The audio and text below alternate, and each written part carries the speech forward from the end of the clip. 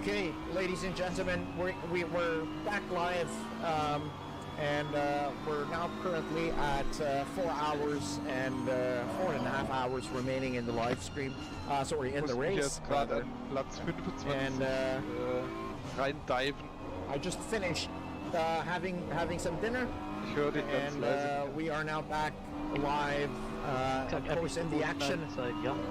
Currently, we have done Wie langsam als ich, geht einfach 272, nicht zur Seite. 272 laps as a team, and there's still 4 hours Vielleicht and leider den Martin 21 minutes remaining in the race. So, as of the moment, Marcel is currently driving the car. After he finishes his stint, and I just finished my dinner. I'll be taking over again, and I'll be driving back for the team. So there you go. Just going to be inviting everybody watching. If you just joined us right now, once again, I'm inviting everybody watching to hit the like button to support the live stream. And yeah, we're all to play for here. We're wishing for it to rain, but unfortunately, we're not seeing any signs of rain happening at the moment. So,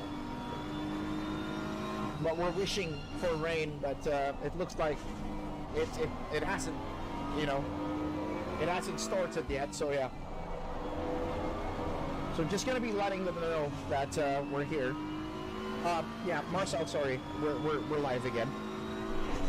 Ja, gut. Yeah, okay. So yeah, we're live. Good morning, Ella Enchanted. Welcome to the live stream. Welcome back. We are back on the live stream. We're back on the race again. And yeah, it's gonna be like a couple of moments before we go back and drive again. Before I take the wheel again. So yeah. Hopefully you guys are all keeping well. Joining us in the early parts of the morning here in the Philippines. You guys are watching, of course, overseas. Yeah, welcome to the live stream. This is the 12 hours of Indianapolis from the RCI Motorsports, and we are in the final 4 hours, or rather 5 in the final 5 hours of this amazing race. Please support the live stream. Hit the like button for us. We have 4 people as early as now that have hit the like button. If you are not subscribed to the channel yet, we're inviting you guys to hopefully get to subscribe to the channel as well. Support this little channel that we have that's in the brink of dying, and hopefully we can get the support of everybody. Thank you so much. And yeah, I think I'm not really sure because the live chat, there's no movement in the live chat, so I'm just hoping you would enjoy the remainder of the last 5 hours of the race.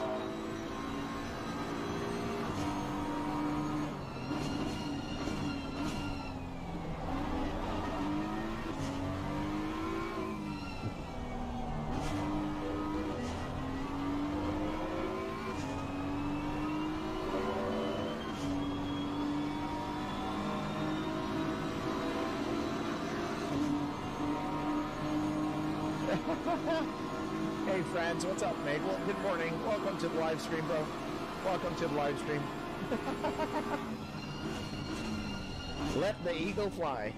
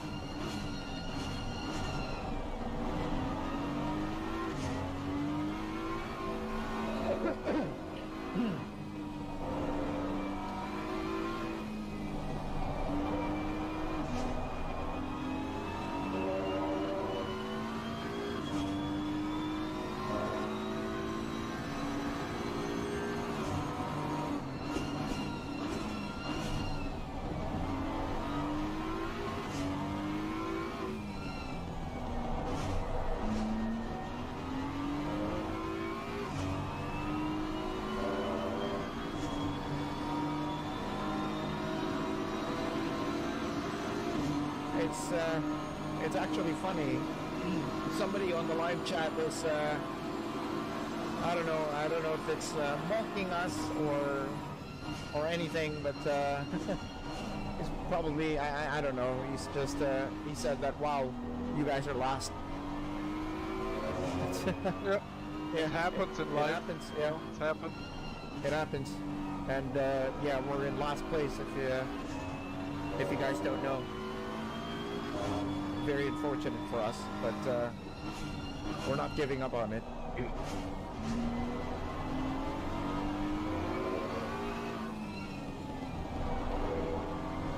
We are not last. Yeah, but just I don't know. Somebody on the live chat is I don't know. It's kind of mocking us or laughing at us. That yeah, it's okay.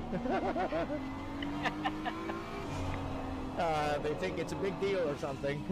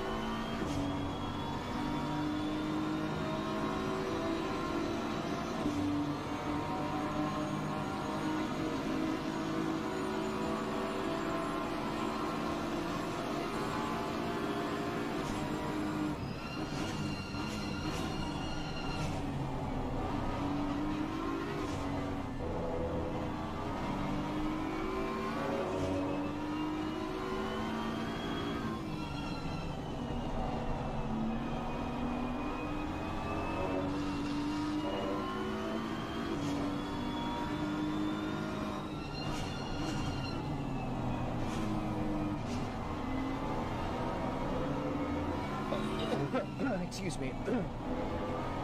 Lots of cars. Yahoo!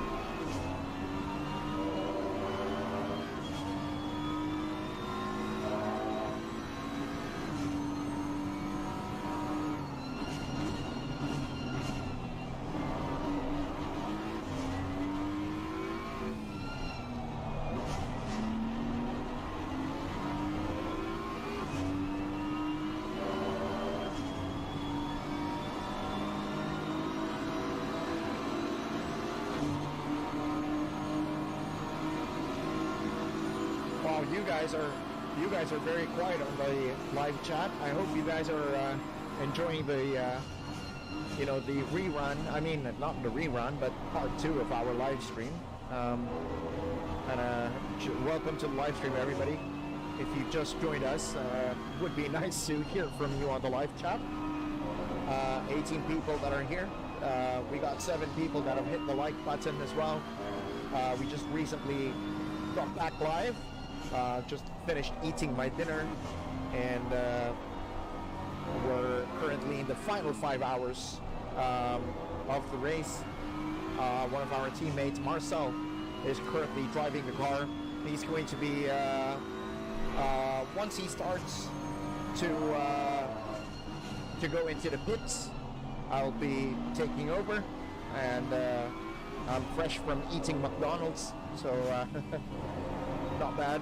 Had some kind of burgers and what do you call this? I've had some burgers and some chicken nuggets. Hopefully that's gonna make me a bit quicker. So we'll see. We'll see.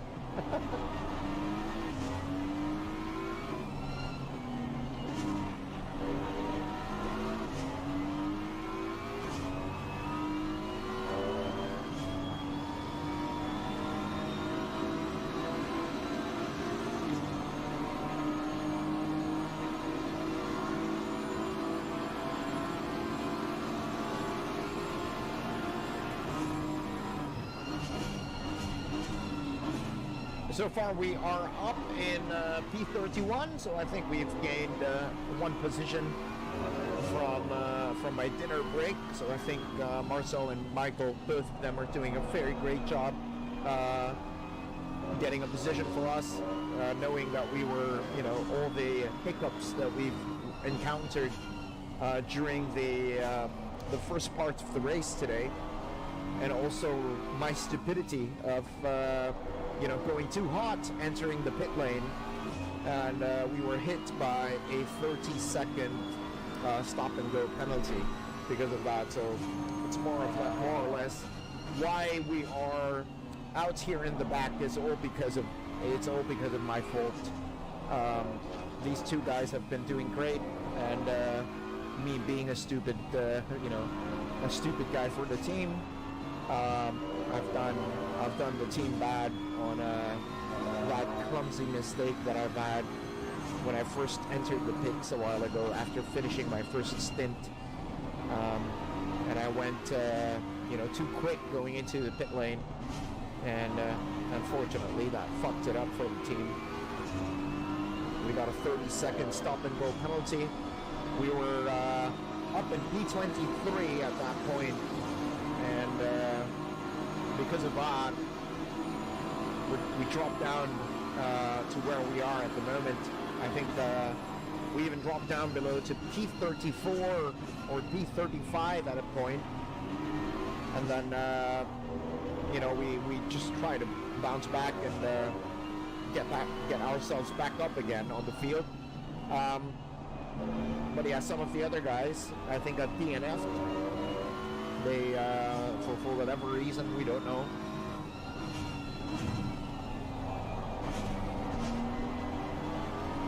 And yeah, we're basically, you know, in a very bad position. But we'll see what we can do, or where we can go in the, you know, in the last about 4 hours remaining in the race. So yeah.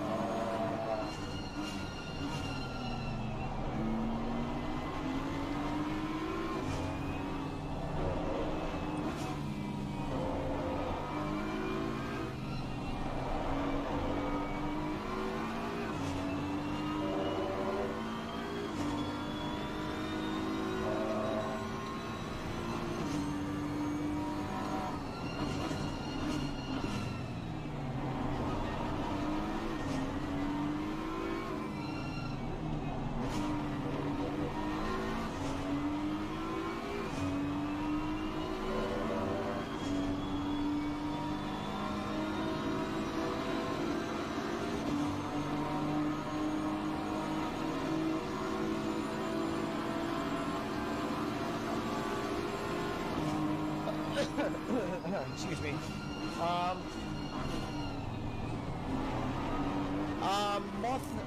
What do you call this? Mothix, Chupa, where have you been? Thought you left for good, nah? Well, I've just, I think, you know, I took a break from streaming, mate, and, tried to, you know, try to understand what's going on, and, you know, I don't think we'll be going live on a daily basis anymore for the meantime, I believe, and, it's the mere fact that we don't have, you know, we don't have that much people supporting the live stream anymore, unfortunately. So I've grinded on YouTube for about 2.5 years, and you know, I was hoping That green Aston, my friend. the channel would be you know, in a better shape, but you know, with 2.5 years Behind us. grinding Is that the daily one who on funded us? grinding daily on YouTube. It's But not the driver. It's another driver.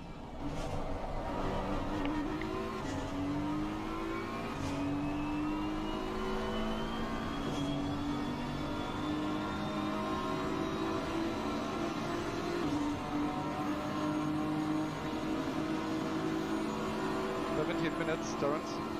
yeah, I'm ready. Just let me know.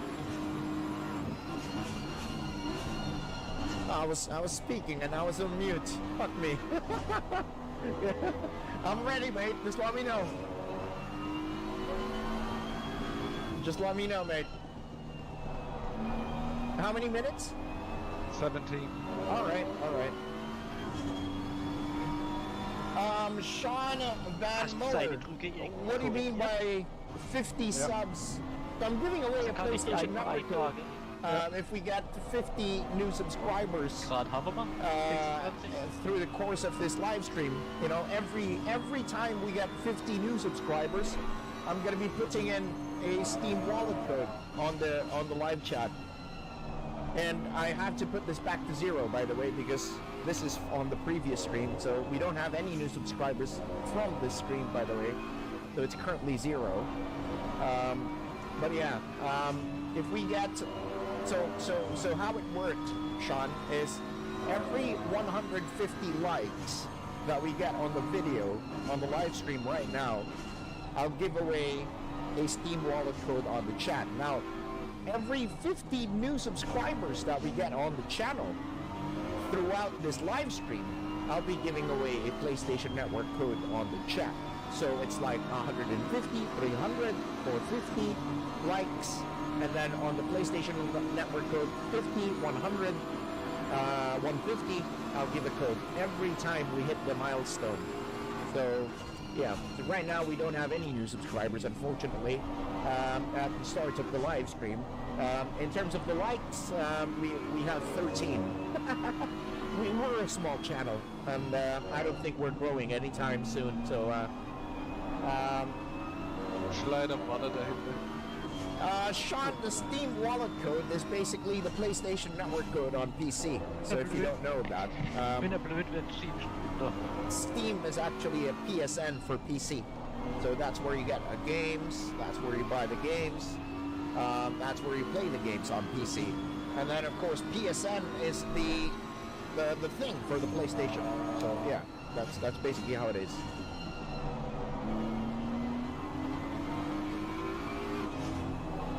Yeah, Carl, it's all my fault. It's all my fault, unfortunately. So yeah, but it's okay. I mean, it's all for the fun. I don't really, you know, we're just having some fun here. No, nothing to, you know, there's really nothing to be ashamed of.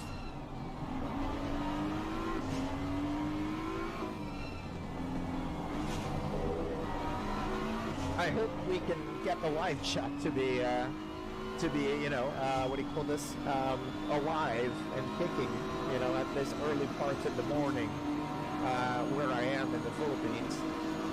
Hopefully we can get the chat to be energetic or something before I start driving, because once I start to be behind the wheel, that's in about 17 minutes from now, sorry, 15 minutes or less, I won't be able to read the live chat once I start driving. So yeah, I need to concentrate in my stint.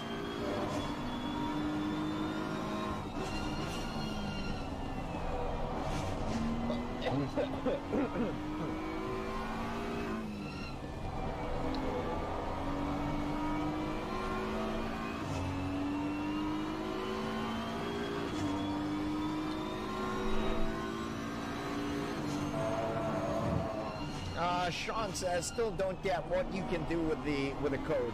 The code, you can buy games with it. That's what you can do with the Steam Wallet code. Same as the PlayStation Network code. You can use it to buy games on Steam. That's basically how it works.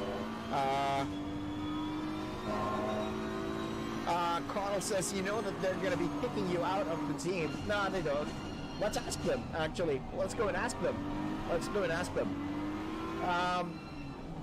What do you call this? Marcel. Marcel, there's somebody on the chat that's really being, I don't know. it's quite funny. They were saying that after this race, you guys are going to be kicking me off the team because I made the team where we are right now. So maybe you guys can answer that, because you guys. So I might get booted off from the team, maybe, but let's ask them.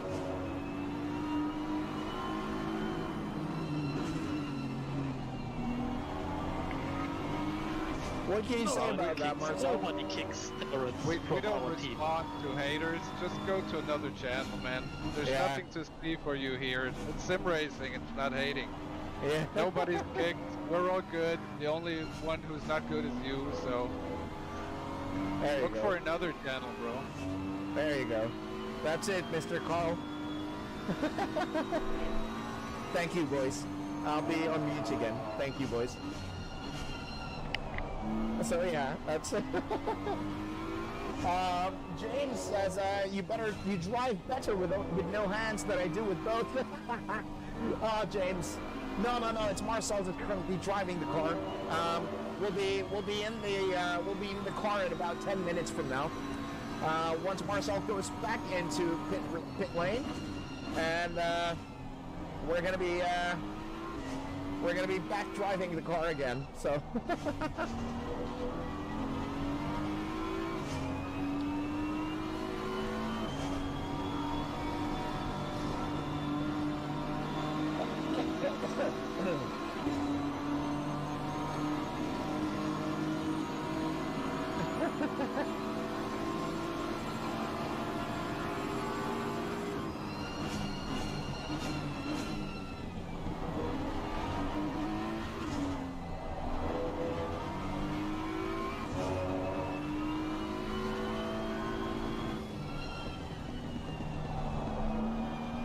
Tires are gone. They're done. Micha, magst du mal die Strategie schicken? Ja.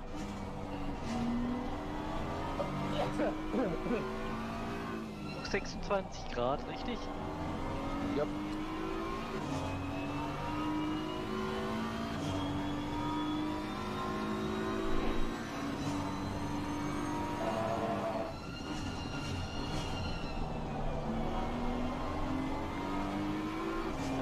Argument says I have faster days than the others behind the wheel. You guys are performing well. Couple of top breaks and a few mistakes, have led to the current track position. I think it's really all because of me, to be honest. Like, I don't want to be, I don't want to come clean, and I just want to admit to the reason why we're here is because of me. So because of that drive-through penalty.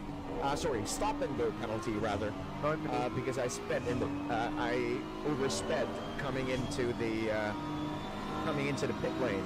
So that's a really stupid mistake on my end. But I'm not going to be denying it, of course. Vanilla Shake, what's up, mate? Welcome to the live stream, bro. We're not going to be having the daily live streams for the meantime. Yeah, Arkeman, that is actually a true fucking story, mate. Even Michael Schumacher didn't win every fucking race. That is a fucking true story, mate. He also had a lot of DNFs, you know, Michael Schumacher. He had a lot of DNFs. We're still in the race, though.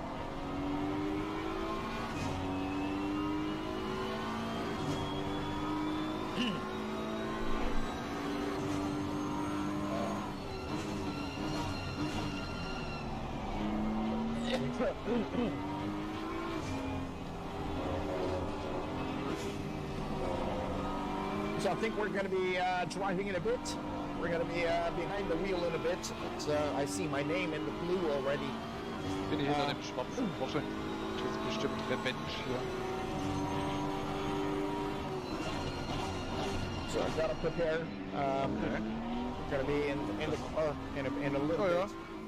Naja, Jetzt hat er mir gerade die Tür vor der Nase zugeschlagen. ah, ja, eigentlich schon.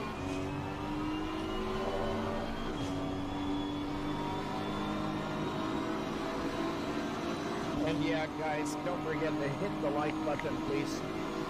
Please do support the live stream. We don't have that much people here, but please do support the live stream. Hit the like button for us, and hopefully you guys can also subscribe to the channel. Thank you, if ever.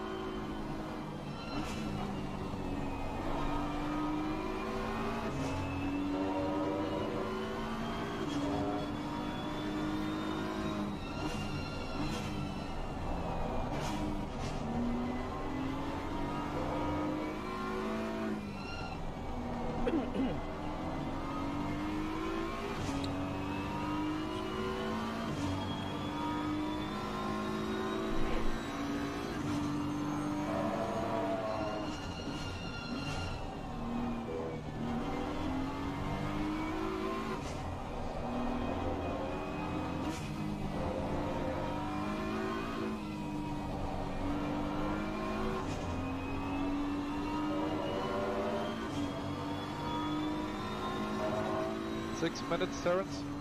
Yep, okay. Alright. Yep, standing by. That's how many laps? 2? Something around that, yeah. Okay. Just let me know if you're coming in on the lap. Yep. Yeah, Oliver, no rain still. No rain still, yeah. Tommy, what's up, mate? Welcome to the live stream. Thank you with a good luck, mate. Thank you.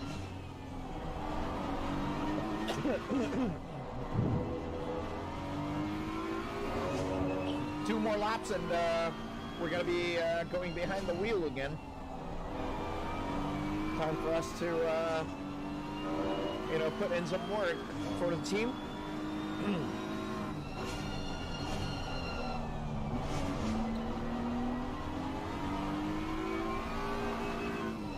Yeah, Sean, we will be, I'm just gonna try to send it. We'll try. Hopefully it's gonna be a good stint.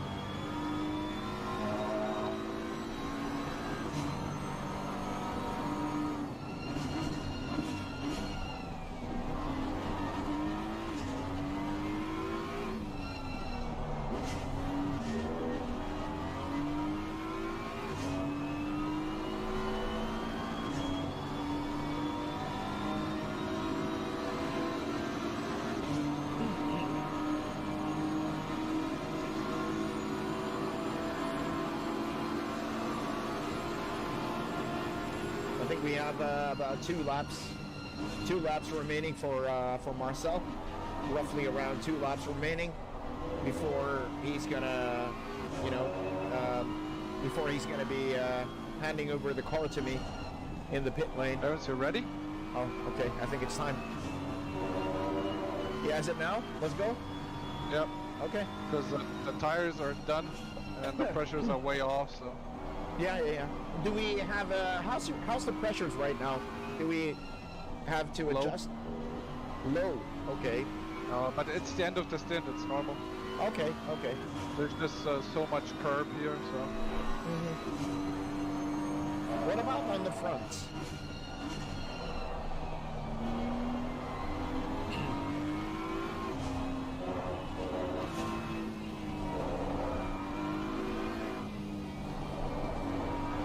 Okay, so I'm not gonna mute anymore because I'll leave my mic open on Discord. It's fine. Yeah. Okay, guys. We're gonna be back driving. Here we go. Here we go, guys.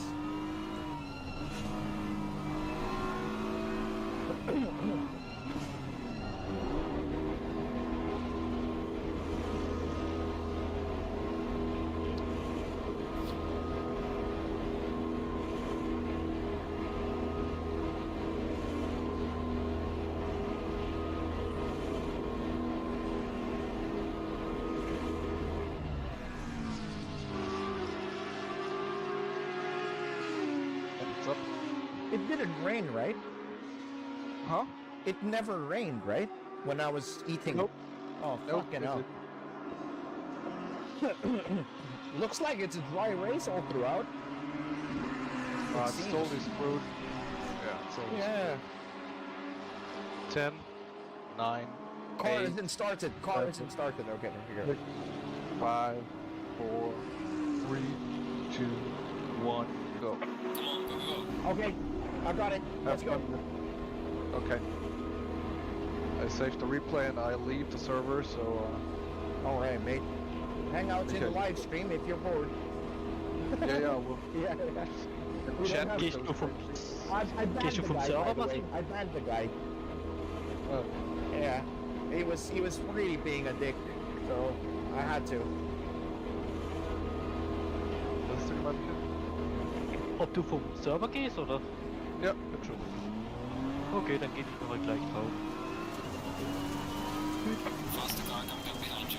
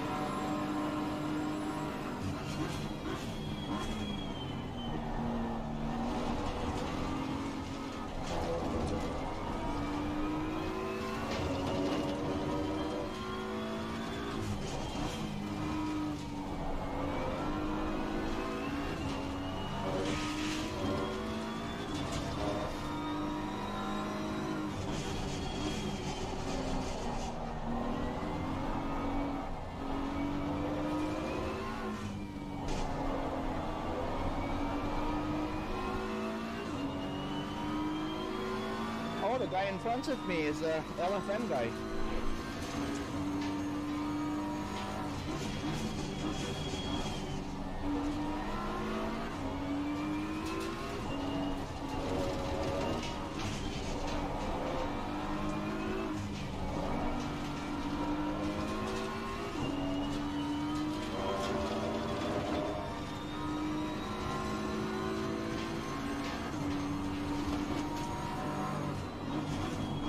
The car in front is our teammate. Oh, that's why LFM guy. 501. It's 501. Yay! Yes. Yay! That's why I'm seeing this guy on LFM all the time. Ah, cool. Yeah. That's why I say this guy in front of us is. I always see him in LFM. LFM guy. I didn't know it was 501, so nice.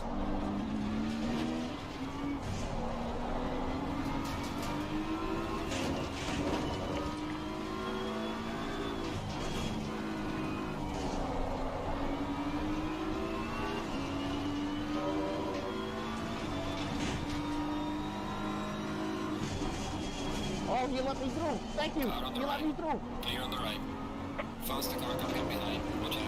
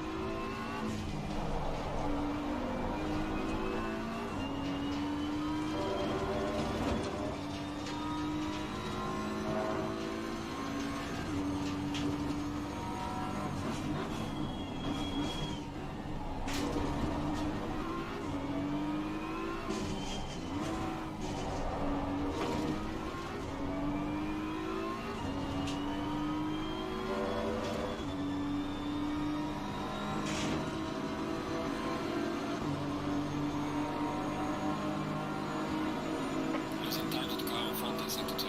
Ladies and gentlemen, we are now on lap 300.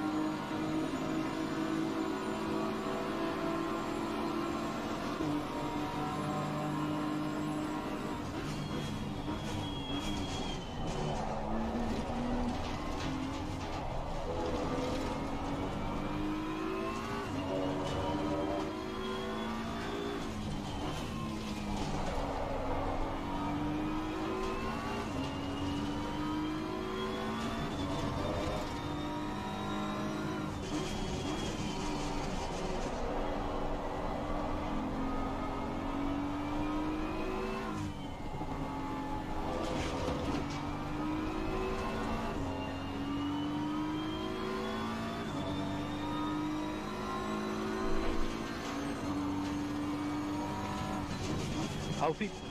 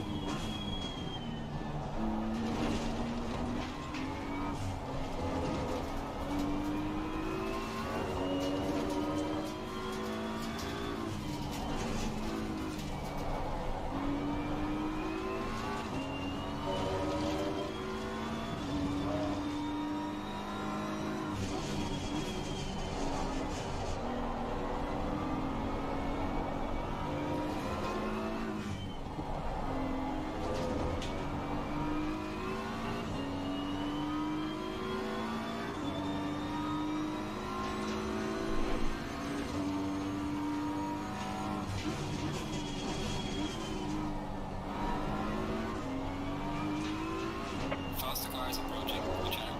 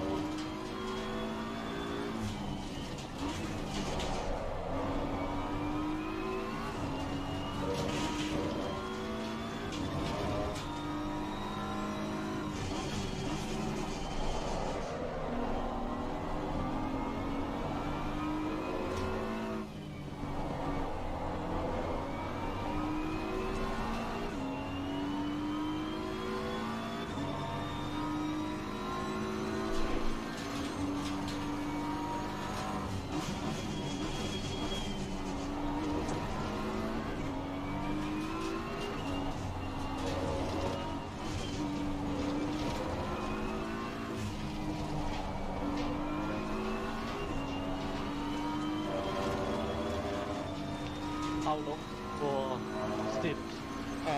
41 minutes. 41 minutes. Yeah. Still, Oh. yeah, you can still have some food or something.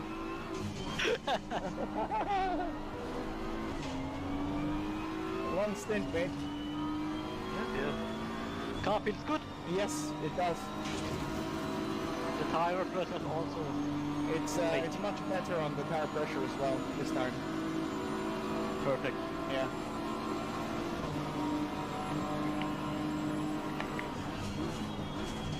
Still no sign of rain, right?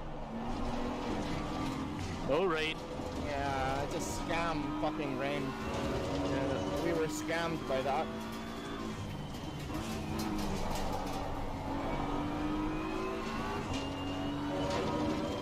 We were hoping for the rain. Never came.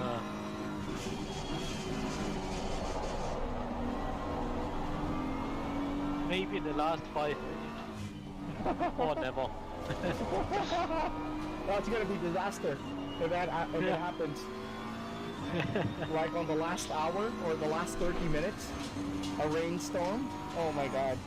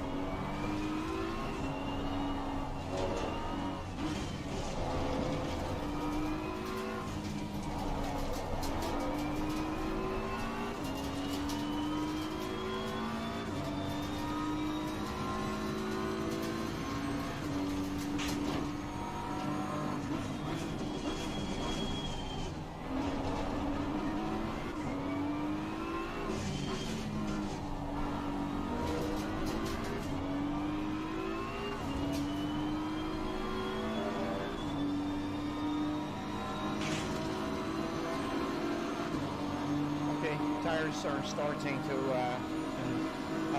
say bye-bye slowly. Yeah.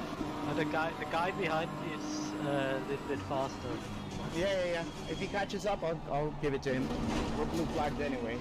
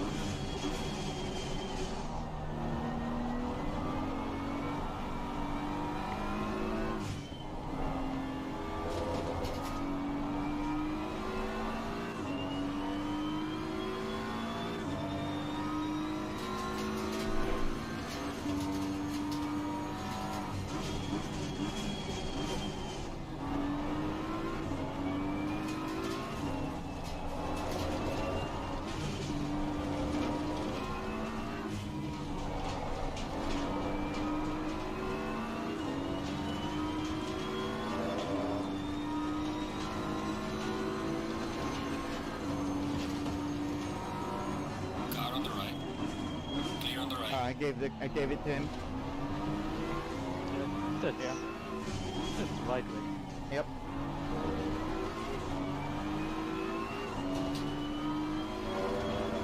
But he is not so fast. He's not too fast.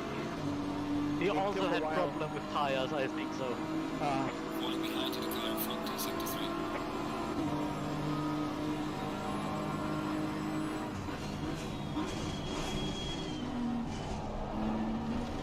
I think I can just get a slipstream. Yes. Yeah, I'll try.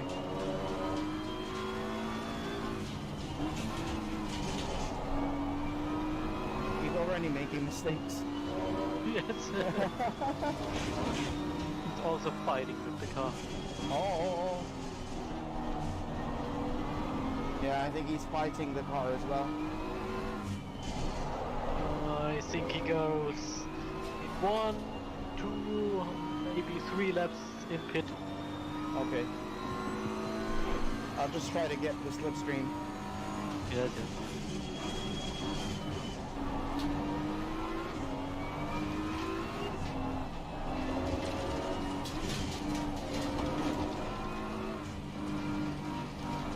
Oh shit, that's I cut the track there. Cut. Yeah. Our first cut. Yeah, first. Good. What happened to the other cuts? We had other cuts a while ago, right? What happened to those? Yes. What happened? Yeah. Marcel stint. Oh fuck. That's Yes, okay, yeah. then. Yeah. We had to drive through and SG. Stop and go. Yes. We had all sorts of shit. Yes. Oh, I almost spun out. Not a mistake. It's okay. Nothing to gain, nothing to lose anymore anyway.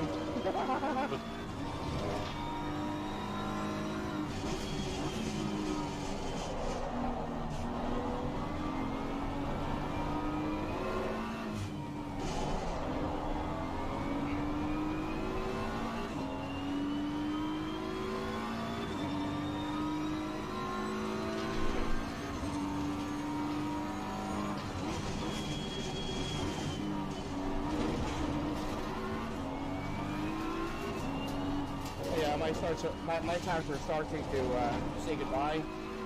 Yes. Let's see. Yeah. They're starting to say goodbye. I know the feeling. Yeah.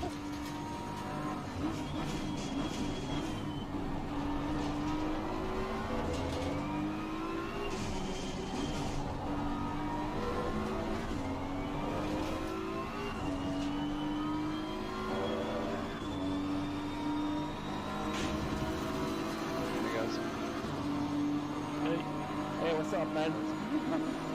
Gaining on the driver ahead in sector 3.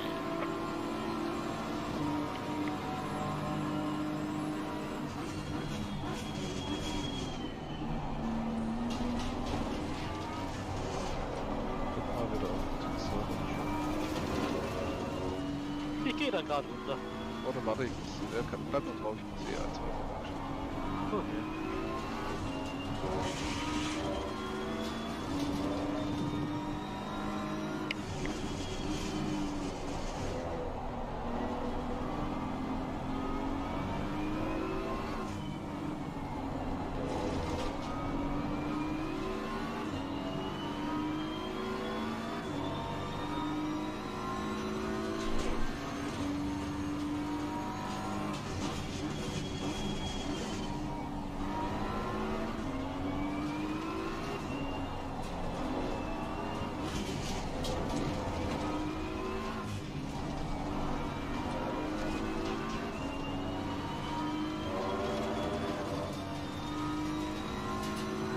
Okay, I'm starting to lose pace because my tires are, well, oh no, my tires are gone.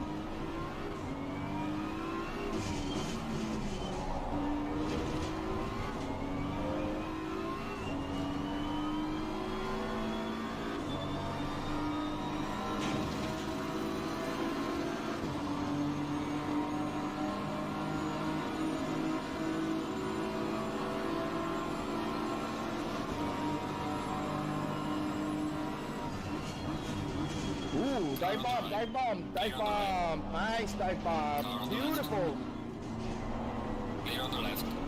beautiful dive bomb. What a clown.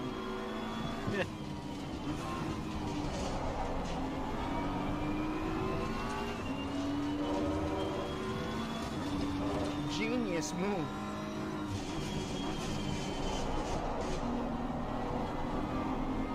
There's many dive bombs in this race. Yeah.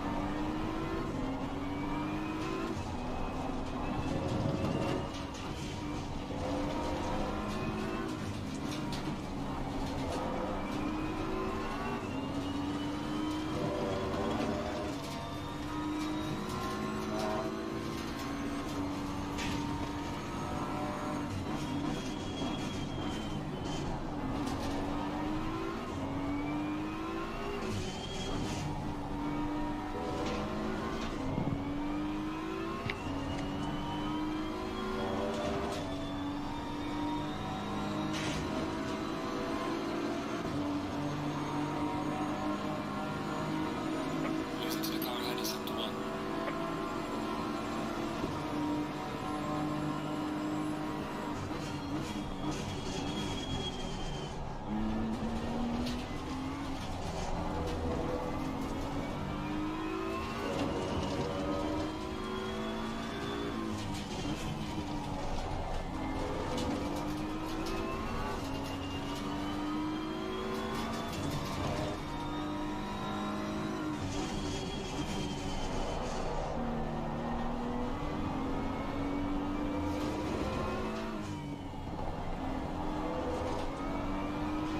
Faster car coming up behind you. Huh.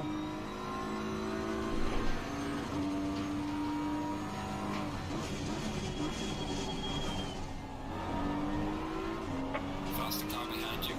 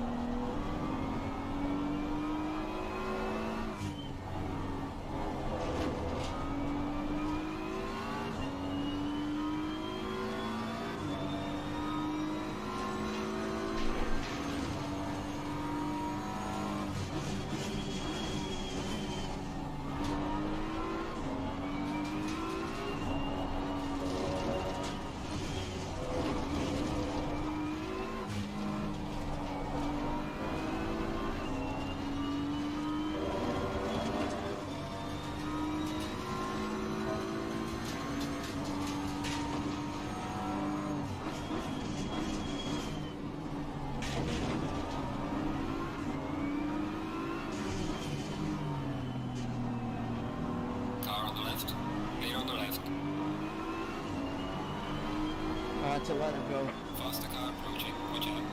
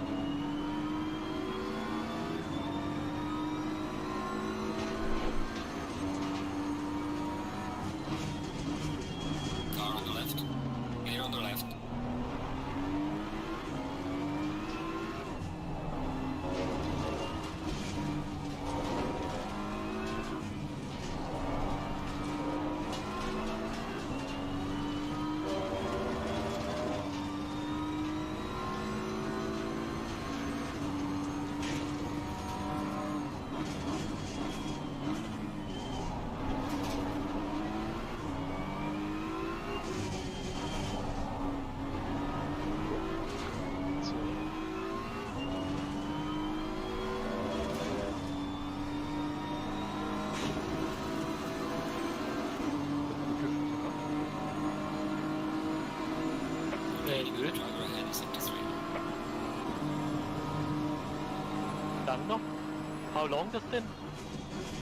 13. Ah ja, 15. Ja, okay. 10 minutes, I'll let you know so we can adjust.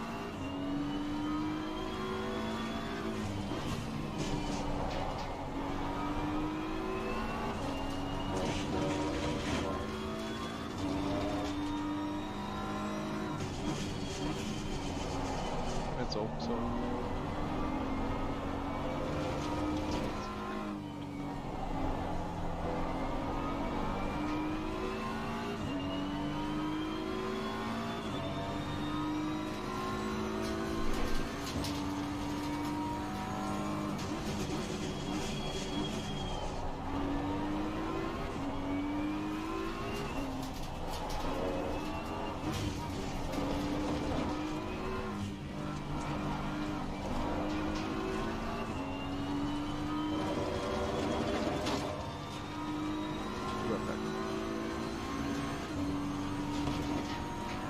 Faster car coming up behind you.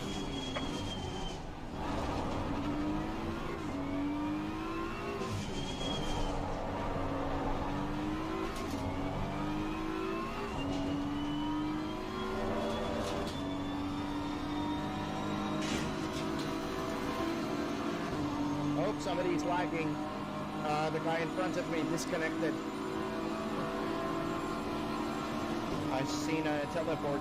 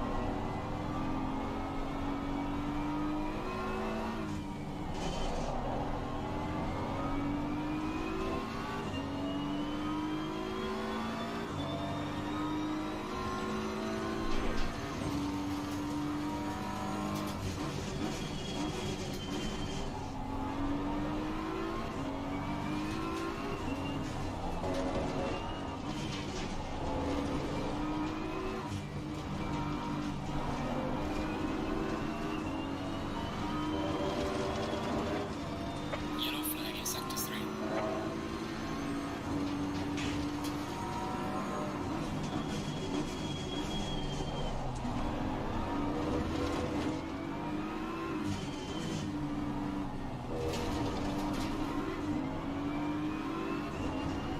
Yellow flag ahead, be careful. Stint is ending soon, just a few more laps. Okay, hit strategy 1. Guys, go. Car on the right.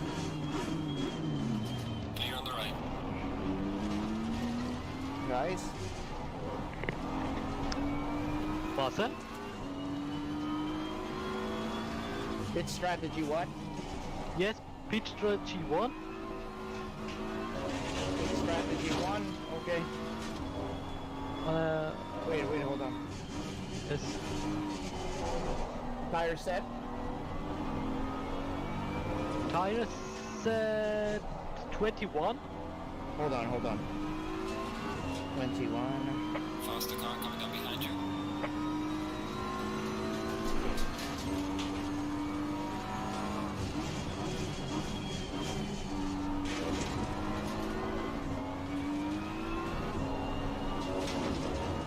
Front left.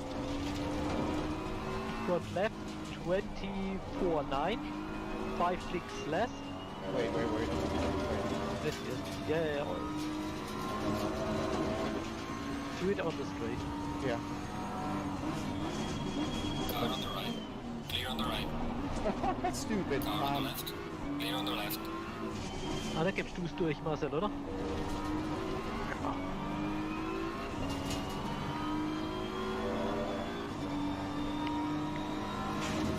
Five clicks to the left. Wait. 1, 2, 3, 4, 5. Okay, front right. Losing to the car ahead is sector 1. 24.9. No. Where you at? Did you already start? Front right is Front right, front right.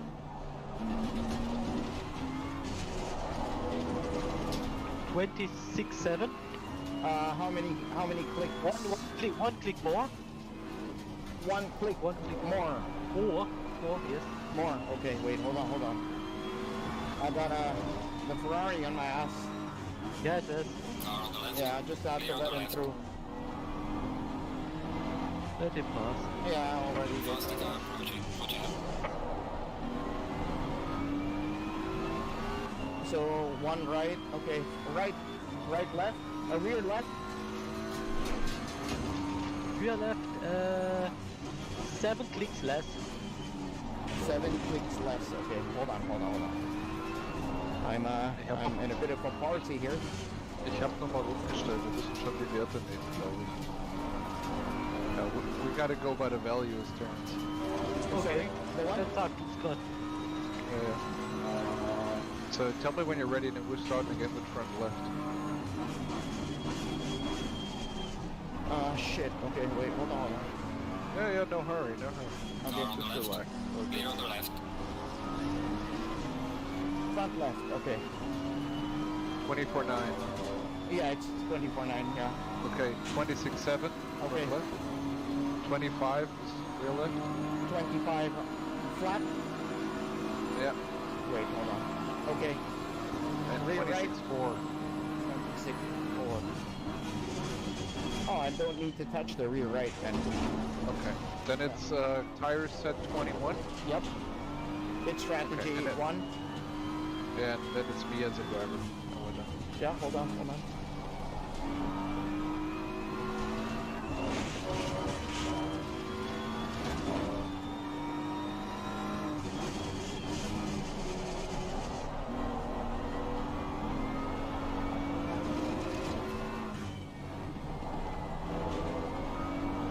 Faster car coming up behind. Watch out. Okay, we're good to go. Yep, got it.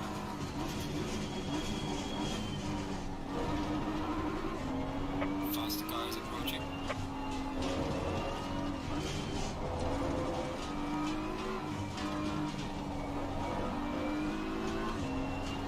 Five minutes remaining on Wednesday.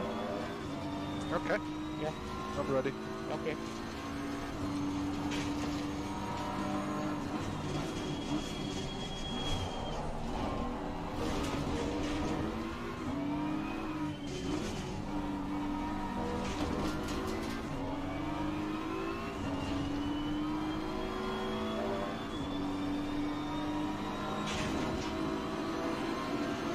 Your stint is up. Box.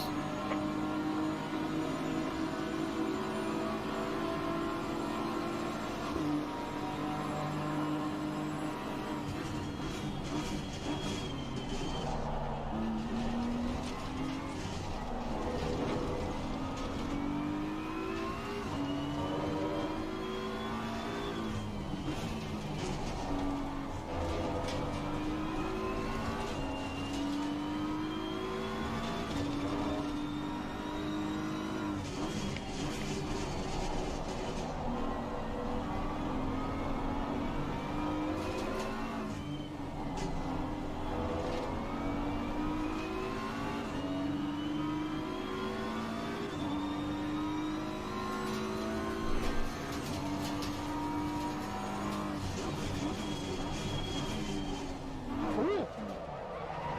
Oh, he spun us out. Yep. This is stupid. Holy Go shit. slow, go slow. Yeah. There's a car coming. Stop. Oh my god. Faster car is approaching.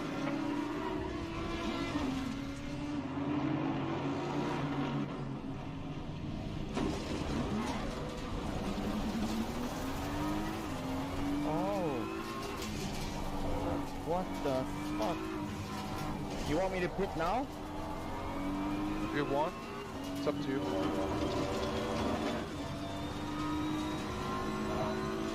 Yeah, my rear tires are... Yeah, but fit Fine. now. It's better, probably. Yeah.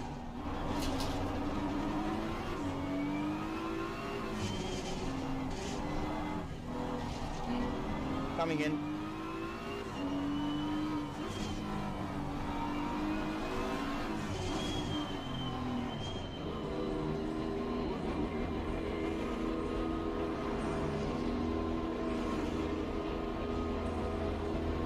What a douchebag. He just went to a dive bomb and killed me. Like really far away. Car is off. Car is up in the air. Engine is turned on.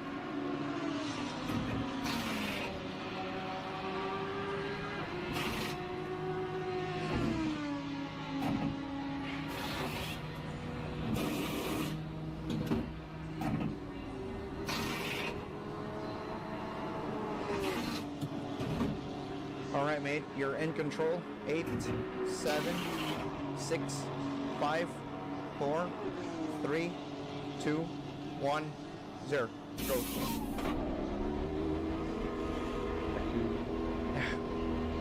That was a tough break for me, getting spun out like that. He was too late on the brakes. He went in too hard in the corner. And then tagged us along. Yep. That's, well, He was impatient. yeah, it was, I think, aggressive. Too aggressive, I guess. Oh well.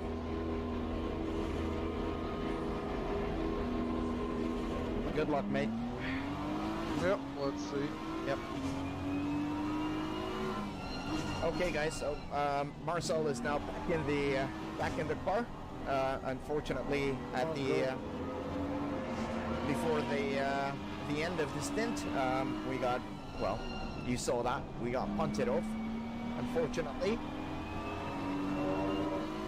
Parents, you know the next stint? Sorry, what was that? You have the next stint? Yeah, it's up to you guys. You guys decide. I can if Okay. you guys need to. Yeah. Okay, then you drive full stint and give me the car the last 40 minutes. Okay. Okay.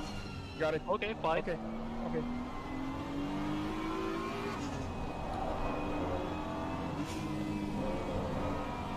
Ali, Elisa, good morning. Welcome to the live stream. Happy New Year.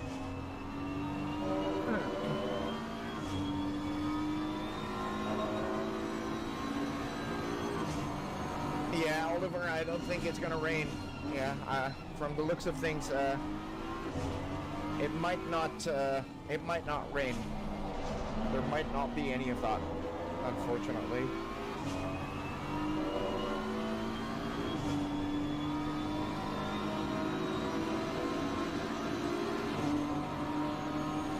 Yeah, our Oh, is that our friends behind?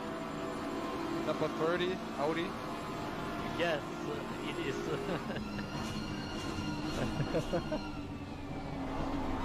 Oh yeah, mate. It's yeah, that's the guy. You wanna try having a party with him? I just want to cost some time. Yeah, play around with the guy. He might hunt you off though. Yeah, you can. I'm sure he will. Nothing to lose here. Yeah.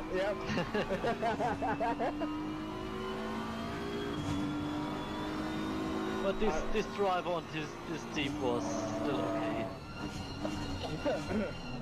Yeah, just give him a hard time or something.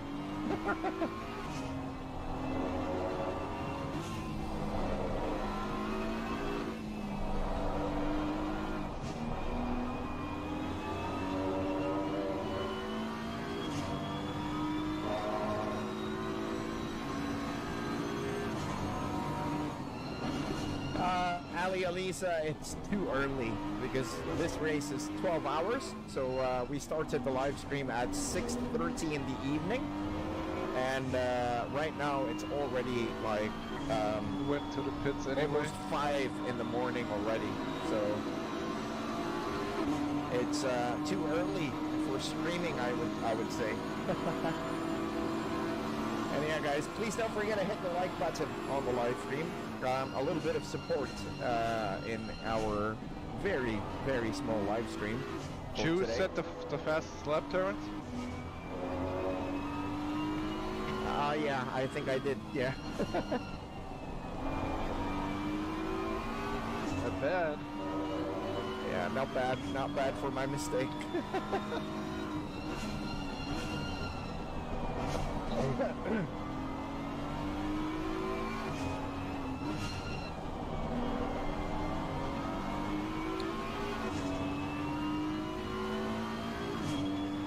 So we got 43 people with the thumbs up on the live stream. I'm not really sure if we can get more. We also have one new subscriber. That's cute. That is very cute. We got one new subscriber. Thank you so much, whoever that guy is. Big thanks for hitting the subscribe button. Really appreciate it. We got 43 people with the thumbs up so far.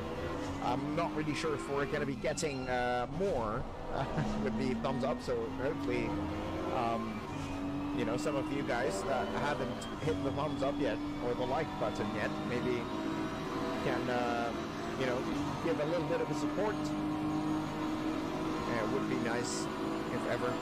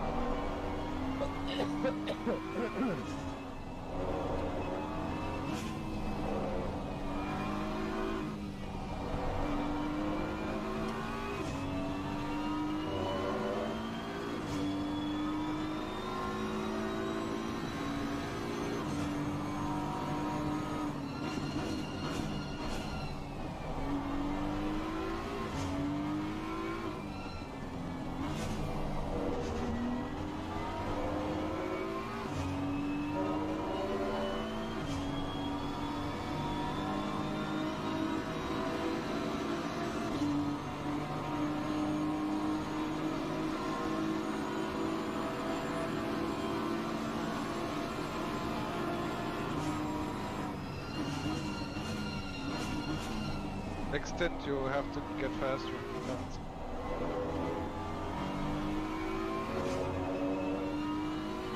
What? Sorry? Next stint, you can set a new fastest lap. No. That's gonna be hard to do. The track gets faster. You guys are faster than me, so that's gonna be impossible for me to do. I was just lucky a while ago. Oh, I think we are all on the same pace.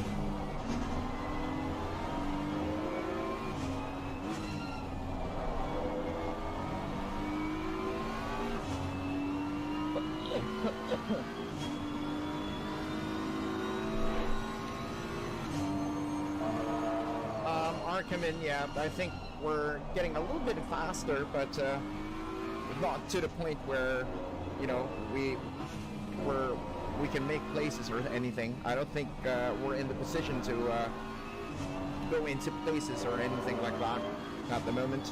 So yeah.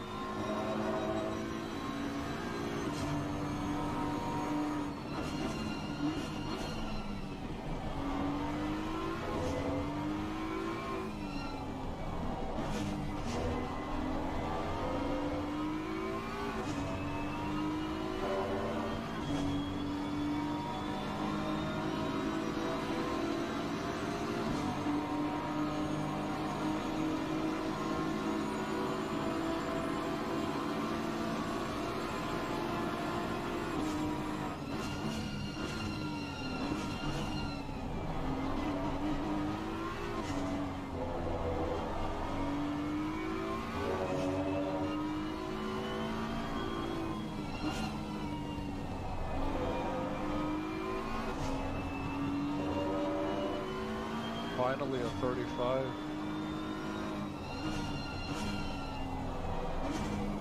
Not bad, not bad.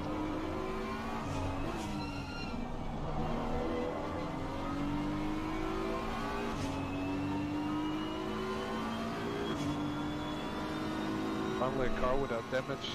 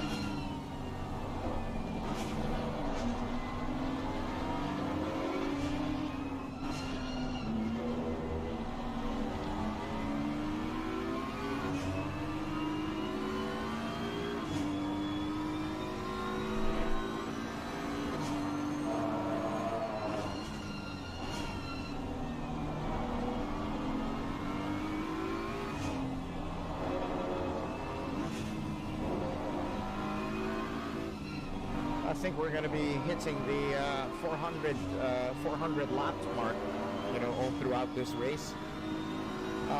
Blade, what's up, mate? Welcome to the live stream.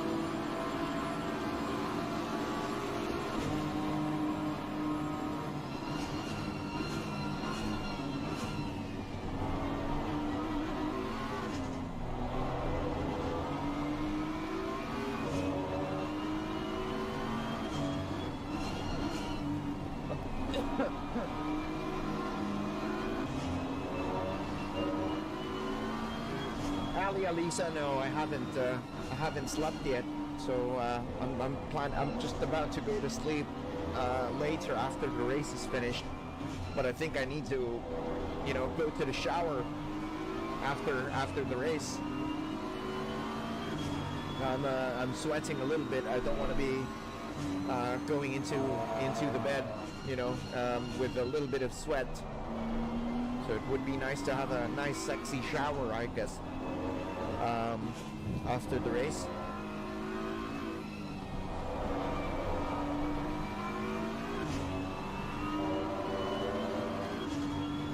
But I think we're going to be, this race is going to be finished with sunlight already.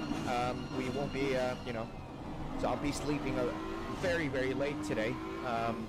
Probably about 8 in the morning, if I'm not mistaken, because, you know, I have to still do some stuff before going to bed. So yeah, thank you, Alisa, thank you. I'll try to do that, go and try to do that. I sleep naked, so no problem. I always sleep naked. It's I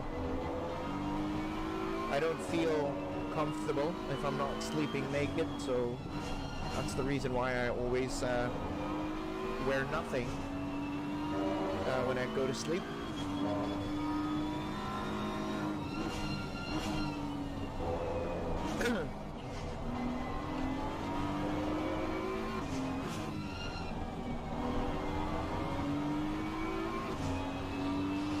So at the moment we got 47 people with the thumbs up on the live stream. Not really that much. I don't know if we have any new subscribers as well. No, we don't. We only have one new subscriber on the channel, and I'm just hoping, you know, we can probably get a bit more. I don't know, but we don't have people in the live stream anymore. So, Alisa says, I can't imagine. Oh my god, you'd get to see if you go and sleep with me. You'd get to see it for yourself. You can enjoy it as well if you want. So.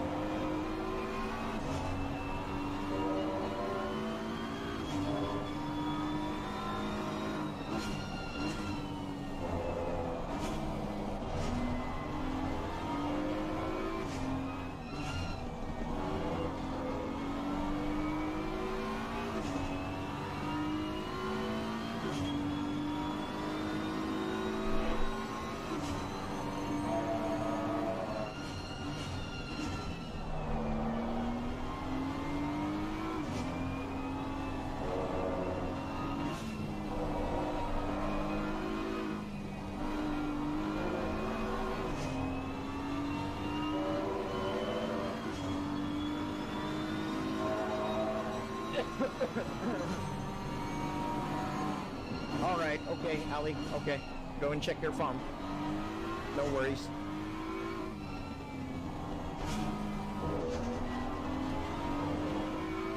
I think I need to go to the toilet, so I'm just gonna be going to the toilet for very quick. Just gonna take the leak, ladies and gentlemen. Give me 2 minutes.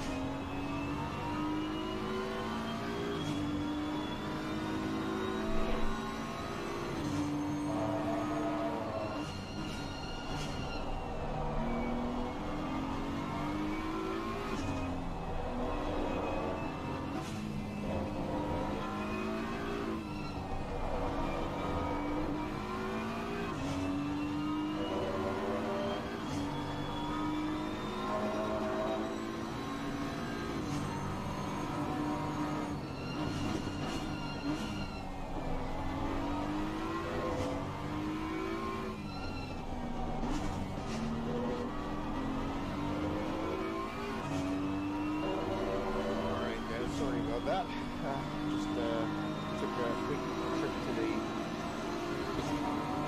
quick trip to the toilet there.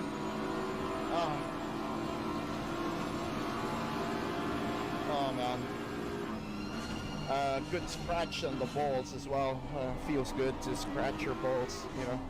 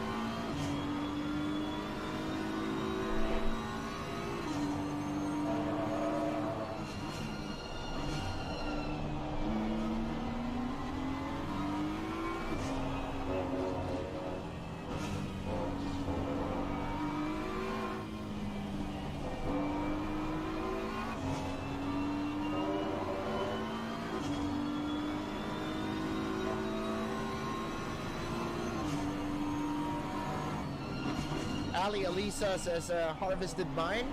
Oh, that's nice. 11 bought already.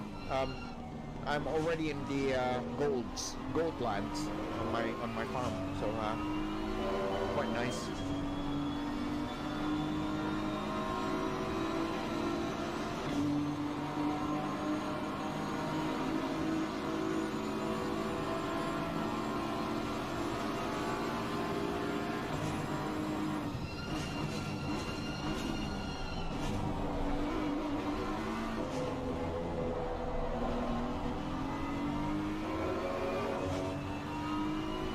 It's sad that the live stream is, you know, this channel's live stream is fucking dead already.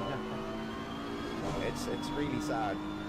I would really hope that you know, this channel would probably be you know, getting more people on the live stream, but it doesn't seem so. That's the reason why we're not going to be. We couldn't afford to continue going you know, going daily live streams anymore. It's because there's nobody that much interested in joining us, you know, in the live streams, sadly.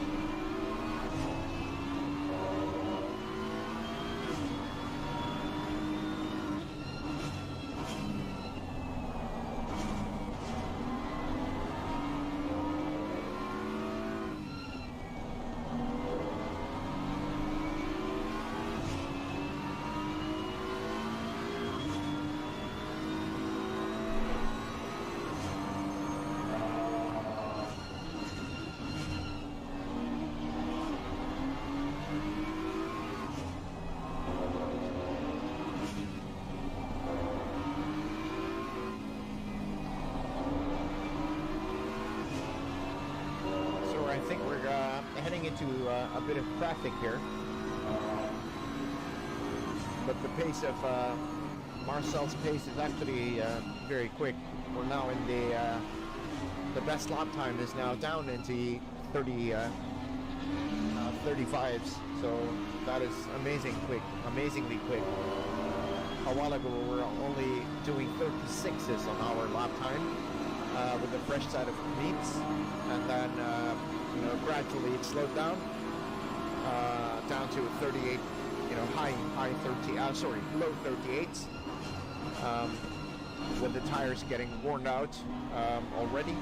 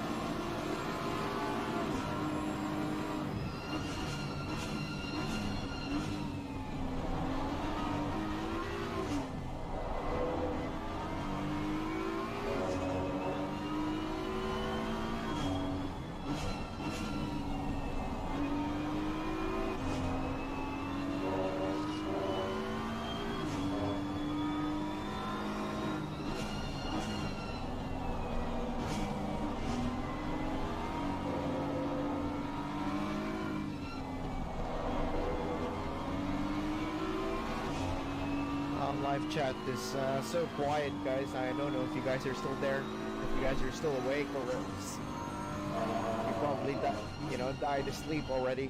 We are in the closing stages of this race. 2 hours remaining out of 12. 10 hours have passed, and yeah, we're very close into the 2-hour mark. We're 6 minutes away from the last 2 hours of this very, very long race.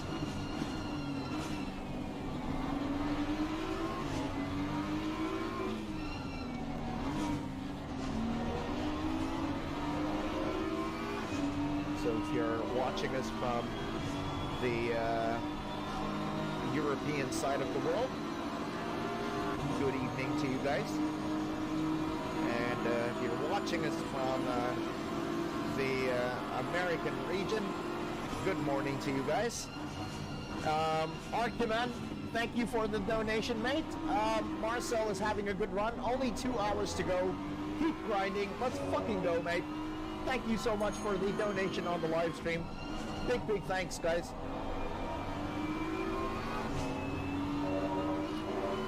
So yeah, if you're in the US region, I think right now is like an early evening already for you guys. And if you're watching us from the Asia region, which I don't think there's anyone from the Asian region watching us at the moment, good morning to you guys.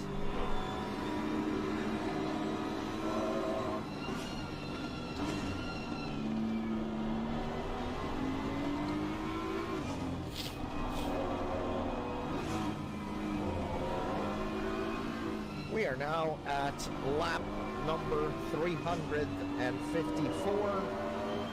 Couldn't believe that we have, this much laps already done in this race.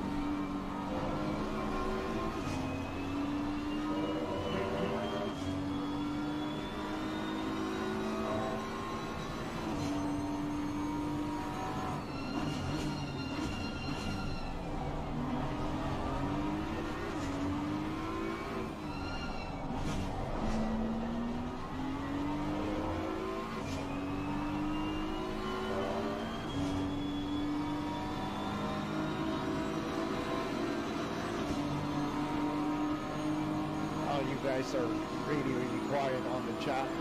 I'm getting a bit sleepy here.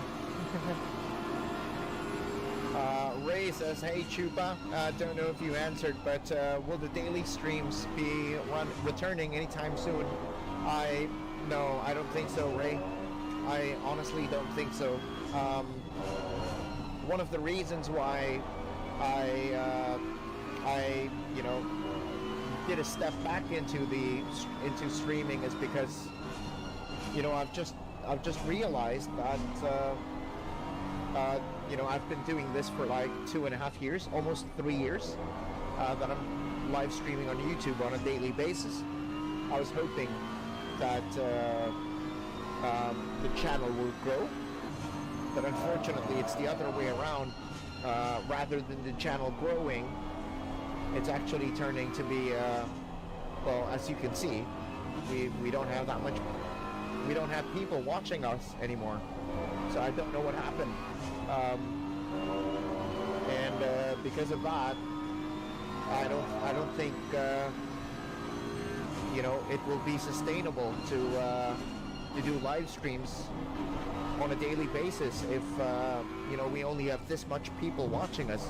I have to look for an alternative to get the bills paid, if you know what I mean. Because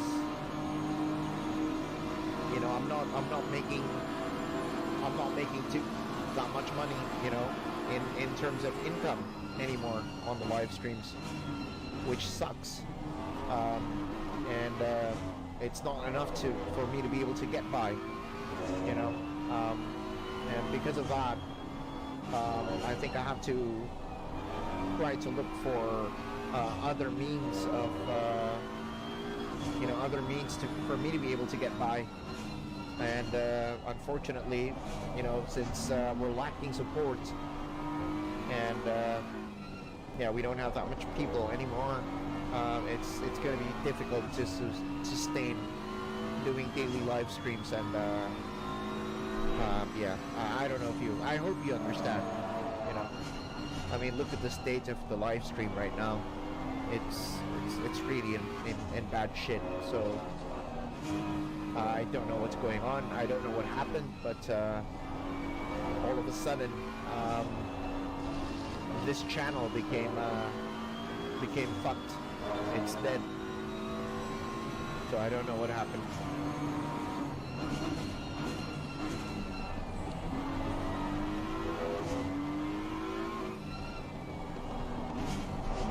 We can't even get the likes, even the very small amount of likes, we couldn't even get them.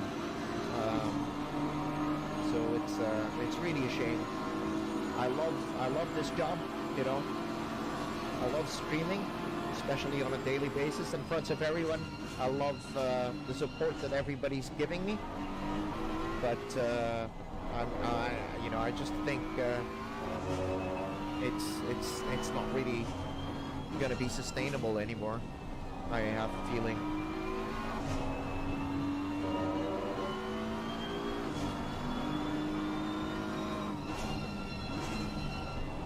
Diego, yeah, we haven't been live actually for three weeks. We haven't been live. Is it about 3 weeks now? Was it 3? Yeah, it's about 3 weeks that we didn't go live, and I was thinking about stopping daily live streams on YouTube already, because you know it's not sustainable. I'm not growing. The channel isn't growing, and you can see it from the videos that we have. It's not growing anymore, sadly.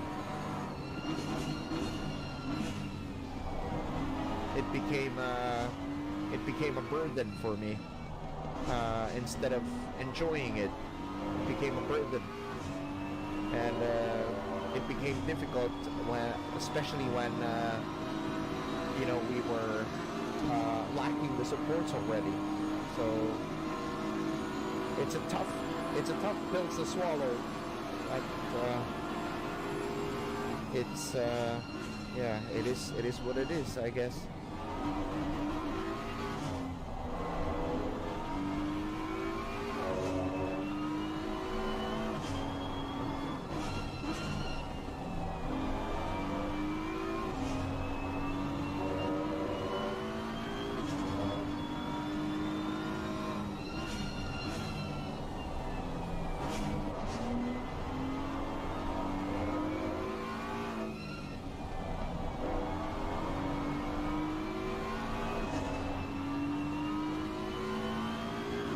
And I also quite don't understand,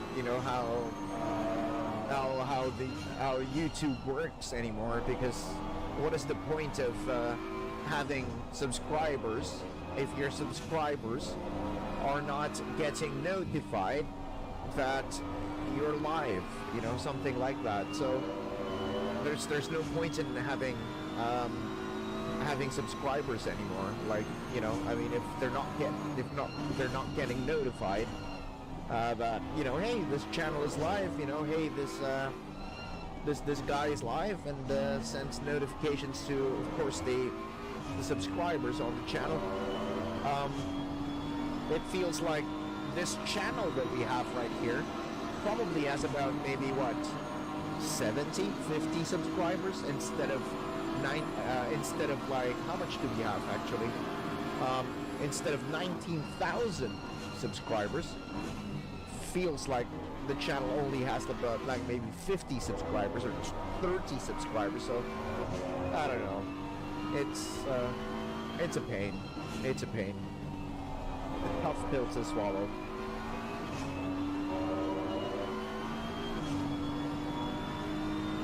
YouTubing is unfortunately not a thing anymore.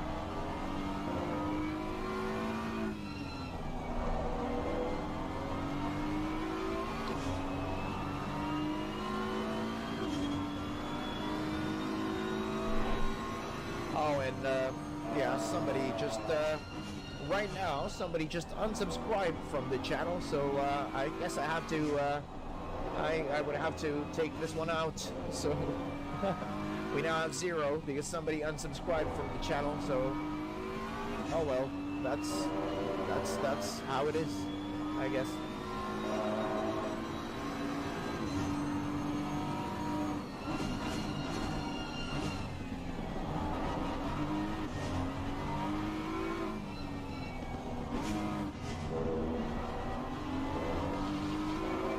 Oh yeah, Diego.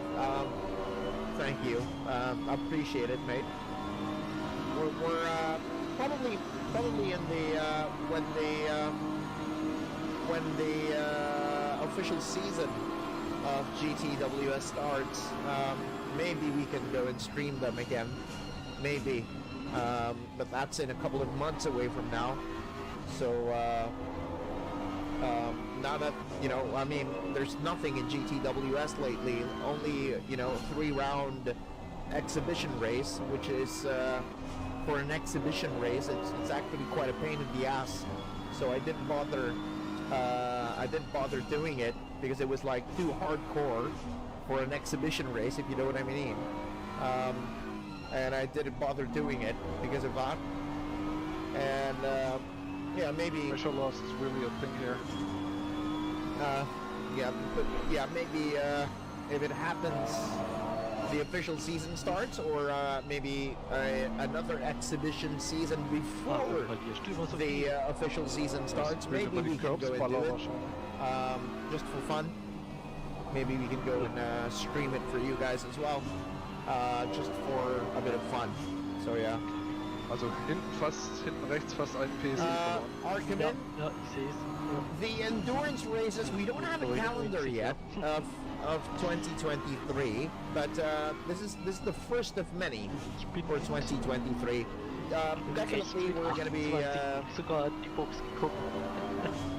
sorry, definitely Krass, we're wie going to be unterschiedlich wir fahren, obwohl wir eine ähnliche Pace haben. live streaming the endurance races.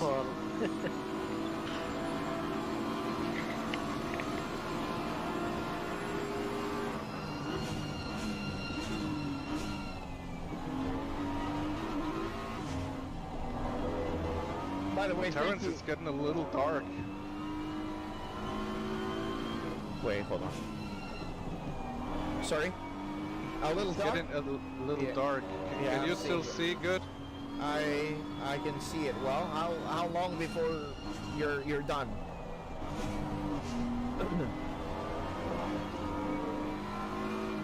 How long before your stint is finished? 15 minutes. 5-0? 15 minutes. Oh, 1-5. Okay.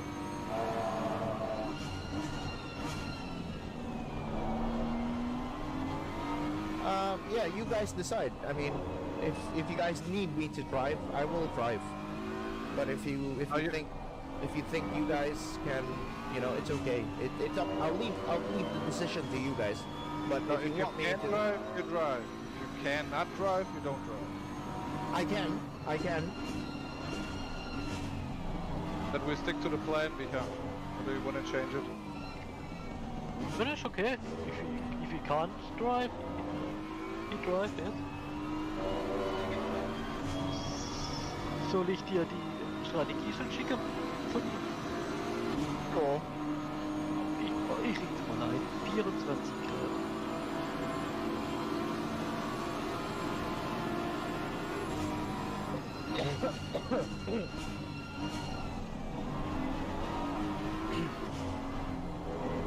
I think we're about to go back and drive again.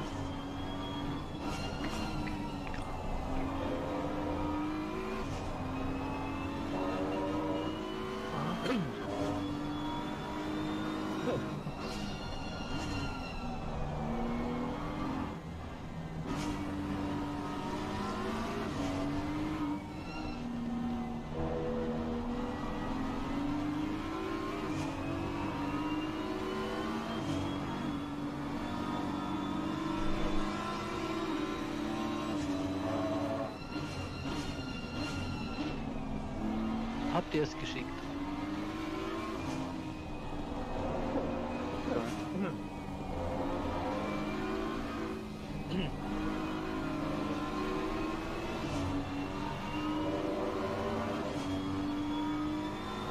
You know, actually, it's getting really dark, Graf.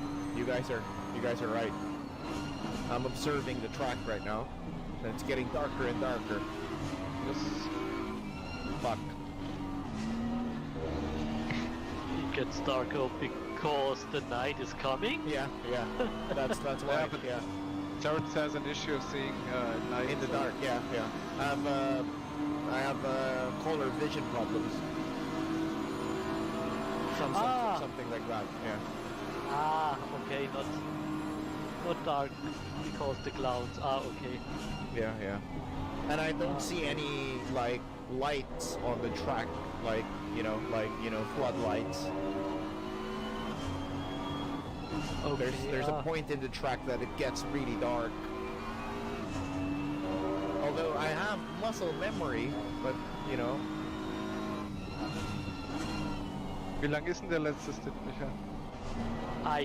Der allerletzte 30, 35 bis 40 Minuten. But if if Michael needs to, can't do two stints, then I have to go drive, no problem. I'll try to keep it together if needed. Ich kann auch die 1,5 Stunden fahren.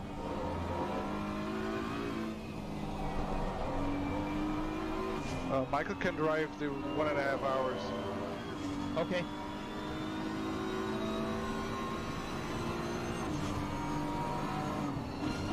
Also soll ich dann fahren? No. Okay, then I drive. Michael drives? Okay. Okay.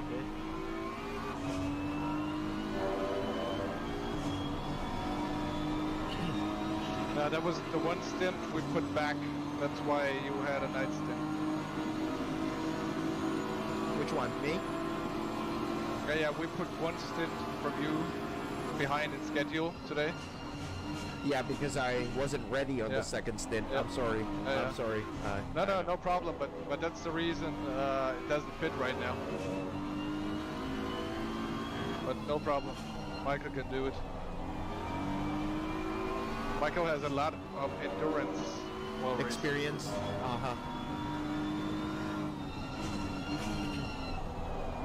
But we won't get penalized, right? Like, for example, they would say that I'm short of drive time. No? No? Okay. I don't think so. Yeah, they wouldn't bother, slapping us on the ass in P28, right? Probably not. Wie lang noch?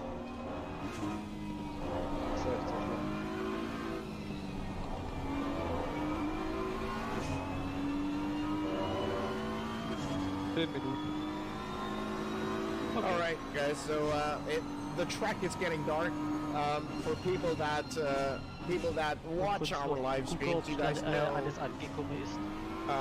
You guys know that I have issues driving in the dark, so I don't think it's right for me to take the wheel.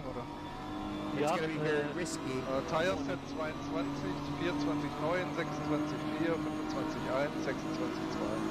Perfekt. Yeah, Ray, thank you for understanding, mate. I mean, I don't really want to. I don't really want to. 105, 106 Liter Füller.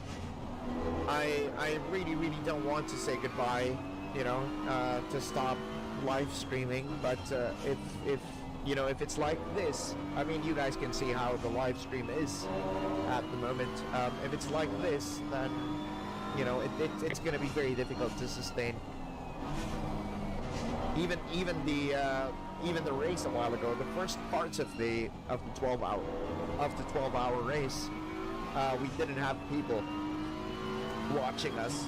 We were only like about the same amount of people that we have as right now. So I don't know what happened to the channel, but yeah, it is what it is. It is what it is. I have no idea what happened to the channel. It kind of fucked up on itself, unfortunately.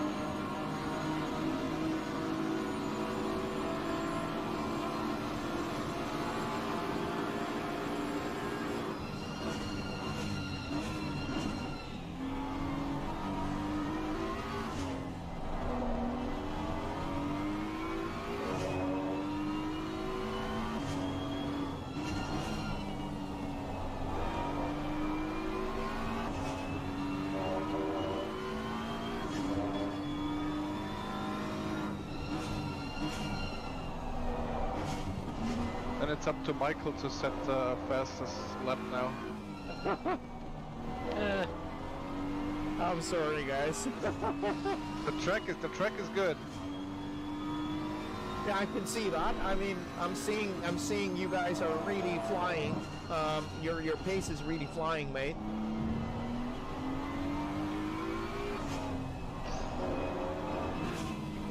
Wie lang nog? I think Michael can do it. Come on, I think Michael would be able to. Sleep. Okay, dann kann ich gleich mal gucken.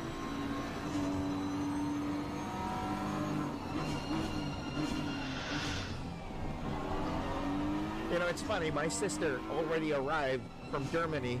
She's now home. When I ate dinner, she brought me the Pringles. You know, the Pringle can from Germany. That it's a flavor that we don't have here in my country. It's paprika. I don't know if you guys know that. Yeah. It's very popular in Germany. Yeah, and she bought some cans for me. She said that, you know, this shit is good. And I'm a big Pringle guy, you know, but I've never seen this flavor in my country, so I'm looking forward to try it. German treats. Which is your favorite flavor? Sour cream. Philippines. Sour cream, the green one. Sour cream. Yeah, the green Okay. one. Yeah. You also have it. Yeah, that is just amazing. Well, like here in the Philippines, we only have 3 flavors of the Pringle: the red can, the orange can, and the green one, the sour cream. And the sour cream is the best, I would say, out of the 3.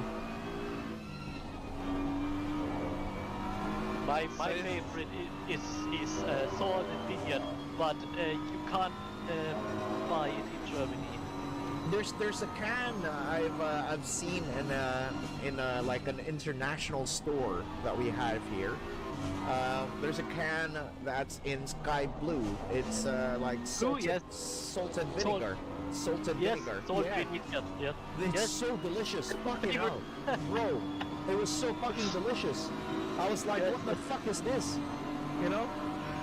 This is so fucking good. And I was like, shit.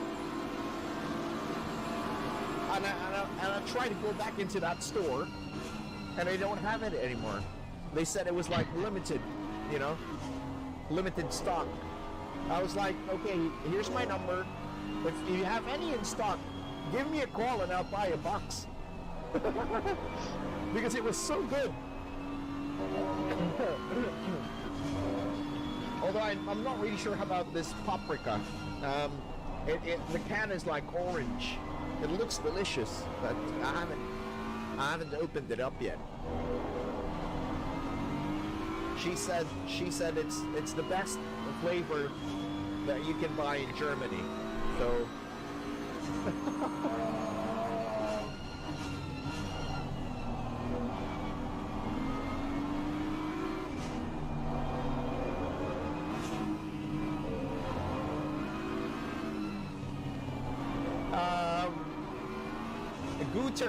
Guter Goodson says my favorite flavor of the Pringles is in America is the scorched barbecue. Holy shit! Yeah, I've seen that. You know, I've seen that.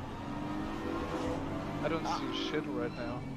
Wow, I got punted off. Somebody punted me off in my stint. Fucking hell.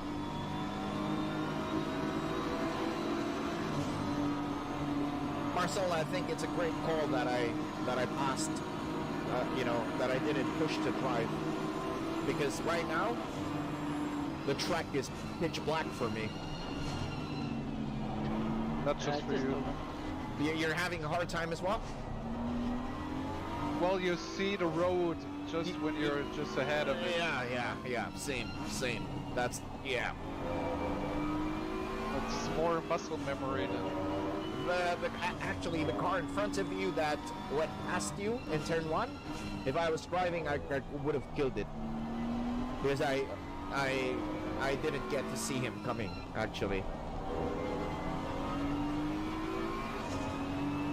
And say hello to your sister from the crazy Germans you drive with. Yeah, she's already asleep right now. She got too tired from the long haul. Long Michael, flight. kommst du rein? Weil ich habe Ich noch bin 2 drin. Minuten. Ja, ich bin drin. Okay. Then I box now. Bin schon. Yeah, Oahu. Some guys just don't have any respect. I really got killed a while ago. Like really, boom, like a dive bomb out of nowhere. And it was he braked like he braked so late, you know, and the guy just fucking killed me. So it was really bad. It was really bad. Archimate, oh, you got Doritos in a can? That's not fair, mate. That is absolutely not fair. I would That love was to my have best pit Doritos in entry a in the can. dark Yes. without seeing anything. God damn it.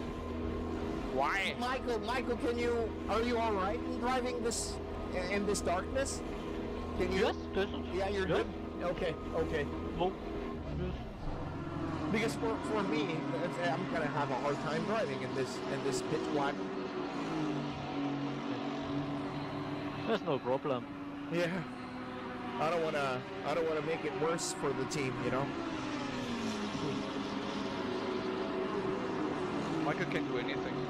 Drive long, drive the dark. He's like a Swiss knife, you know. Drive in the Re- wall. ready to 9, go to war 8, anytime. 7, 6, 5, 4, 3, 2, 1. Have fun. Go, Michael. Let's go for P20, bro. Yeah. Yes. P20, okay. P20, is it even doable? I don't think so. No. We fucking practiced in the wet, you know?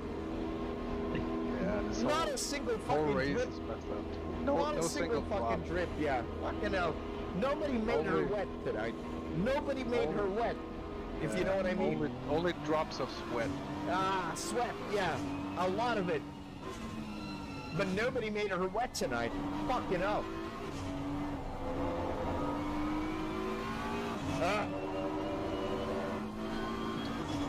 Look at how dark it is already going into turn 4. I'll be right back. Okay.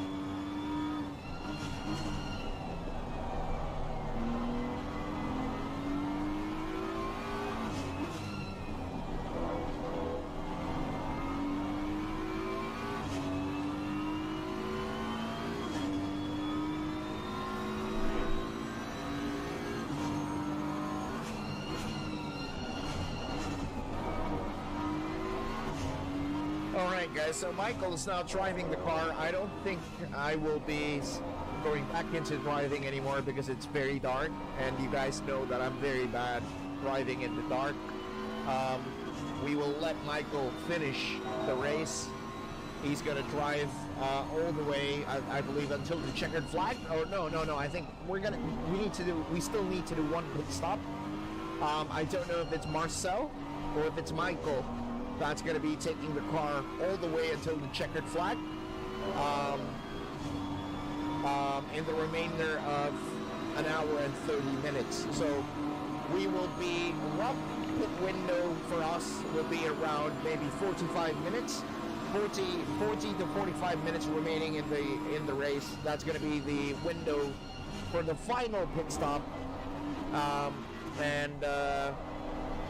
Yeah, we'll see how it goes. But as of the moment, the track is very, very dark.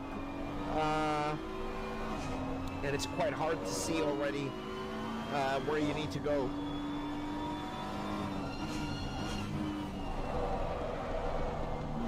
Michael is doing a great job. He has loads of endurance driving experience. So far so good, you know, at the moment. So far so good.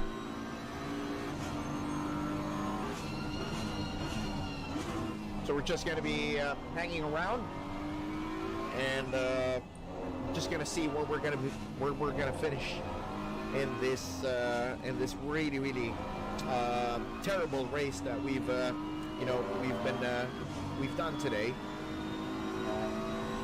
Quite a lot of bad things that happened on the early parts of the race, and the biggest problem that I believe we've encountered was me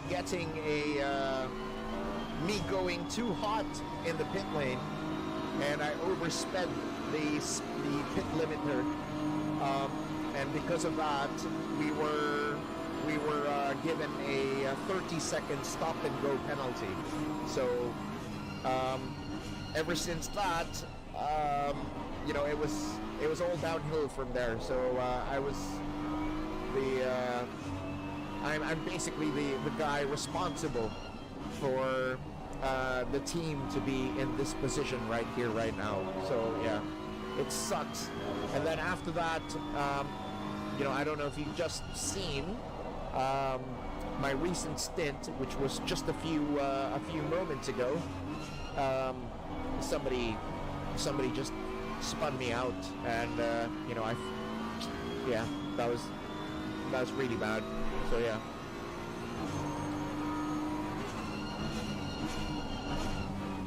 Nah, Wahoo, we're good. We don't want to risk it anymore. There has been too many mistakes already. So I don't want to risk it for the boys. If Michael and Marcel can get the car going all the way until the checkered flag, I would leave it to them. And I don't want to be in the way, of course. It's not right, knowing that we're having vision issues when it comes to nighttime. So yeah. Look at how dark it is going into turn 1. Look at how fucking dark it is. You can only see the road in front of you. Oh, there's the braking points.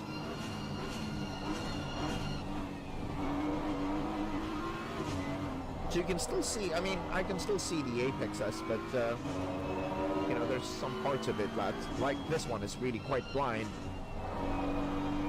Quite hard to find your braking point. You just have to rely on muscle memory.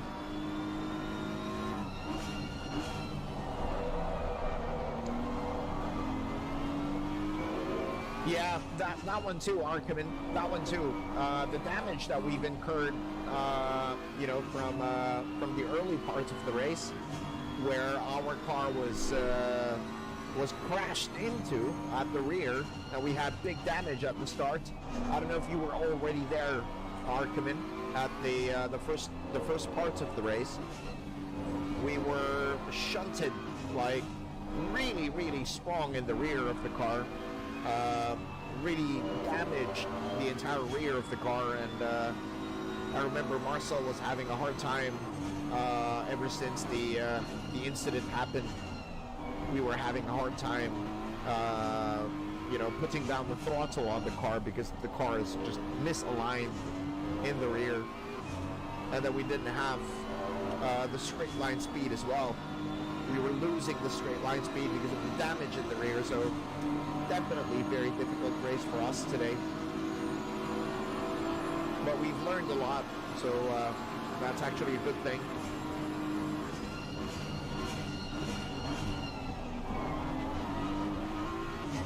I think the important thing here is that you get to learn a lot.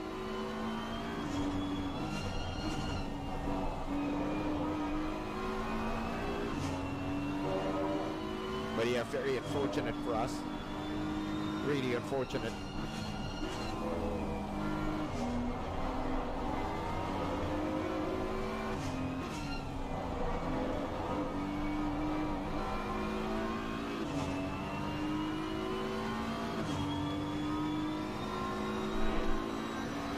Hey Anthony, what's up, mate? What's up, Step Bro? It's too dark, Step Bro. What you doing, Step Bro? What's up, Anthony? Happy New Year to you, mate. Thank you for the donation on the live stream, mate. Thank you so much. Appreciate it, mate. Thank you so much. Sherlock Long back. Sherlock Long back.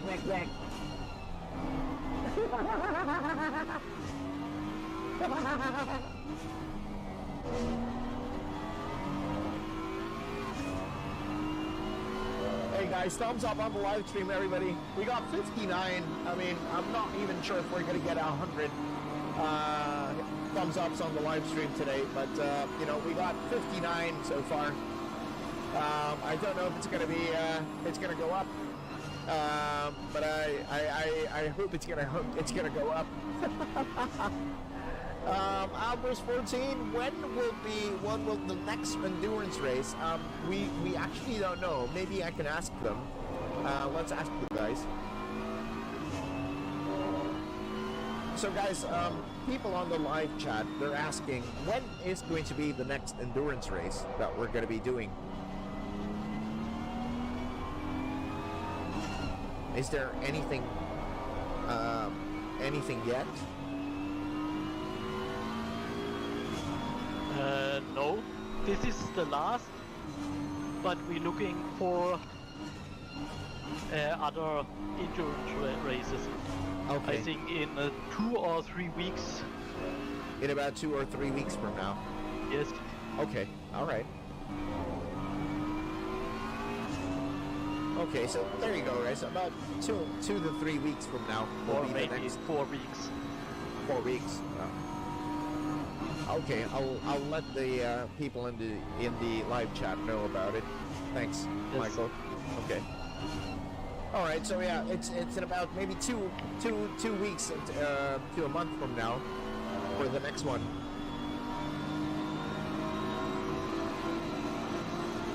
So no specific dates yet at the moment. No specific dates yet.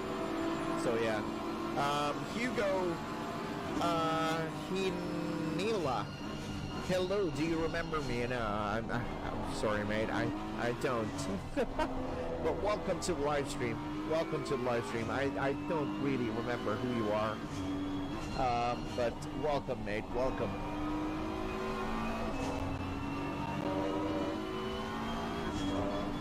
It is really very dark. I think even on the live stream it is quite dark already as well.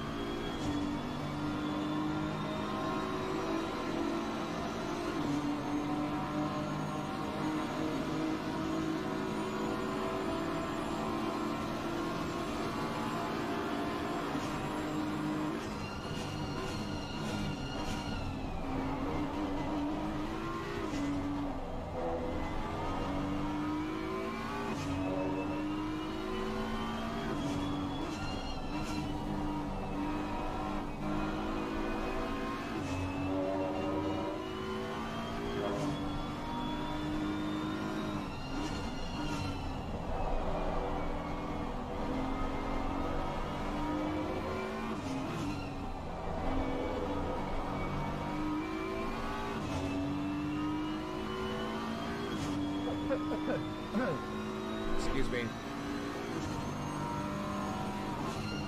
Yeah, we got 62 people now on the like button. Hopefully we can get I don't know if everybody watching on the live stream has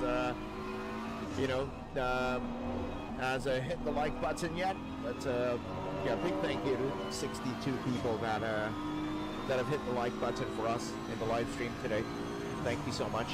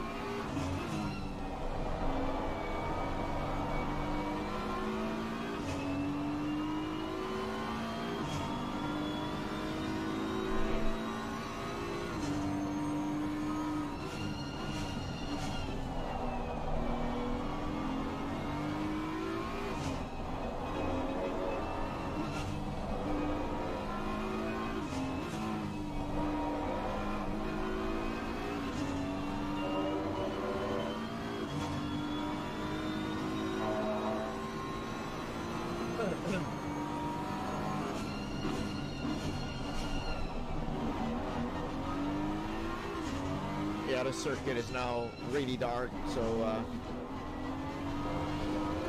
it looks like getting darker and darker every lap. So it's actually nice that I'm not behind the wheel, because it could be really bad for us. So it's nice, really, that I'm not driving at the moment.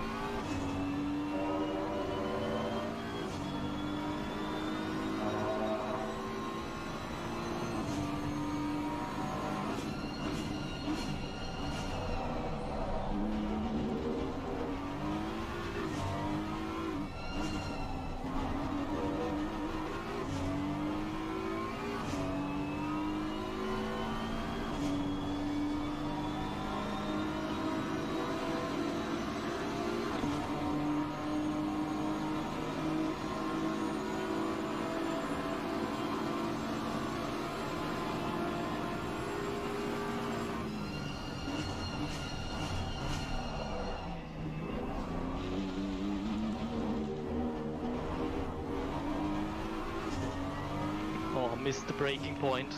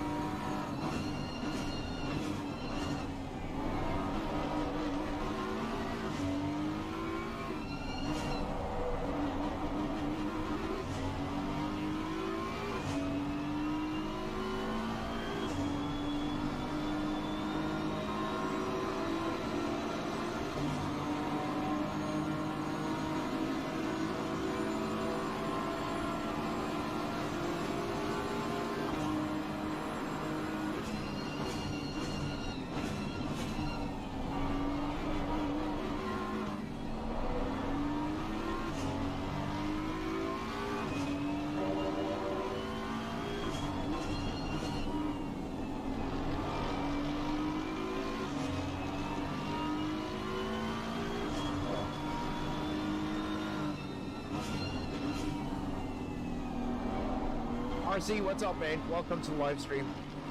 What's up, mate? Good morning to you guys.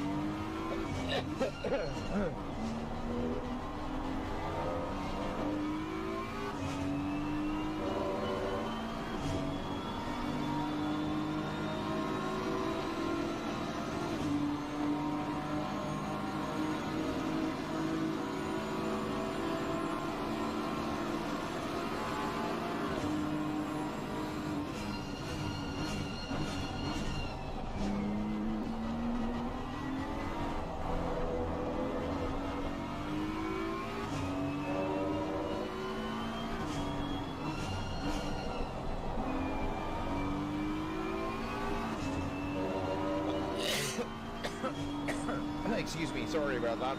Sorry about that. That was a bad cough. Sorry about that.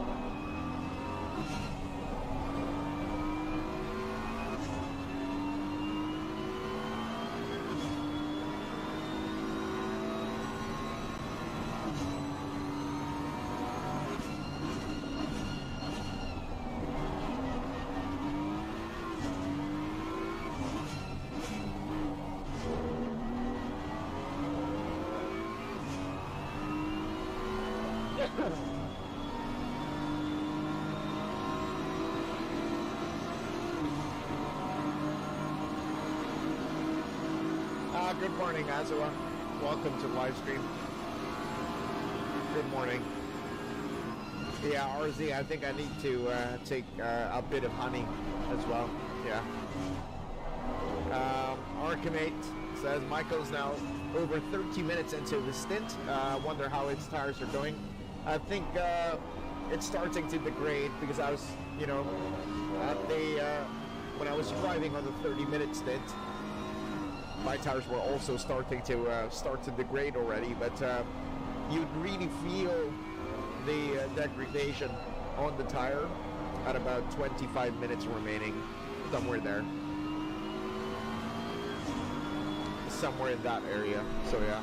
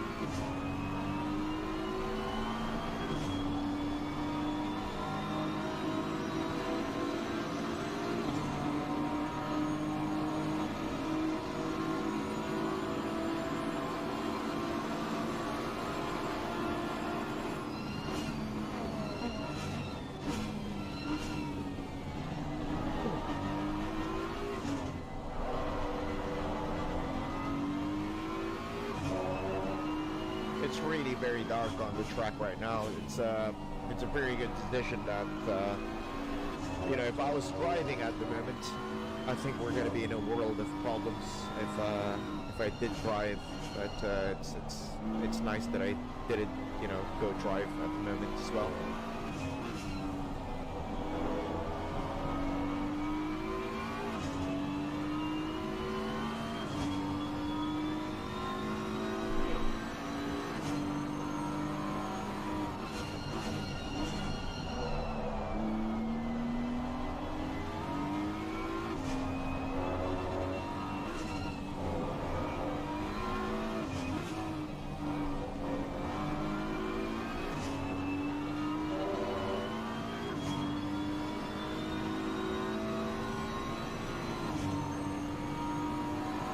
So yeah, that's basically what's currently happening.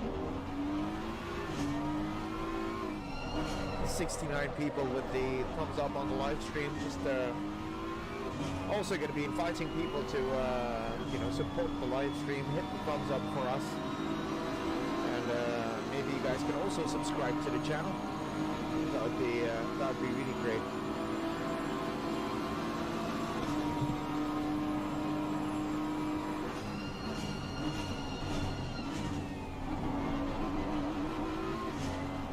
Archimate says, I'm impressed Michael is hitting his marks in the darkness. Yeah, Michael has a lot of endurance racing experience. So he has a lot of hours and a lot of races in terms of endurance racing. He has, you know, this whatever's happening, whatever you guys are seeing here is all about Michael's experience in endurance racing. So he's doing a really good job at it. So yeah.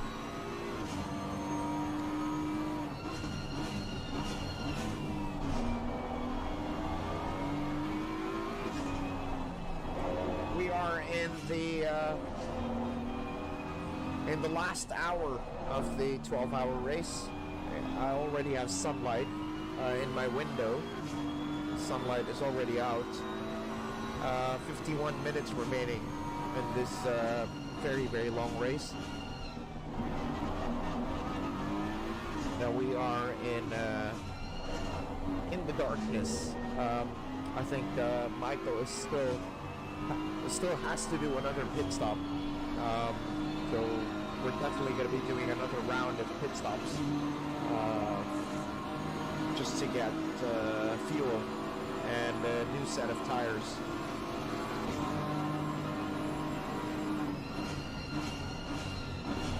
But it is really very, very dark.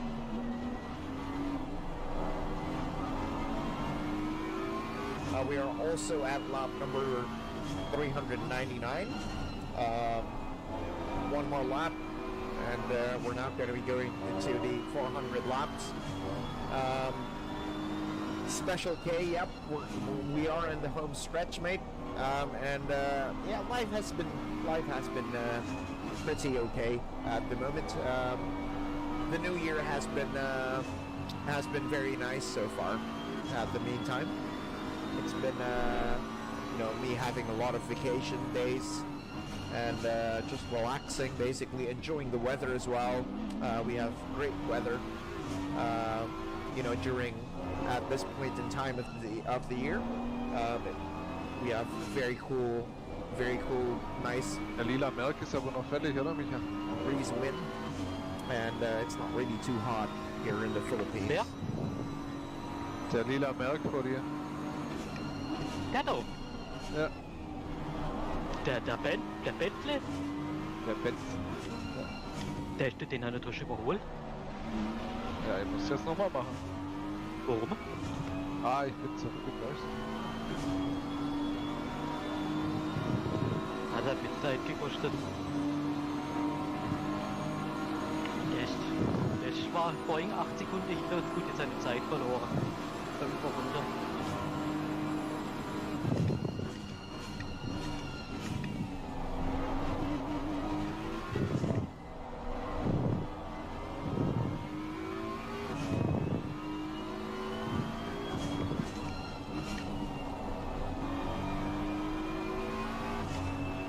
Wie lange hast du noch?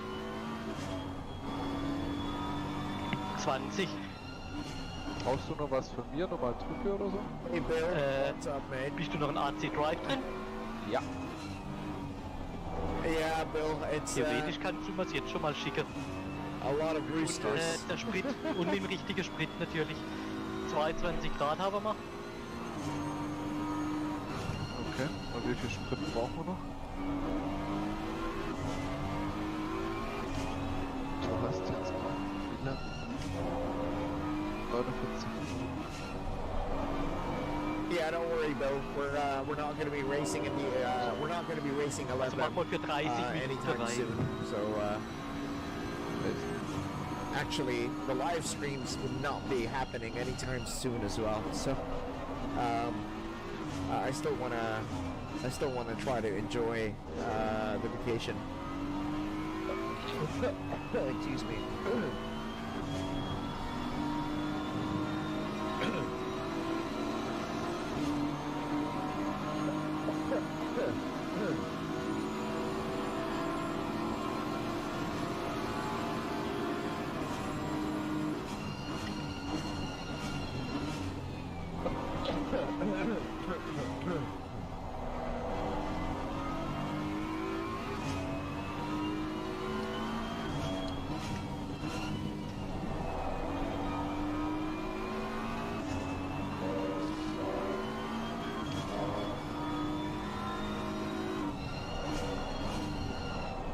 Mal sage so 55 Liter.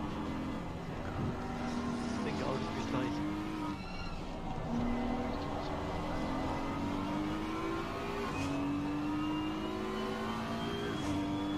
Ruhiger war knapp zwischen dem zweiten und dem vierten. Ja.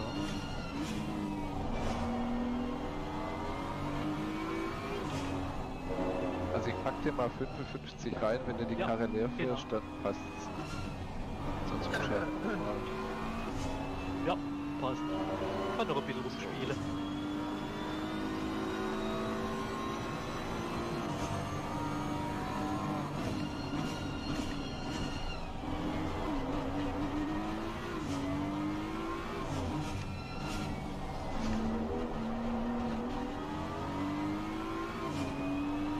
Den muss ich jetzt auch vorbeilassen, du greife nicht ein.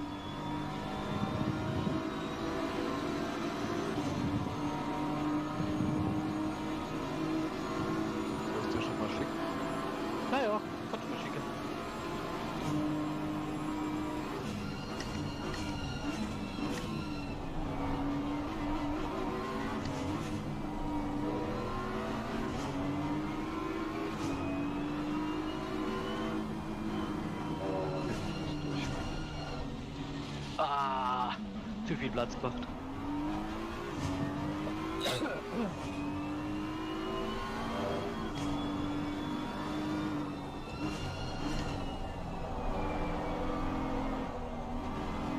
Jetzt hat Zeit gekostet.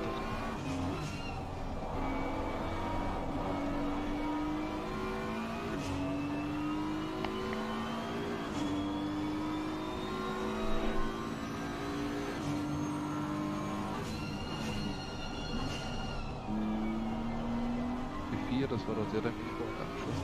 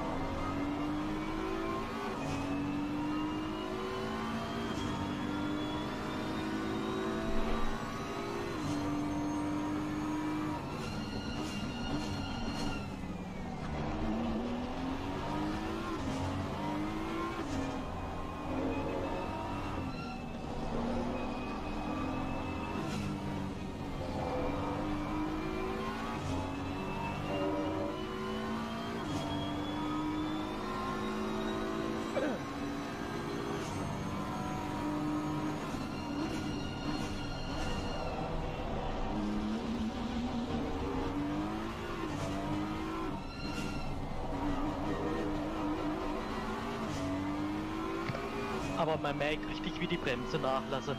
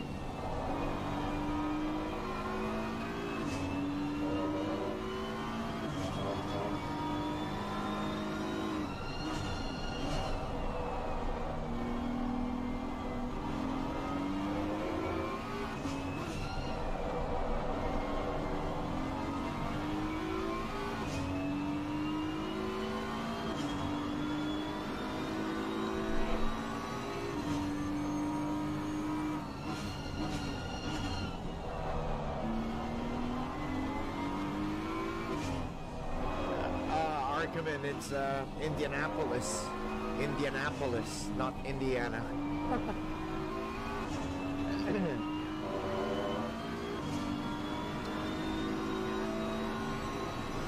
Yeah, we're in the home stretch. We're less than an hour remaining, so 40 minutes remaining, so really almost finished.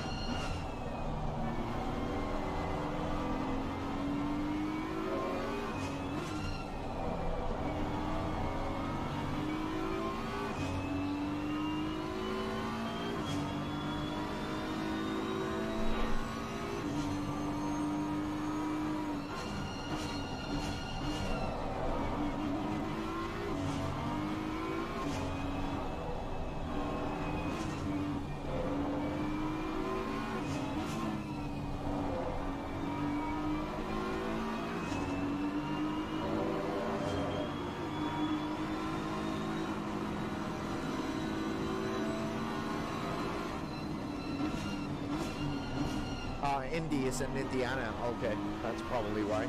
Okay, thanks for the trivia, Special K. I don't really know much about it because, you know, I'm just living in a small island, so yeah.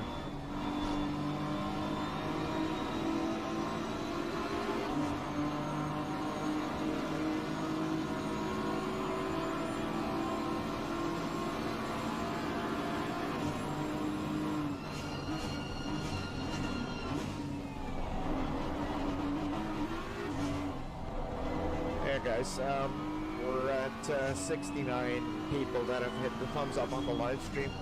I'm getting a bit sleepy already, but I'm inviting everybody watching to support the live stream. Hit the thumbs up. We don't have any new subscribers in the in this live stream that we have right now, so we're still at 0, unfortunately. I'm really getting sleepy. It's almost 7 a.m. Where I am. It's 6:52 in the morning, and we have the sun creeping already out in my window. I'm really feeling very tired.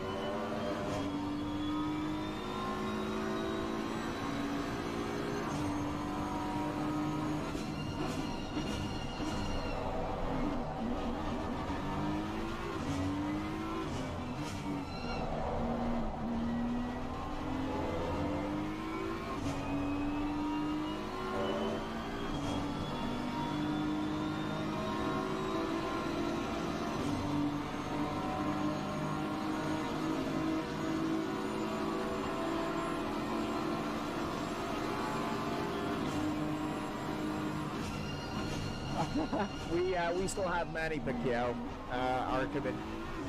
We still have him. He's a great guy. Great guy.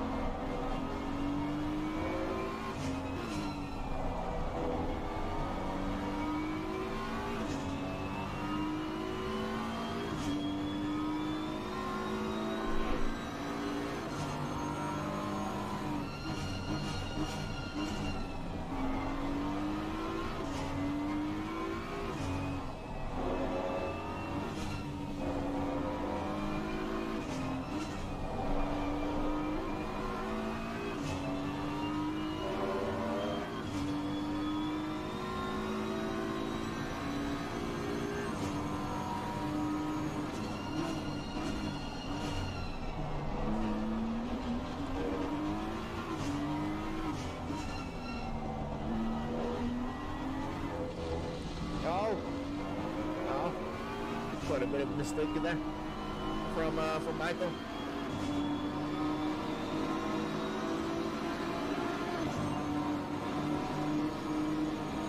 But nothing too costly. I would say nothing too costly.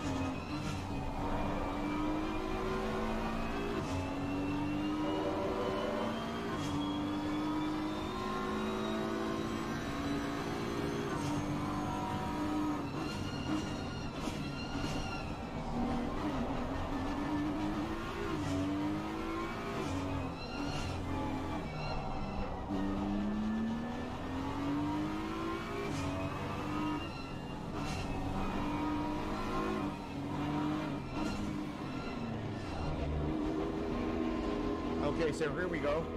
I think Michael's going to be doing the final pit stop. 33 minutes remaining in the race. I think he's still going to be driving.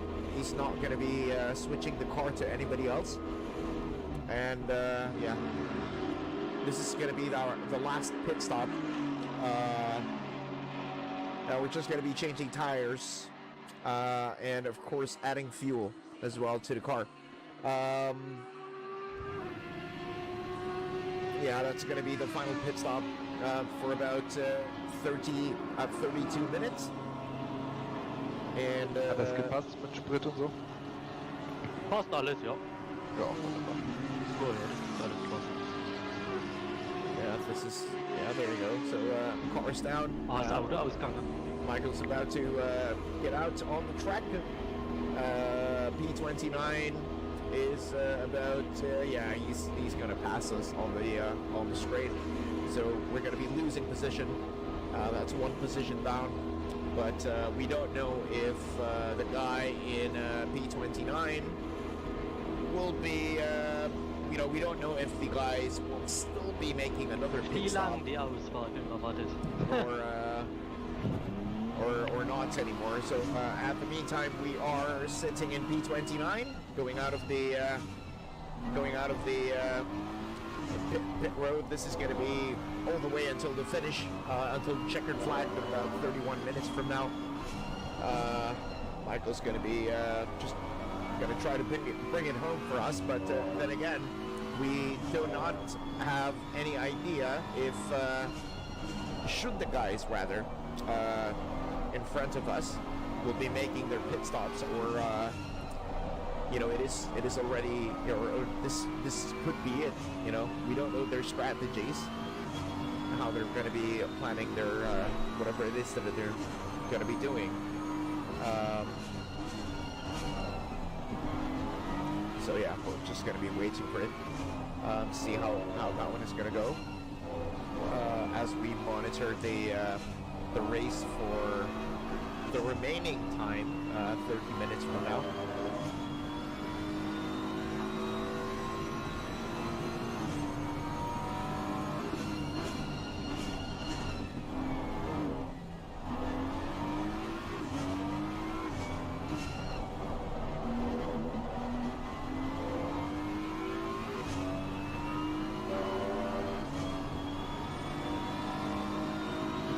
In the meantime, we're still at 69 people that have hit the like button on the live stream. I'm not really sure if everybody that's currently watching have already hit the like button on the live stream for us. I'm just hoping we can at least get 100 on the likes today, but I don't think we're going to be able to do that now that we only have 16 people watching the live stream here with us.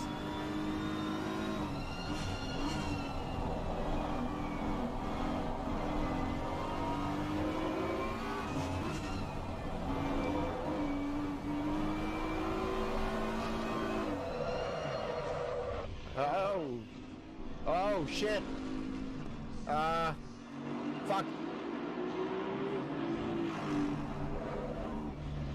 What happened there, Michael? I didn't see that. What happened? Did we get bumped? A little bit. Shit. Cold tires. Cold tires. Damn. Okay. Yes. Okay. Yeah, just go. So damn.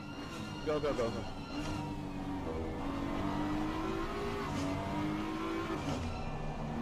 We just. Whoa. Okay, Michael's having 22 seconds of damage. Oh, the car isn't drivable. Oh, what a fuck. Okay, we got a problem now with the car. Should we go to the pit? There's. Oh, I mean, yeah. just get it repaired, I guess. Oh, next. Yeah, well, we got. I mean, what a fuck. what happened, by the way? I didn't get to see what happened. Cold tires and a little bit oversteering. Nobody bumped us, no. No. Oh, it was just went I hit the wall. I hit the wall. Ah. Oh man. Oh well. That's it then. Yes. Yeah, it's all right. It's all right. That's. Yeah. Just enjoy it. No enjoying. No.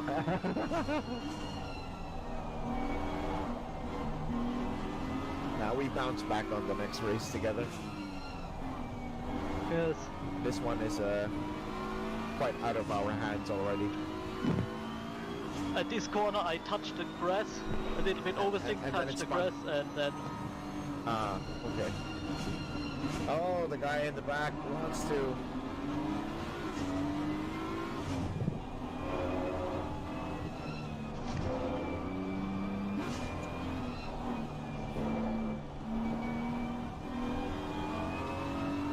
You can go in the pits if it's like, if you feel like it's hard to drive, just go into the pits and have it fixed.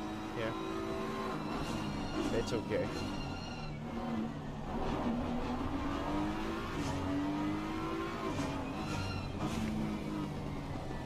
Get a fresh set of tires as well. No, the tires are one okay. lap old.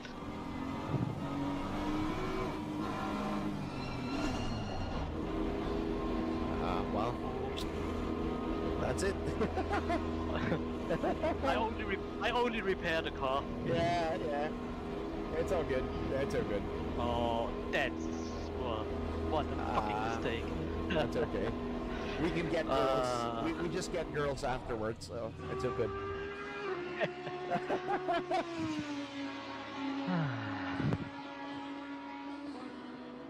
What? Oh well. GG. I mean, we've all had our mistakes today, so Yes. yeah. I've had mine. Mistake.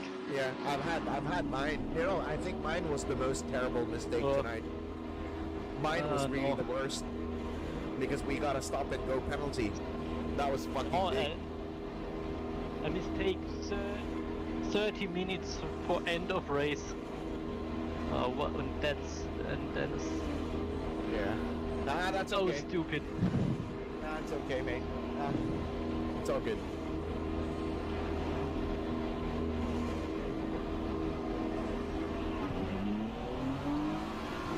Oh, now we are last.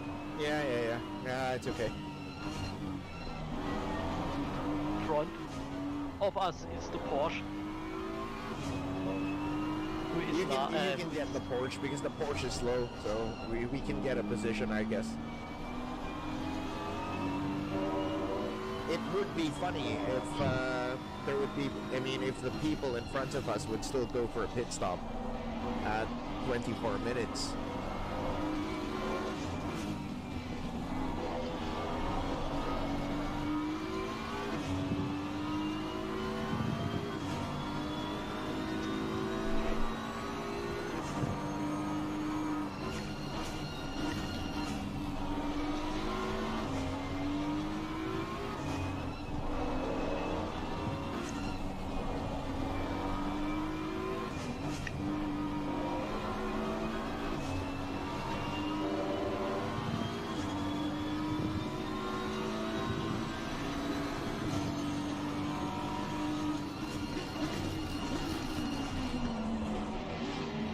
Oh, what an idiot!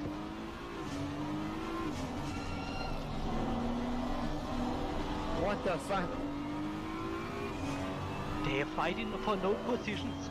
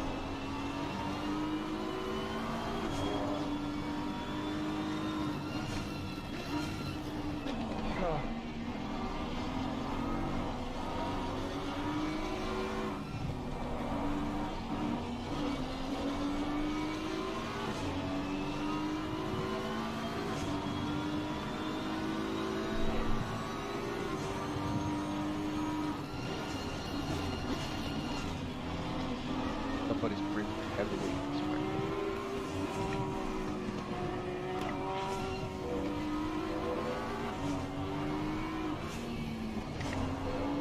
On a straight. I passed the Porsche. Okay, so this looks like a fight now. This is our The race last right fight. now. Yeah, this is our race right now between the Porsche. You'd get him on the straight easily. You'd get him on the straight, mate. That Porsche will not have anything on the straight. Get the slip. Get the slip. Yeah, that's it. GG for him. Yeah, GG for him. GG. Yep, that's it. Oh, he's desperate. He's desperate, mate. Oh, he made it What? stick. He made it stick. He made it stick. Nice move. It's fine. It's okay. Bro, it's okay. 21 minutes. You have fresh tires. He probably has shit tires already. He's gonna be a toy right now. You're gonna play with him. This is gonna be nice. Just play with him.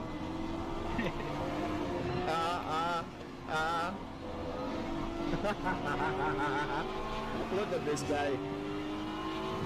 This guy has dead tires already, obviously. Yes, he has that tire. Yeah. Race smart, race smart.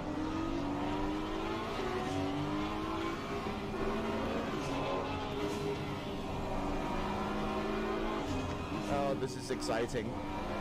We got a race at 20 minutes remaining.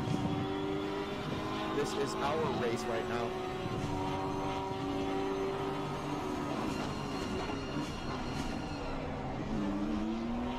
Get him in the straight, Michael.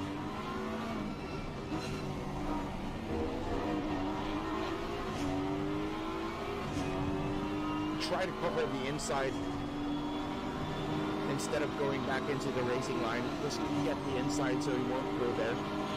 Yeah. Yeah, just be there. Be there. Be there. Yeah, I know where you go now. Oh, I bumped GG. it this time. GG. Mr. Porsche. GG. He has 10 tires. GG.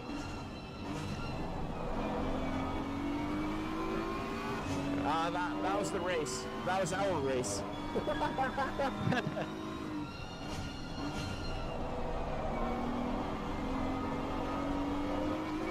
Well, at least we don't finish last.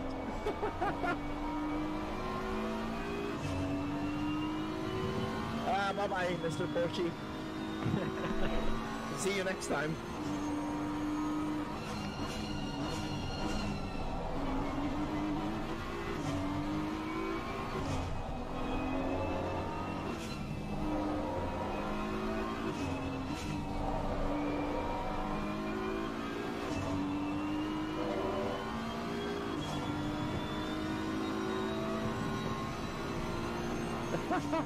So that was cute because that was actually the race that we're fighting for to not stay in last place or not finish in last place.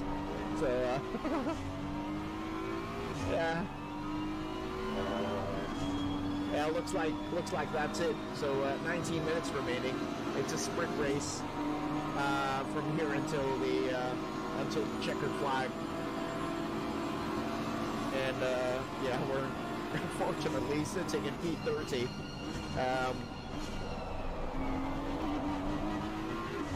But good fun with the boys, as always. Good fun with Marcel and Michael. It's a good experience always to be racing with these boys. So I'm still very grateful. They've invited me to, drive with them. It's really very nice. Despite the result that we have for you guys today, I'm still very grateful because you don't get to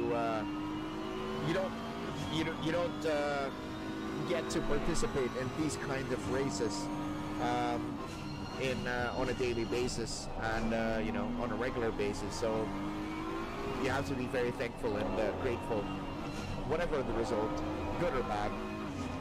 It's always nice to be. Porsche needs to go to the pits another time anyway.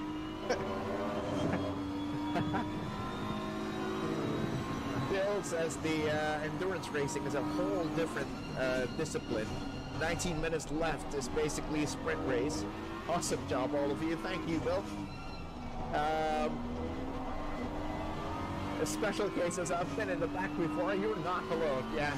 Marcel, aber heute hat er bei R130 er Lebensgrad hier. Stimmt, ja. Kann man der Kurve abbiegen? Weiß ich auch nicht, aber wir haben es geschafft. Es geht, gell?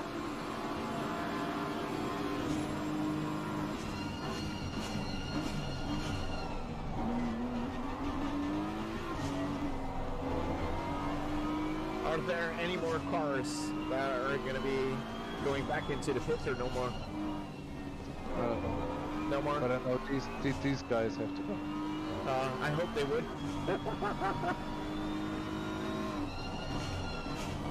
We got free positions if they would.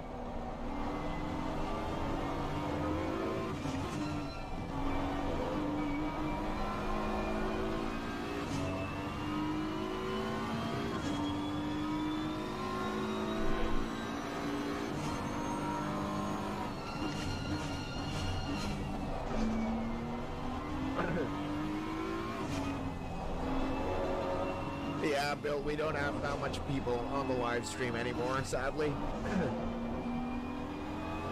Very unfortunate, but yeah, it is what it is.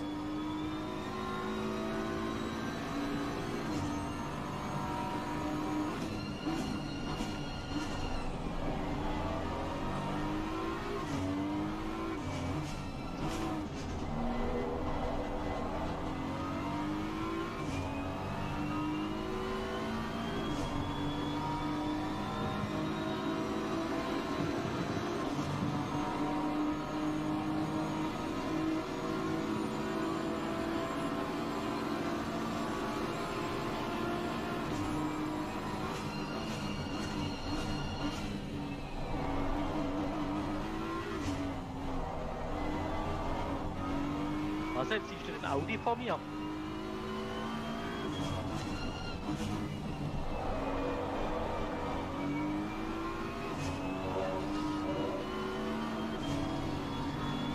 Oh yeah, Bill. Yeah, I get it. Sorry, I I'm not functioning very well already. I really feel sleepy. We got a sunrise on my window. Right? It's 7 in the morning. 10 sekunder på 7 in the fucking Det var det morning. meget orienteret. Nej, det kan det riktigt komma den before eingeschlagen bin. Da bin ich nicht bekommen, oder? Und der hat wohl auch einen Fehler gemacht.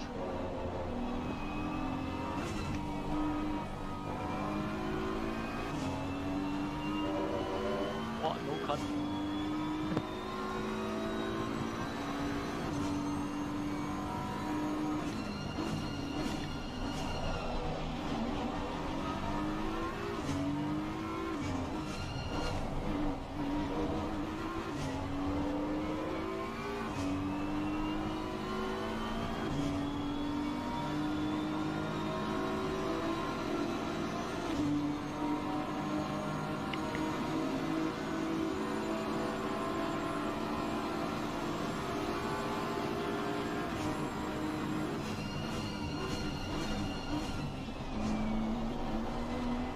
Oliver, I had my dinner about,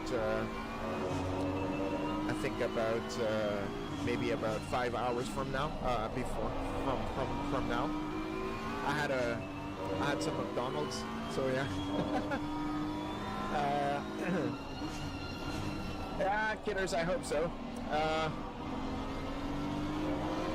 Jim says the brakes sound that they've seen some stuff.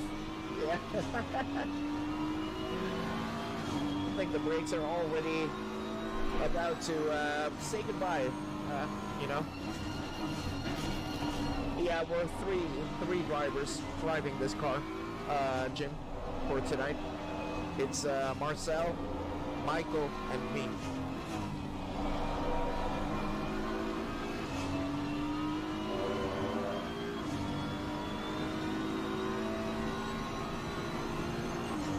Yeah, we're down to the last 12 minutes.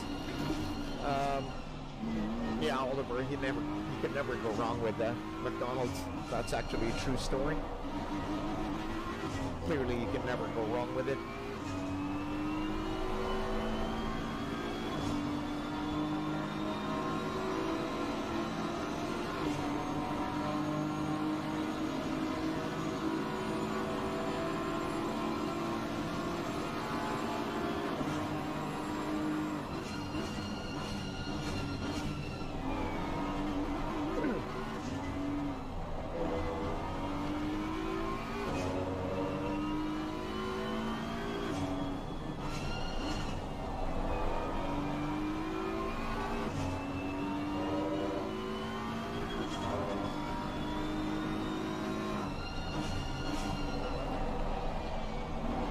Jim, we got issues on the race. Early parts of the race, we got a lot of issues. You know, all three of us had a fair share of you know, unfortunate events, should we say? And you know, all in all, in total, it was just very difficult for us today. But it was a good experience, nonetheless.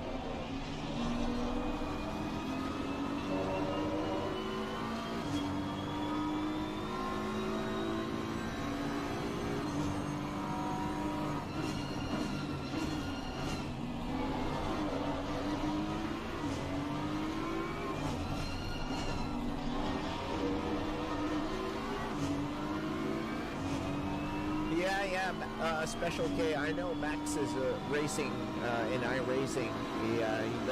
He does it if he's not racing F1. He's also part of Team Redline Esports racing team. So he's a big sim racing nut. Even before he was in F1, he was really into sim racing a lot. So yeah. Jim says it would be an amazing experience, regardless of the result. Massive effort just finishing. Thank you. Oliver says, very pity that there was no rain. Would be much more variation. Yeah, we were actually hoping for rain because we actually practiced a lot in the rain, and it never happened. You know, the rain never happened, which sucks because we did practice a lot for it.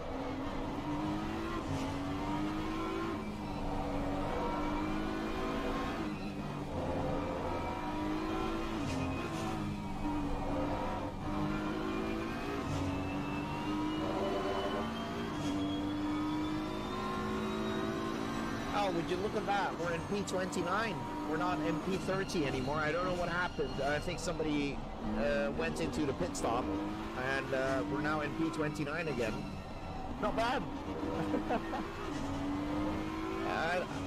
I don't think the boys know. Michael, we're in P29. Look at that.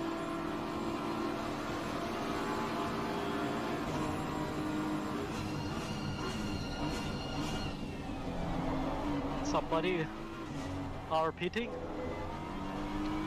Yeah, I think we overtook somebody in the pits. Yes. Yeah, free position.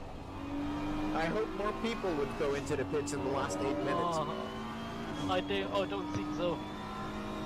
But Yeah, I but it's hope. okay, it's okay, it's okay, mate. But we're just gonna hope that somebody would still need to, you know, miscalculated something.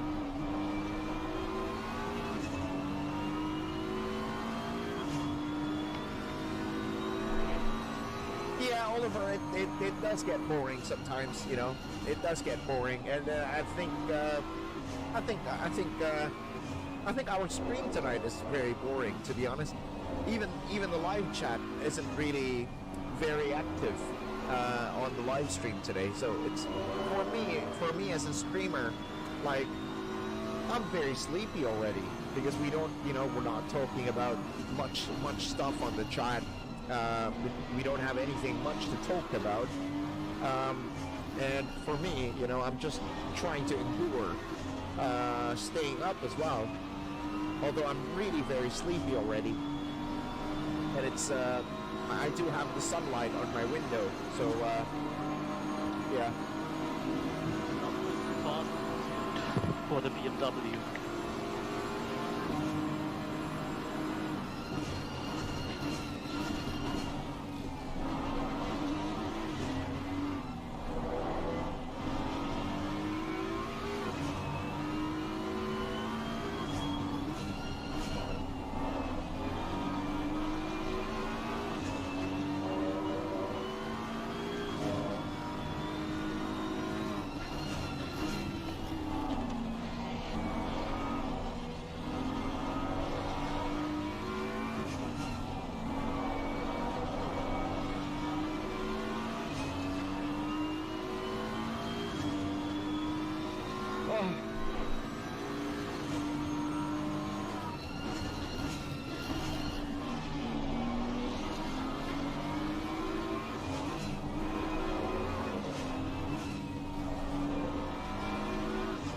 I'm quite relieved actually that we're in P29.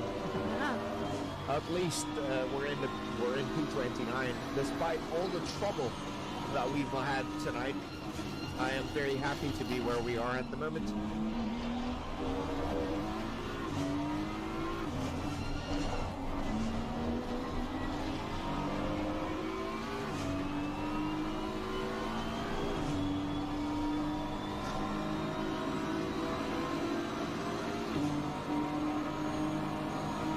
Michael, I think the Lamborghini wants to race me.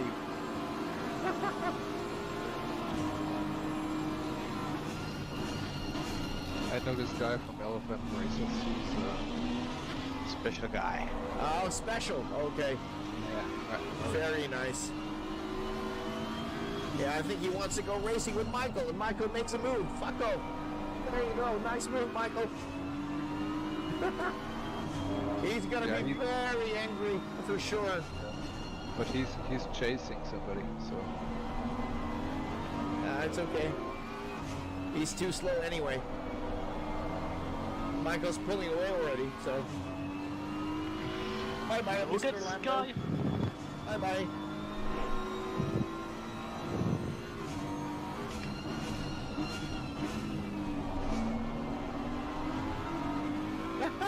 He's flashing his lights.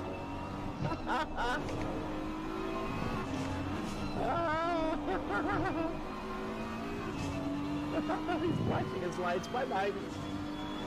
This guy had problems. Yeah. Bye-bye, Mr. Lamborghini. Oh!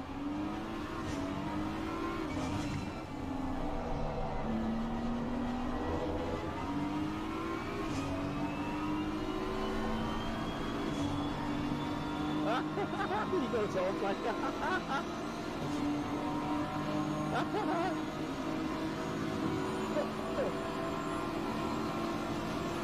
We're 4 minutes remaining, so...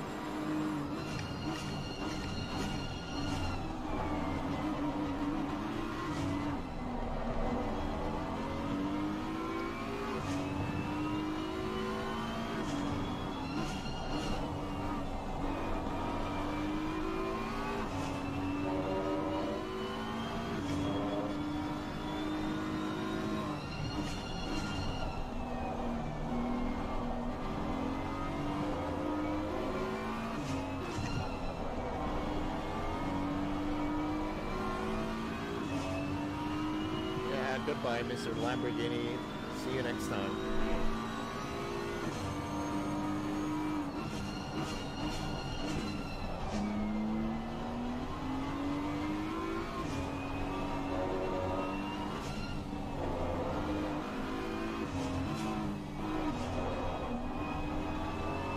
Okay, so I think we're in the last 3 laps of this race, somewhere there.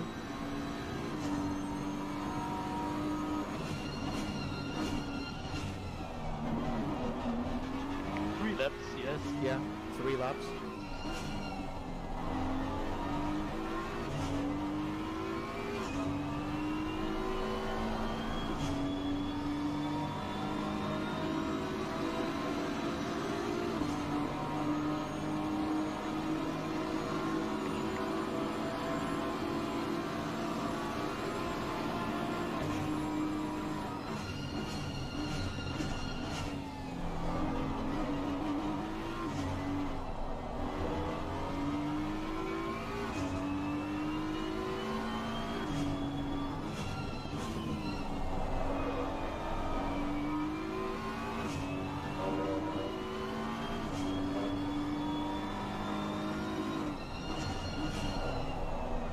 I think it's about time I go to sleep in a bit because the sunlight, you can see my window is, well, the sun is out there already. And I am feeling very sleepy, really very sleepy.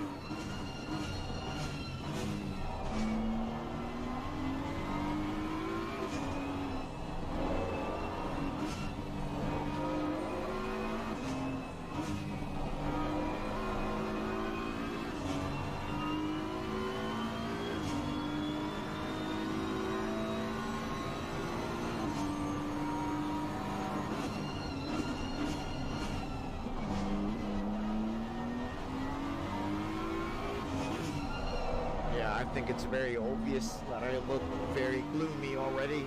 Like,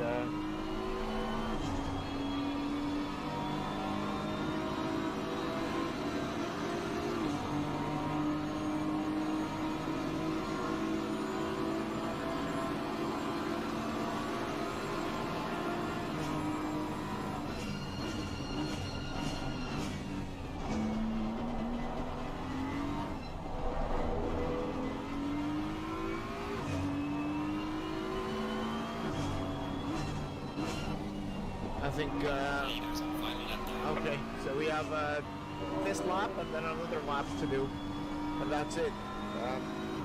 That's 12 hours. We're in P29.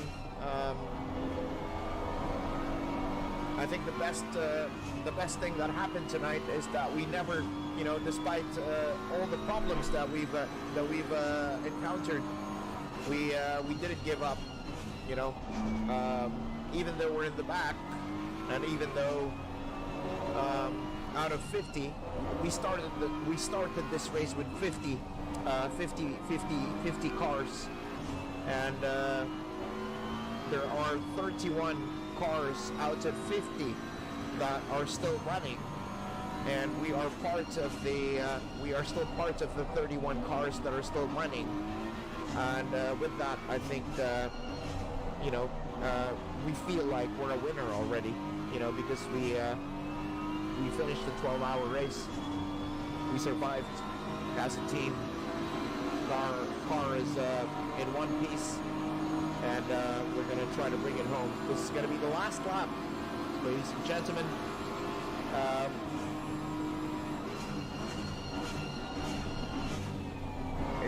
This is the last lap of this one. Last lap, Michael. Bring it home. Anita has finished the race.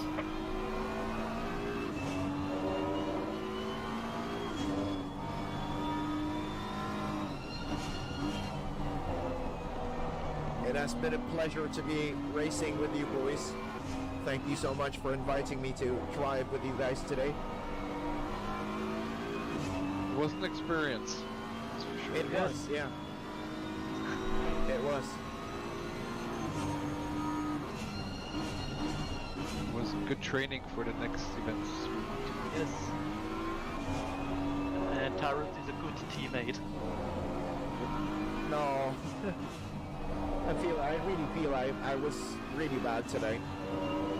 Well, every of us are not the best race for us. Yeah. For nobody. I think the good thing is that out of 50 cars, we still finished, Yes, finish.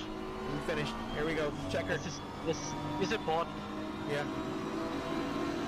Never give up. Never give up, man. GG. GG. That's it, mate.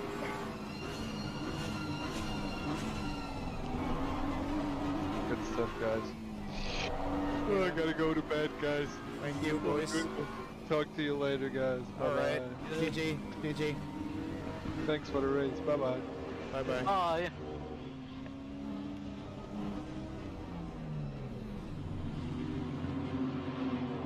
All right, Michael. It's been a pleasure, mate. Thank you so much. Thanks. Thank you. It wasn't really what we hoped for, but it was a good experience today. Yes, it was an experience. Yeah, And it was. no we learned. no rain. No rain, and that's. Yes, I think with rain, the race can be. With rain, I Oh. think. Yes. Yeah, I think we could. We are 28. Someone is disqualified. Ah, really? Ooh. Well, let's wait for the Really? official. Yeah, let's wait for the official. Once the official results come up. Yeah. Yeah. I there's think somebody, we are somebody in is. P28. Yeah, that is weird. Yeah. Yes. One more place. P27. What the fuck? Maybe they disconnected. Maybe. Hey, We wait for the Maybe. official results. Yeah. maybe. Yeah, I think they're just disconnecting from the server. Where are we? 29? 28? 28. 28? Okay. 28. Oh, fine. Yeah, not bad. 28 out of 50, right? Yeah. Yes. P28 out of 50. So, yeah, not bad. All right, Michael. Oh, That is bad. that is it. yeah. Thank you, mate. Thank you. It's been a pleasure. Thanks. It was really bad, but it was still a pleasure to be driving with you guys. Thank you so much. Yes. Also. Update me when if we're gonna be driving in another event. yes, we can. Yes. Yeah, let me know if ever. We let you know. Yeah. And I hope we can get next time LFM endurance race. I just let me know. Yeah, we can do Yes, it. yes. Yeah, we can. If I think it's yes, already if, started. I if think it's everybody already. has time, yes. I think it's already happening, right? At the Yeah. moment. When is the next one before we go? When is the next Uh, LFM endurance? the next one is today at Sunday. But Today. Okay, what time? yes, but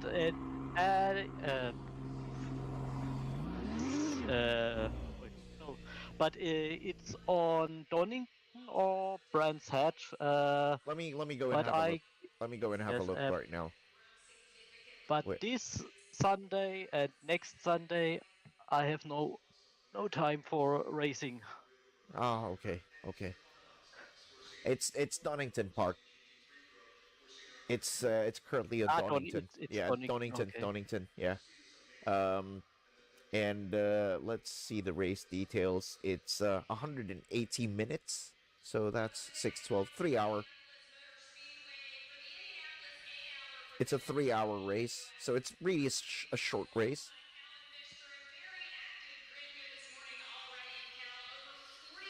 Hello. Yeah. Yeah, so it's only a 3 hour race. Yes, it's a 3 hour. Yeah. In 3 or 4 weeks is Silverstone. Let me see. Silverstone is a nice. It's a nice track. Uh, I'm taking a look at the moment. Yeah, Silverstone. Yeah, Silverstone is 6:12:18. 217 minutes. I don't know how many hours is that. 217 minutes. Uh,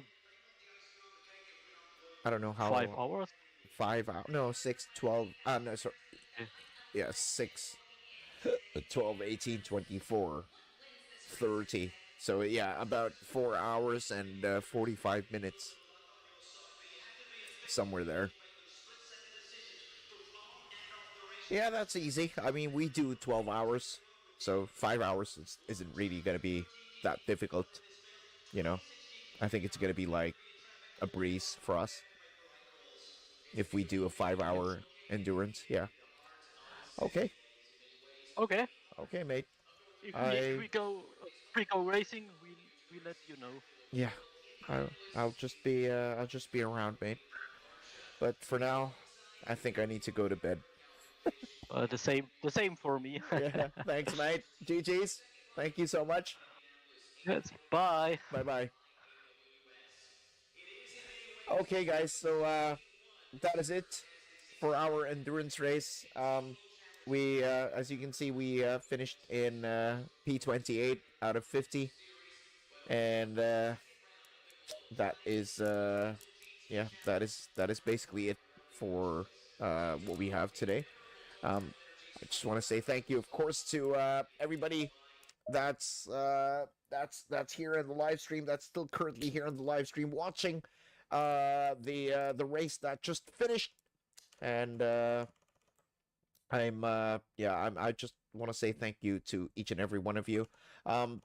Tomorrow and all throughout this week, if you guys are wondering, we will not be having any daily live streams. I'm gonna be taking I unfortunately would not be able to give you guys some daily live streams for the meantime anymore. Our channel is really slowly in the brink of dying, and you guys know that this is my only job.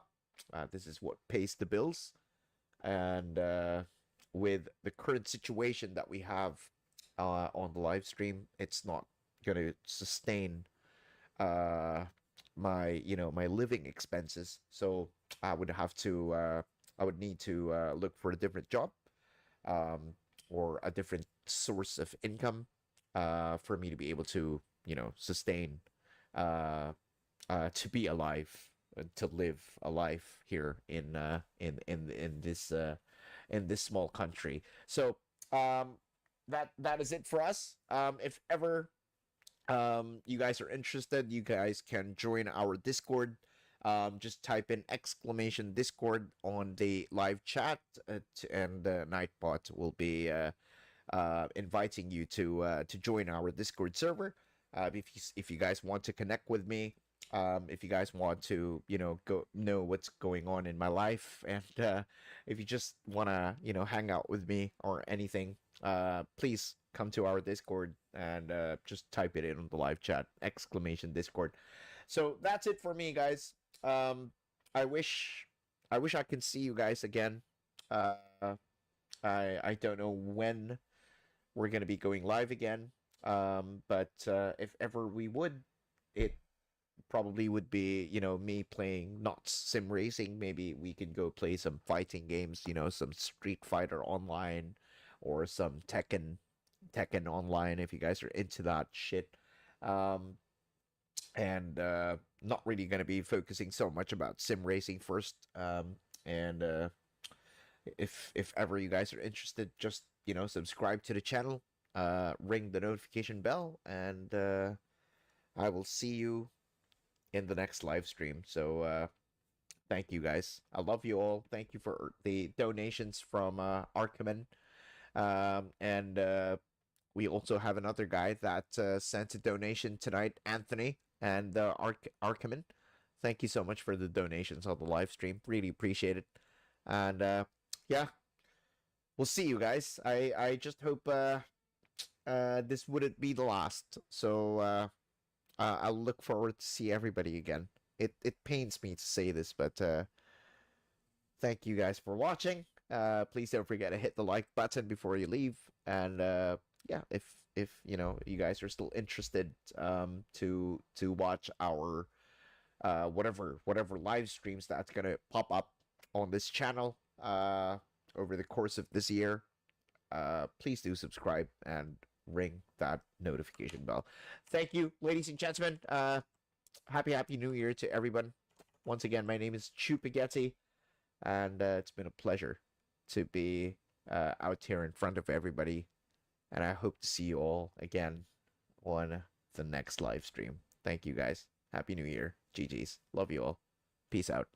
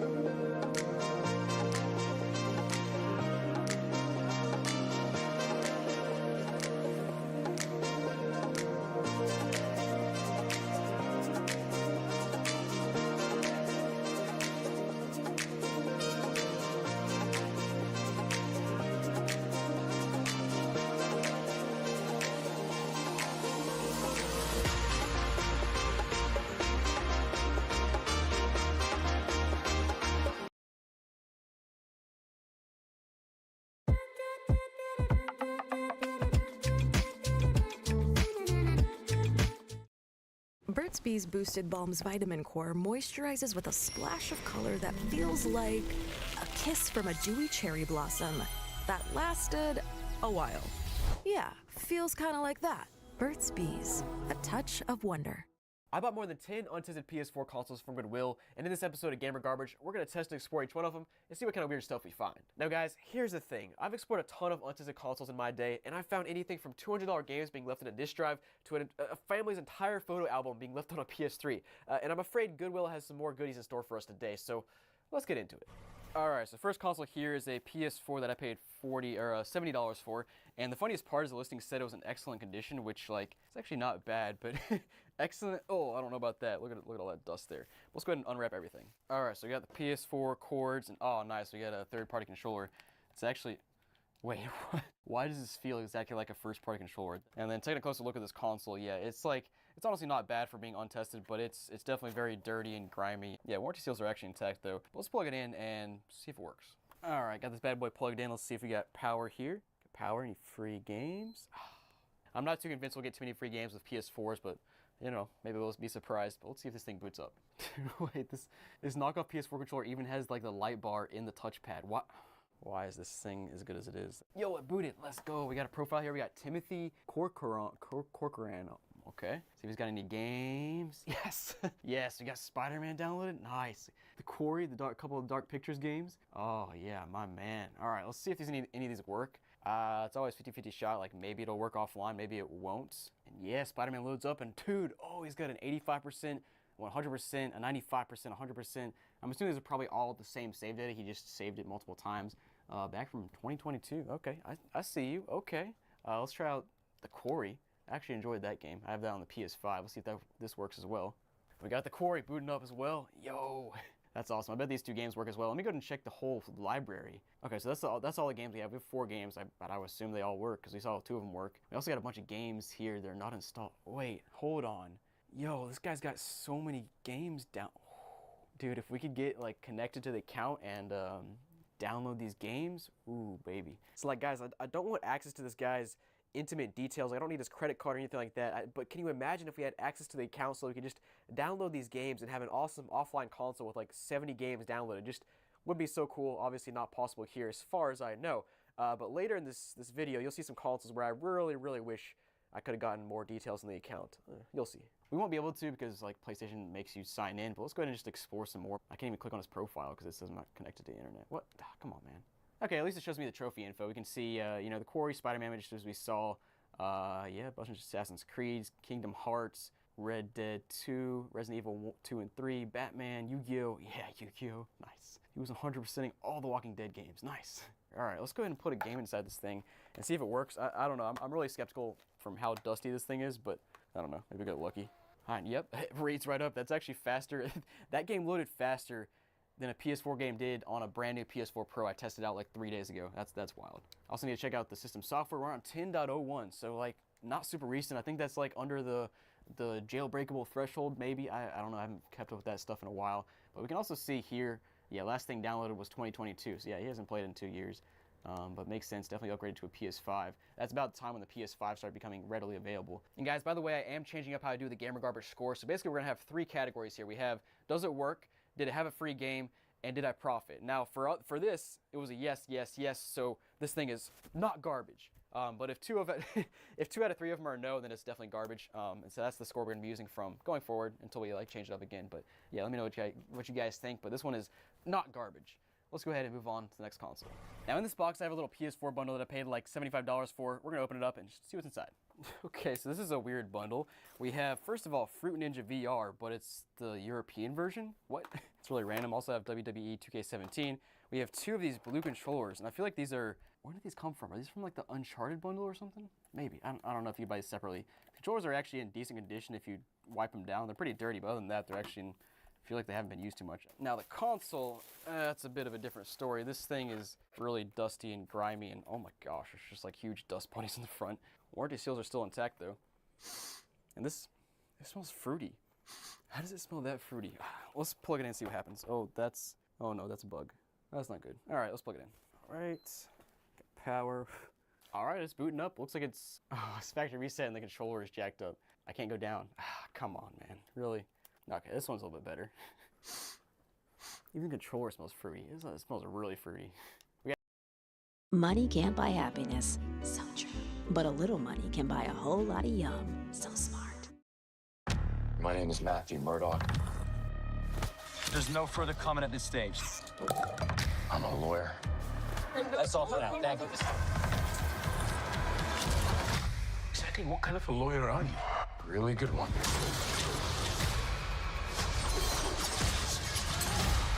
Vigilantes are not heroes.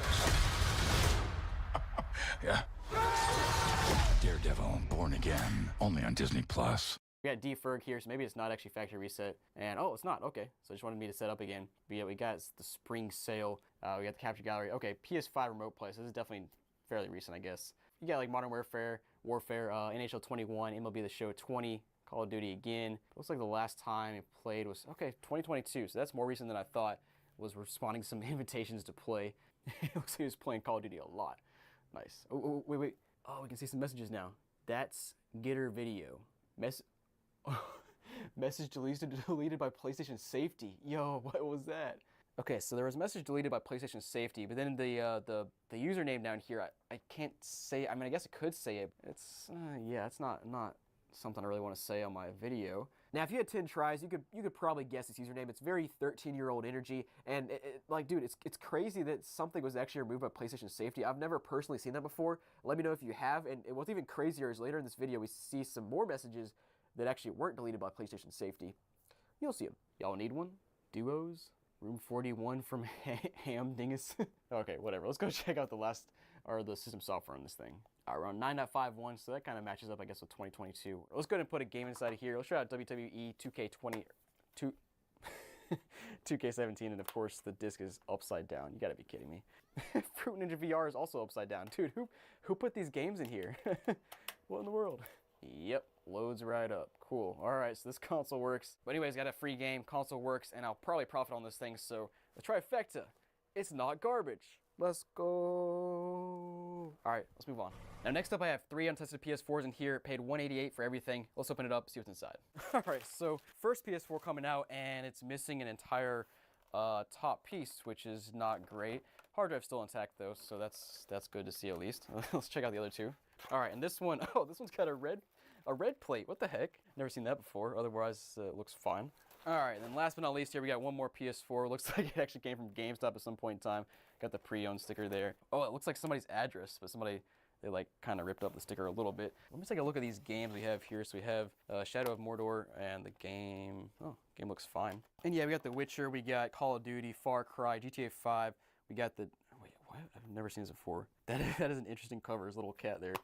That's cool. Oh, and yo, GTA 5's got the map and everything. Nice. All right, let's put these games to the side.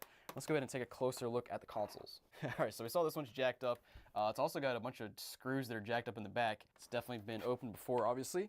The red one here has been opened before as well. I think the stickers have been taken off and put back on, so that's a little sketch. And then this one here looks like it's also been opened. One of the warranty seals is gone, so this might be a rough lot. Let's go ahead and start with the one that's half broken and see what happens. All right, I'll be blown away if this one turns on, but let's go ahead and hit that power button. Sounds weird, but it's turning on. Okay, let's see if it boots up. Yo, it's actually booting up, and we got Young Ale here. He's got a passcode. Yo, dude. All right, let's see if I can guess this passcode. Dude, I've tried like 45 different combinations. Cannot figure this one out. This is unfortunate because I usually guess the 360 passcodes pretty easily, but I can't get this one. That's tragic. All right, let's go back and oh, we got like, holy crap, we got a bunch of profiles. I didn't even need that one. All right, we got Mario Real here. Mario 2 point. Is that what it says? I don't know. Let's try with Mario Real here and see what's up. Yo, we got a dynamic background. Nice. We got a bunch of game. Ooh, we get the PlayStation Plus celebration little tile there. You know, Marvel Spider-Man Miles Morales needs a disc though. That needs a disc. That's locked. That's locked. That's locked. That's locked. Needs a disc. We do have a capture gallery. Can we see some? Oh yes. Yo, we can see screenshots. Yes. See, I was last playing some God of War back in what was this? 2022. Okay. I see you. Oh, hold up. Let's check out the themes here. So we saw he had a custom theme. Also got a bunch of. Oh, he's got a bunch of other custom themes. But they're all locked. What? Okay, also, by the way, we're on 10.50, which is, I don't know when that's from exactly. Let me see if I can figure out the last time this thing was played. Looks like it was, okay, mid-2023. All right, I'm gonna connect to the internet on this one and this console and just see what happens because I can't really do much on this console without the internet. So let's just see what happens. Nature's Bounty. Your bones are 4 times as strong as concrete. Nature's Bounty supplements your bone health with high absorption magnesium. It's in your nature to stand strong. Nature's Bounty. It's in your nature. Glad Force Flex max strength bags with a 2 times stronger top. For over-the-top strength. It's better than all good. It's all Glad. Alright, well I still basically can't do anything without actually updating, which I don't want to do because we're on a little bit of an older firmware. So let's just go ahead and start here by... Wait, I forgot to even check if there's a disc inside. There's not, and that's because the eject button is broken. The heck? Let me see if I can just stick one in. Okay. It needs a lot of help. You got to push it all the way in to push to go in. But let's see if this game will read up. Now this PS4 right here, I guess, has decided that it wants to be a jet engine. It's kind of taking off, and if you're not familiar with old fat PS4s, this is a very common thing. They just the fans go crazy like almost immediately and sound like a jet engine.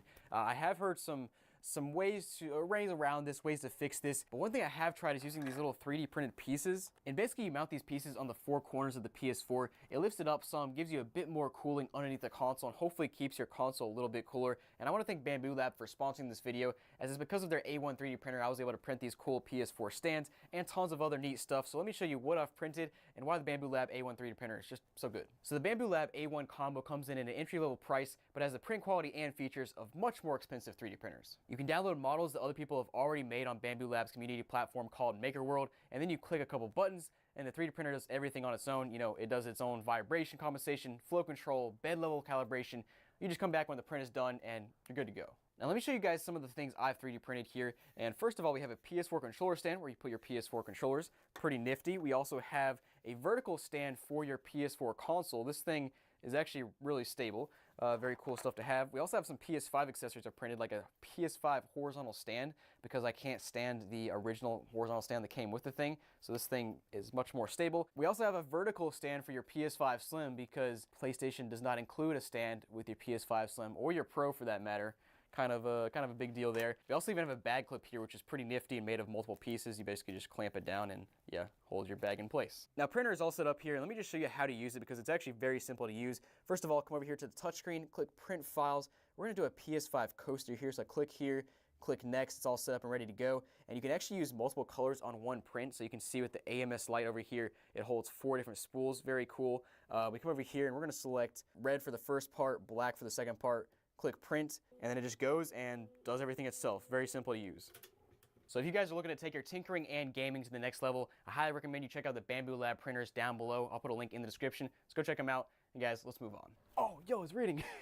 I don't know what happened there, but it didn't read for the first like 20 seconds. Then it like reloaded itself and now it's reading. I still can't eject it though, like the eject button is broken.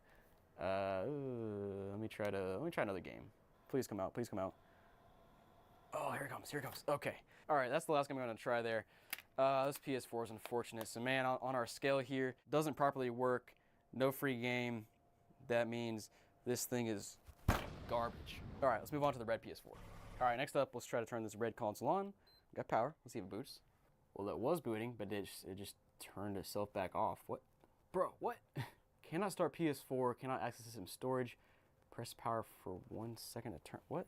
Is there not a hard drive in here? Play it off, and yeah, there's definitely a hard drive. Oh, it looks like somebody actually upgraded the hard drive because it looks like it's a green Seagate hard drive. Let me just pop that out real quick.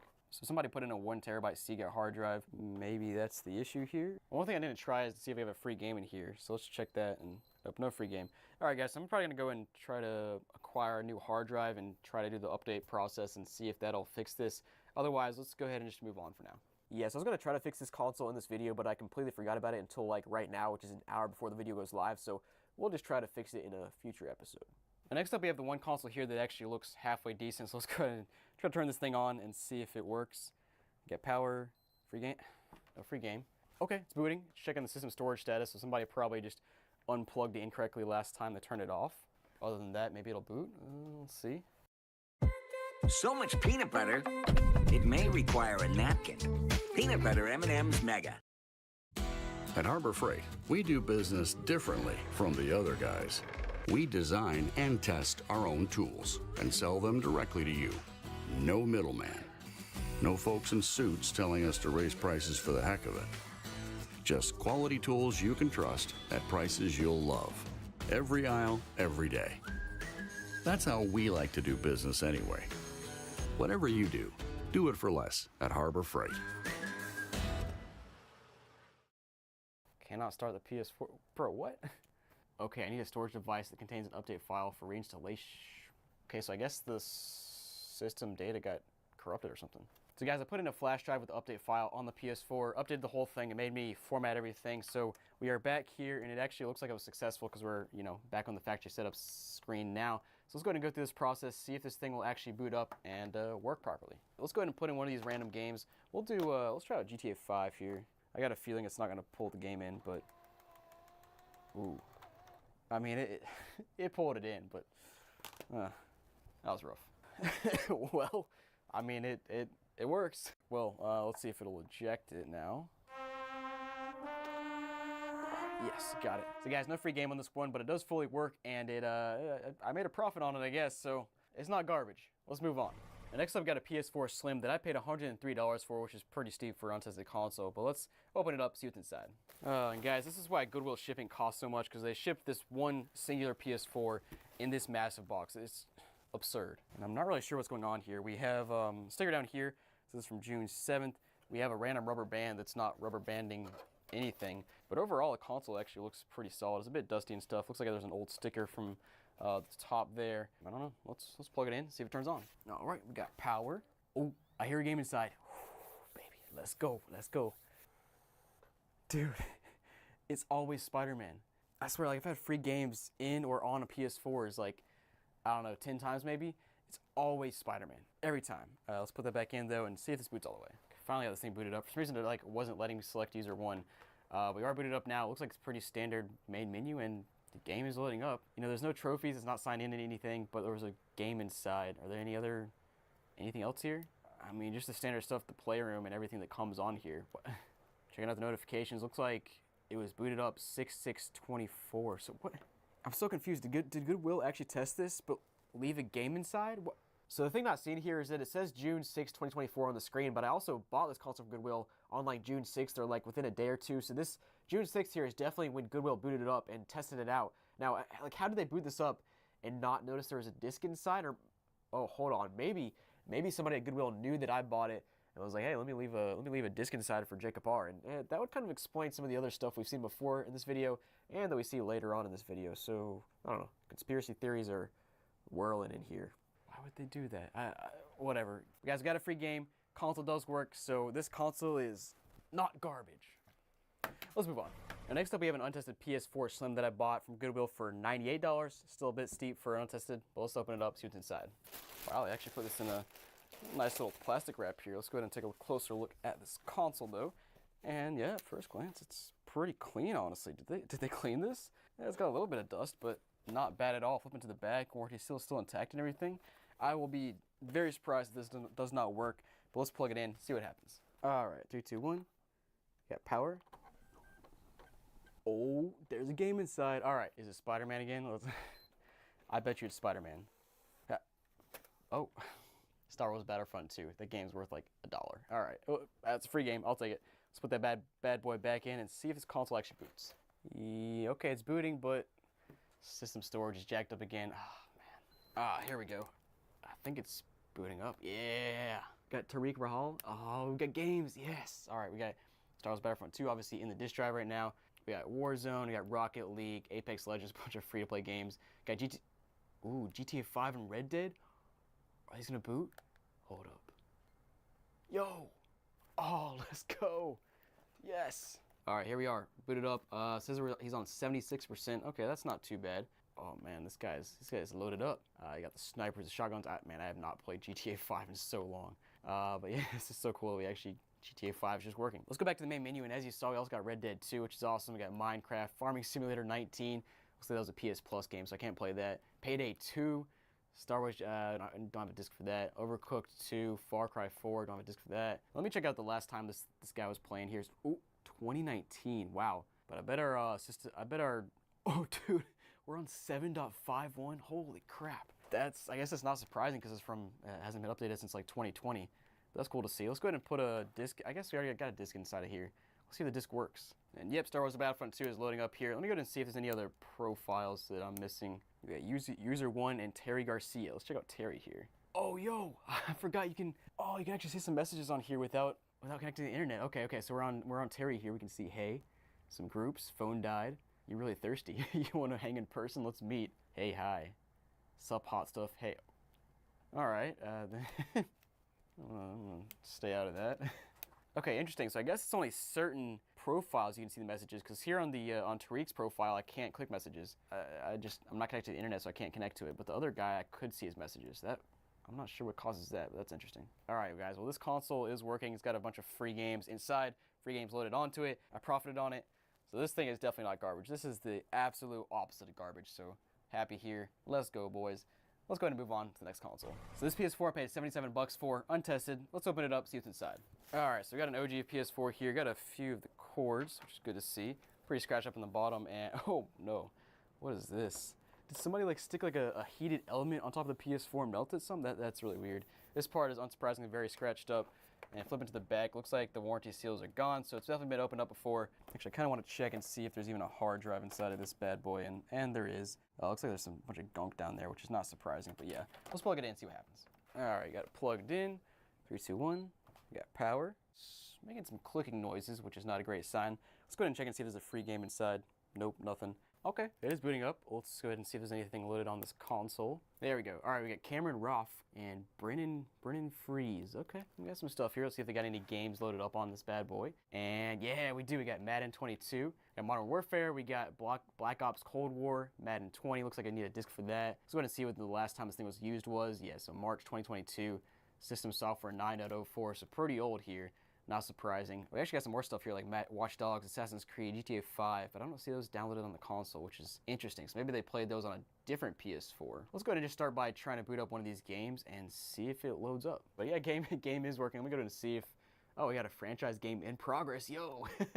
Looks like this person just scored a touchdown, and then that was the last time they played. Like, can you imagine that? They're playing a game, score a touchdown, then they're like, nah, I got this. I'm about to get this PS5. Let me get rid of this PS4. And yeah, the system software is on 9.04, so very old. Let's go ahead and put a disc inside of here and see if it loads up. Got some Spider-Man here. Let's see what happens. And yeah, it's loading up, no problem at all. And one other thing I want to check out is the capture gallery to see if there's anything, you know, just any interesting captures. And it looks like we got some GTA 5. You got a smashed car in the background. Nice. All right, well, this console, we got some free games. It is working, so it's not garbage. It kind of looks like garbage, but it's by definition, it is not garbage, guys. Let's go ahead and move on to the next console. All right, I paid $121 for this little PS4 bundle. Let's open it up, see what's inside. All right, I got a random cord, got a couple controllers here. And taking a look at the controllers, oh, actually, oh, that's not bad. We got a blue controller, looks pretty good. It's a bit dirty, but all the controls feel fine. Okay, that's surprising. Got a black controller here, and this one looks even better. Wow. The sticks look good. Okay, I'll take it. PS4 controllers, guys, if you know, you know. I've seen so many bad PS4 controllers. Like, honestly, maybe just as many bad PS4 controllers as I've seen bad 360 controllers. But anyways, let's check out the console here and see what we got. All right, console's not bad. It's actually one of the PS4s. Got the full matte top, which I like. You know, the glossy part here was cool for about 5 minutes until you scratch it up like crazy. It doesn't smell too bad. It actually kind of smells like a Jewel, which is not too surprising. Warranty seals are intact. HDMI port looks good. Let's plug it in, see if it works. Okay, we got power here. I actually forgot there's a fat PS4 where you had to click the button here instead of it being a touch button. But anyways, let's see if there's a disc inside. Nope, no disc. Huh, this console's factory reset. That's a rarity. All right, we booted up user 1 now. My first thing I'm interested in is seeing which software version we're on. So let's check that out. And we're on 9.03. Wow, so this thing has not been played in quite a long time, but that's pretty old. Let's go ahead and put a disc in. We got Battlefront 2. Let's go ahead and see if it loads up. Okay, for how dirty this thing is, I did not think it would roll the disc in, and yep, it is loading up. This PS4 has continued to surprise me, honestly. All right, let's, console works. No free game though, and I'm gonna profit on this? Honestly, even with 2 controllers, I don't know if I'll profit on this. So I'm gonna go ahead and just call this garbage because it's too close to call garbage. So guys, next up we have a box of 3 PS4s. Yes, this giant box has 3 PS4s in it. I also paid $290 for it. I'm sure like $150 was from shipping because freaking Goodwill. I'm already mad. Let's open it up, see what's inside. How incompetent do you have to be to do this? So guys, just look at the size of this box and wait until the next clip when you see how many PS4s come out of this thing. Like it is wild how large this box is. It goes off my screen and 3 PS4s come out. I'll stop. Dude, I'm glad these consoles are safe, but there's a such thing as too much packaging. Come on, man. Things are falling everywhere. All right, we got a first PS4 here, and looks pretty standard. Oh, what? Has this, what is this? It almost looks like it's been magic erased by GameStop, but it's like, it looks like it was dirty magic erased. Like it's dirt is ingrained in here. Oh my goodness, there's so much dirt in here. All right, well, let's go to the next one. All right, now this one looks about the same, not quite as dirty, honestly, but it is one of the PS4s with the fully matte console. And yeah, I mean, it's dirty, but yeah, not too bad. We are missing one of the warranty seals. Only one of them, though. Strange. Let's get the next one open. All right, and last PS4 here is one of the glossy ones, or half glossy ones. This one is also very dusty and grimy. Not as bad as the first one, though. Warranty seals are intact, though. So let's go ahead and plug these bad boys in and see if any of them work. All right, let's start with the really dirty one. We got power, any free...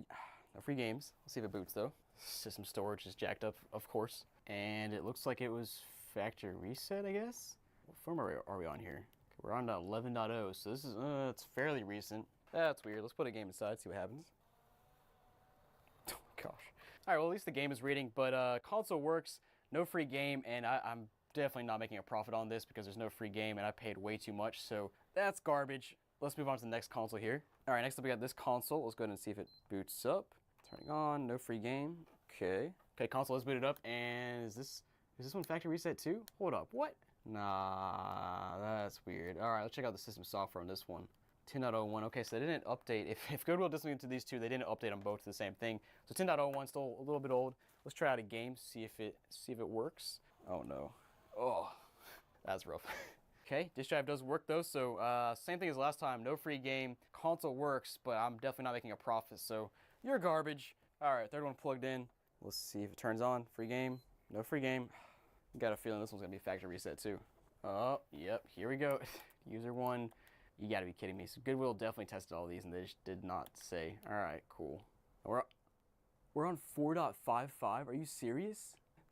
Oh my gosh, that's from like, when is that from? It's actually not quite as old as I thought. It's from April 2017, but it's still pretty dang old. Okay, let's put a game inside and see if it works. I can't even put the game inside because it's on too old of a firmware. We actually, at least we know the games were loading because it knew it needed to update. That's the first time I've ever seen that on a PS4, but that's cool. All right, so this console, no free game. It does work. I probably will profit because we got an old firmware, so I can sell it for a little bit more. So you're not garbage. Let's go, finally, one's not garbage. So guys, thanks for watching this episode of Gamer Garbage. I hope you enjoyed. And if you have something to send me for a future episode of Gamer Garbage, let me know down below. I'll put details down there. Also check out my previous Gamer Garbage video here, and I'll see you guys next time. My video editor spent thousands on video game consoles from Goodwill, and in this video, we're gonna unbox, test, and explore a bunch of those consoles and see if they're garbage. Guys, welcome to another episode of Gamer Garbage. Now inside of this massive box, it should have some OG Xbox stuff from Goodwill. Let's open it up and check it out. Dude, that was a massive box for just this much stuff. But looks like we have some games, the console. Let me break this down a bit. All right, guys, we got some games, and most importantly, we have a blue controller. Dude, I did not know this existed, and this actually seems like it's in pretty nice condition. Yeah, it looks legit. The joysticks are worn down a bit, but that's not bad. It looks pretty sick. We have some games as well. Here we got Soul Calibur 2. Battlefield 2, Unreal Championship, Star Wars, Madden 03, and Fusion Frenzy. They got the power cord, AV cable, and then of course the console. All right, now taking a closer look at the console, looks like it's got some some fingerprints and smudges here on the front. Bottom looks like it's never been opened before, which is good or bad, because it is an 03 console, so it probably needs the clock capacitor removed, or else it's gonna leak all over the board at some point in time. And yeah, other than that, actually, I don't know, looks pretty solid. Let's plug it in and see if it works. All right, console plugged in. Let's go ahead and turn it on. 3, 2, 1. We got power.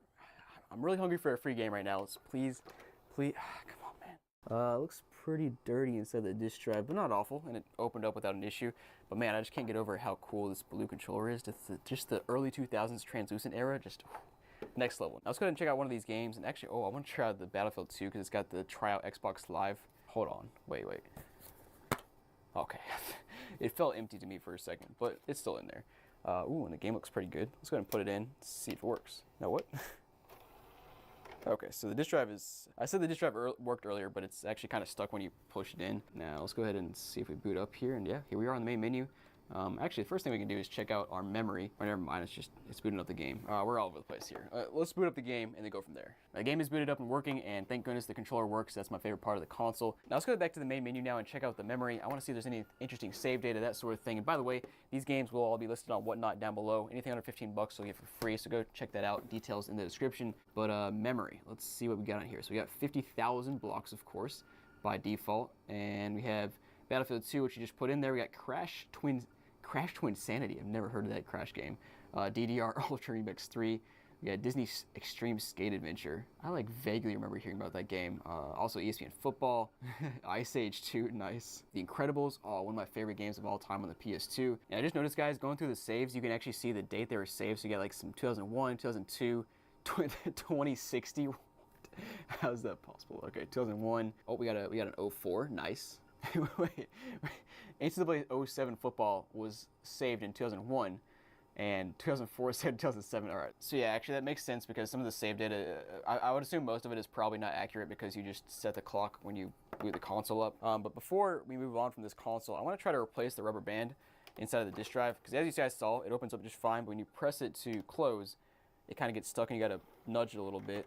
And you can clearly see that somebody at some point in time was trying to get this thing unstuck from something, because there's some like screwdriver marks here. So I'm going to try to use one of my bands here that are for the 360, but I think they also work on the OG Xbox. We're just going to reach some tweezers in here, try to pull out the old one, put a new one in, and see what happens. So I'm not sure if you can see this, but there is a band kind of like right down in there that I'm just going to use some tweezers and pull it out. You got to be careful here, because if you let go of it, it'll kind of slingshot back into the console. And here it is. So you can, let me just give you a comparison. Whoops, it just shut on its own. Actually, that's not good. Ah, crap. Now, now I gotta manually eject it. Ah, I messed up there. Actually, never mind. We got a manual eject hole right on the front. That's clutch. Thank you, Xbox. But again, back to what I was saying. You can see the difference in size of the old band right there. And then one of the new bands here is just much smaller, because this one's been stretched out. It's dirty, grimy, all that kind of stuff. So let's go ahead and I'm gonna take some isopropyl alcohol and a Q-tip and kind of clean it off a little bit.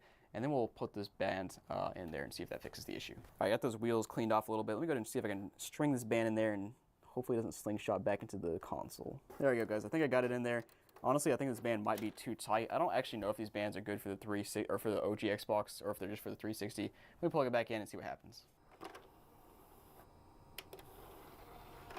Let's go, dude. Yo. So as you guys can see, I press it, shoots out, press it again, pulls it back in. Easy fix. Money, baby. But man, this console's great. It's definitely got the early 2000s vibes with the OG Xbox, the translucent colored controller. You also got the cool save data on here as well, and the console is working now. And of course, this console will be listed down below for sale on my website, so go check it out. And in terms of garbage score, I'm going 3 out of 10. Now this box here is from Goodwill. We should have some Wii U stuff in here, and first things first, we do have a little baggie here with some, looks like some Wii U games, some accessories, a power cord, some sort of cord that has nothing to do with the Wii U. And then digging deeper, we got looks like a Wii U console there. And then it appears that we have a Wii U gamepad. Nice. So first thing first, we'll start with this little baggie here, which appears to have some Wii U games. We got FIFA Soccer 13, Super Mario Bros. U, Super Smash Bros. For Wii U, and Just Dance 2017. We also have, wow, we actually have like all the stands here, like the gamepad stands, the one with the charger and one without the charger, a gamepad charger, all that good stuff. Let's go ahead and check out the gamepad now. Okay, so they packaged in this little thing to protect the screen, which is really interesting. Gamepad itself doesn't look terrible. It's got some, it's not really scratched up, but it's got some splotches and just like dirt all over it. So we can clean that off and hopefully it works. All right, so console pulled out. It's, you know, scratched up as per usual for a Wii U. These things just are impossible not to scratch, but honestly, not horrible. Let's plug it in and see if it works. All right, console's plugged in. We got a red light on it. Also got a red light on the gamepad, which are good signs. Let's go ahead and try to turn, oh, wait, hold on. Oh, we got a disc inside. Yo, we got a little light right there. Let's go. All right, 3, 2, 1. Do we have power? And we do. Now, what game do we have inside? Let's see. Any day now. Yo, we got wait. Hold on. Need for Speed Carbon. I feel like this game is actually worth some money. Hold on. Let's look this up. Yeah, never mind. I looked it up and it's worth like $5. So I feel like there is an old Need for Speed game that's worth something though. And as you can see here, we do actually have. It's not factory reset. We got some stuff on here. So let's go ahead and try kind of like explore this Wii U. We got a Splatoon demo. We got a folder with nothing in it. Well, that's unfortunate. Also got Disney Infinity. We got, what is this? Lost Reaver's Notice. Amiibo tag. What is Lost Reaver's Notice? What? Okay, so I tried to boot it up and it takes me to the Wii shop, into eShop, which doesn't exist anymore. It appears to be, I looked it up and apparently it's not a good game anyway, but it appears that like you needed to connect to the internet to play it. some kind of garbage that just makes this thing useless. Let's go ahead and explore some more. Huh, okay, so I booted up that amiibo tap thing, and apparently this is a, you can use your amiibo and play samples of classic games. That's actually pretty cool. Yeah, I had no idea this existed. I think I have an amiibo sitting around. Let me go ahead and grab one and we'll try it out. All right, guys, we got this random Super Mario Bros. Amiibo here. Let's go ahead and tap it and just see what happens. It's pretty sick. It's like it's actually a present. So let's press A, and it'll open up the gift. You got Kirby, y'all, Super Kirby. Kirby Superstar, I can't say it. I mean, dude, this is awesome. I had no idea this existed, and of course you can't, the eShop doesn't exist anymore, so this is, I don't know, kind of cool to have. And yeah, let's go back to the main menu, see what else see what other kind of stuff we can find here, see if there's any other hidden gems. Now, one of my favorite things to do on a Wii U console is check the daily log and see when this thing was last played. So scrolling back, so it looks like it was, they used the internet browser back in 2016. And then Mario Kart 8 for 11 hours in June 2016. Batman, Mario Kart 8. So not a whole lot going on here. But it does actually look like this whole console and games were like a real bundle that came from somebody that sent it to Goodwill, because we have FIFA Soccer 13, Smash Bros, and both of those are in the lot there, which is, I don't know, kind of cool to see. And of course we gotta check out the Me channel and see what we have here. And we got some interesting looking ones. We got like the standard like Mark. We got Shannon, who is looks like they're from another planet. We got Nick down here, who looks like he's scared.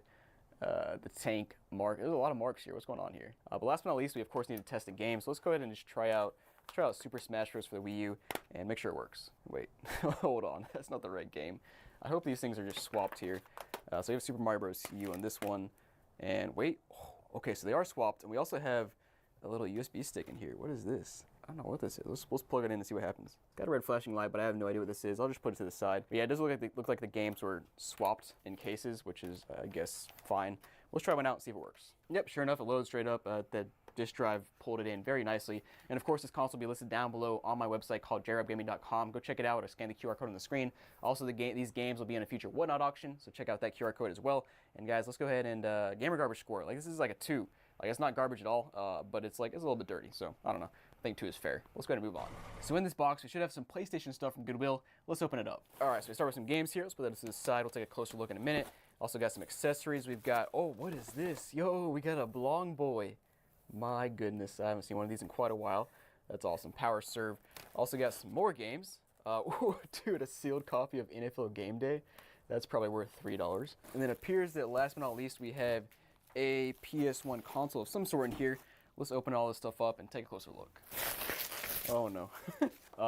That's atrocious. What happened here? Hold on. So we have, it's just like straight up yellow on the left side and normal on the right side. That's, all right, just no comment there. Looks like they had it listed for $19.99 at some point. Let me open up this disc tray. No game inside of there, but honestly, pretty clean for how nasty the color is on this thing. It actually looks pretty clean. We also have the accessories here. So with the accessories, we have a PS1 controller that is also very yellowed, grimy. AV cable, power cable, another AV cable, and a memory card. And now onto the games. As you saw earlier, we have this Power Serve Tennis, the Long Boy here, which is awesome, and it's actually in pretty decent condition. The sealed Game Day. Oh, also a sealed Gauntlet Legends. I feel like that's worth some money. We also got Simpsons Wrestling. I had no idea that existed. March Madness 99, and then just a bunch of other sports games here. And oh, South Park. Nice. I don't know if Danny knew this was sealed when he bought it, but this game goes for like it goes for like $50 to $100 brand new sealed, that's kind of wild, and it's in really nice condition as well. Okay, there's definitely no way he knew this was sealed, because he bought this entire lot for $61, or at least nobody else knew it was sealed. That's wild. All right, well let's put the games to the side, plug the console in, and see if it works. Oh, I knew. What? Oh, you knew? Oh, I knew. It scared me when you opened the door. Got the console plugged in. Let's go ahead and turn it on. And hold on. Okay, the light is green. I just can't see it. Okay. Disk drive opens here. It is booting up. Oh, man, I love that classic PS1 boot up screen. Also, by the way, Simpsons Wrestling is worth like $30 as well. The Power Serve Tennis right here is worth like $20.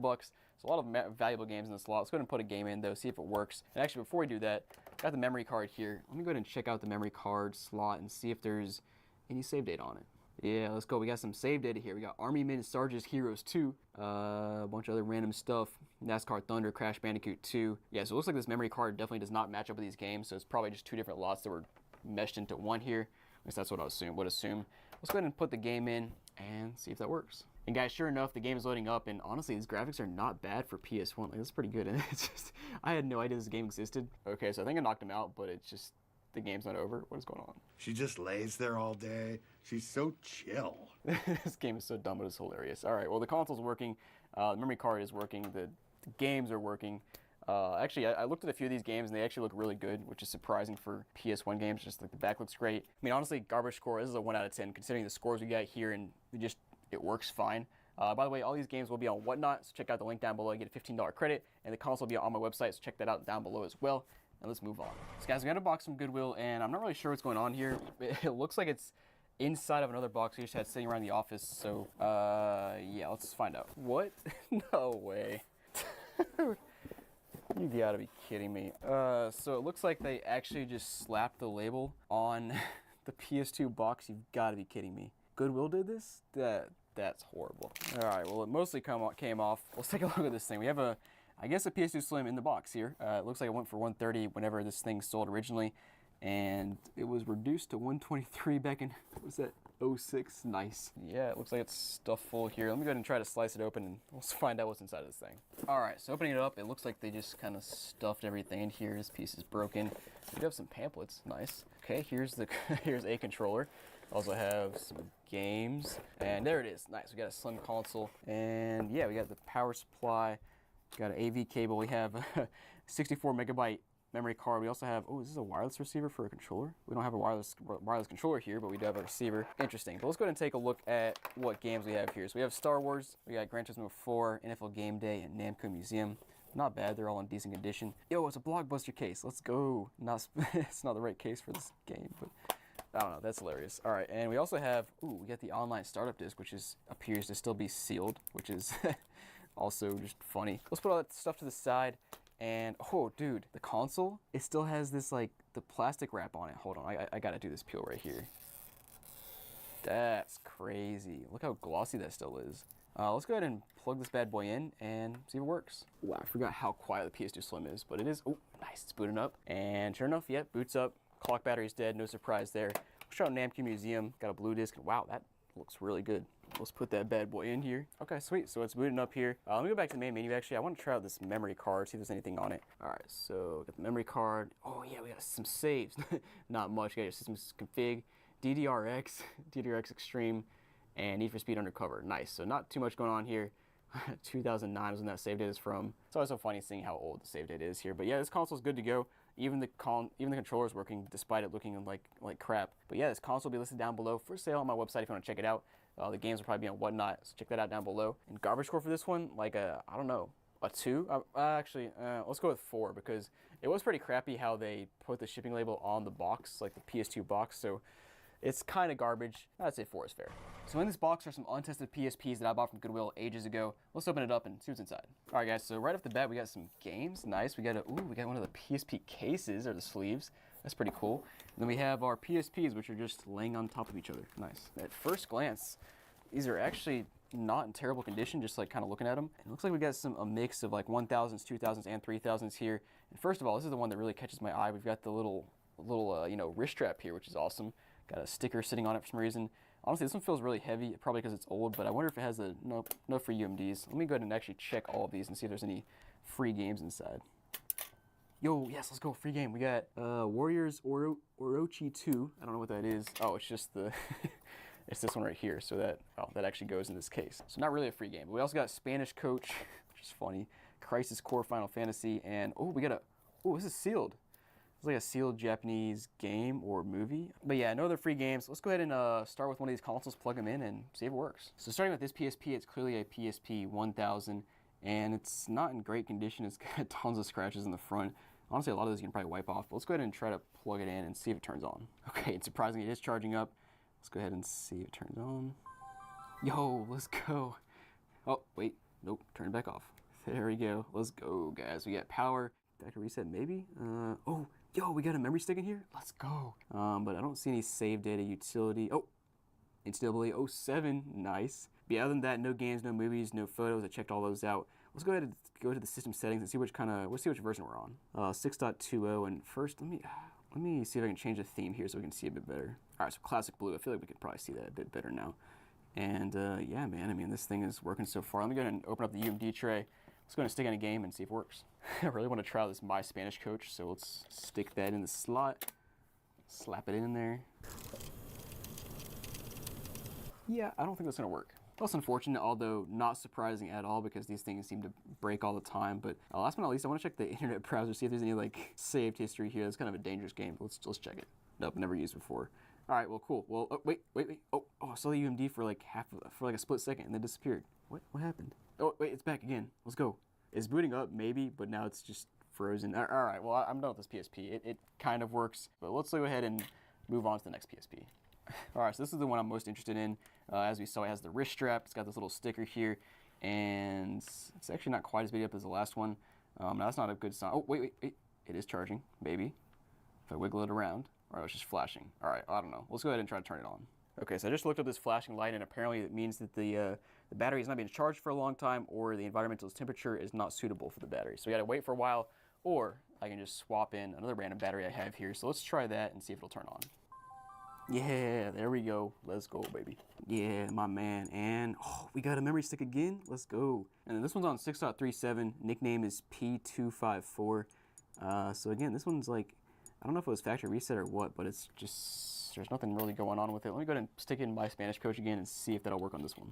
There it is. Let's try to load it up. Yes, we got the thumbnail and everything. Nice. We got the PSP update. Let's go. Wait, hold on. Wait for a second. Okay. I just noticed that the little analog stick here is just gone. I think it's pretty easy to replace. You get a little new piece to put on there, but that's kind of funny. But yeah, this console's working, which is honestly very surprising considering how it looks. Let's turn it off and move on to the next one. So next I've got a slim model. It's the 3001, so it's a newer model PSP. And honestly, it's same as the other ones. It's got a pretty scratched up screen, but it's not bad. Let me go ahead and, I feel like some of these PSPs can turn on without even having a battery as long as you plug them in. Let me go ahead and see if that works. Okay, yep, apparently that does work. And this one unfortunately does not have a memory stick included, which is unfortunate, but that's okay. Let's go ahead and keep scrolling. And we're gonna rock the green background for this one. Let me go ahead and check the system info. We're on 6.60, P499. I feel like none of these consoles, all these consoles must have been factory reset because they just don't have anything going on them, which is strange, honestly, that they work and just nothing on them. But let me go ahead and try out My Spanish Coach on this one. And this one works even better. Loaded up in like 3 seconds on this one, and there it is, sure enough, My Spanish Coach. And man, I love the PSP. It's such a cool console, especially back in 05 when it came out. I just, just like blew my mind when I saw there was like a portable PS2 essentially. But yeah, this console works. Let's go ahead and move on to number 4. All right, so last but not least, we got another piano black console. Looks like it's the 2001, no battery, and same as the other ones. This one's pretty scratched up in the front, but not horrible. I've seen much worse. Let's plug it in and see if it turns on. Let's go. Let's boot it up. Yes, we have another memory stick. Nice. No games though. What? Dude, these consoles are so weird. It almost feels to me like these consoles actually were tested by Goodwill, but why would they call it untested if they were tested and working? Because they all turn on, and they all have memory sticks, or except for one, and but they just have nothing on them. But let me go ahead and check which system software we're on here. And oh, actually, this one has a different nickname. It's got a A!3X, so that's definitely supposed to mean Alex, which is kind of funny. 6.20.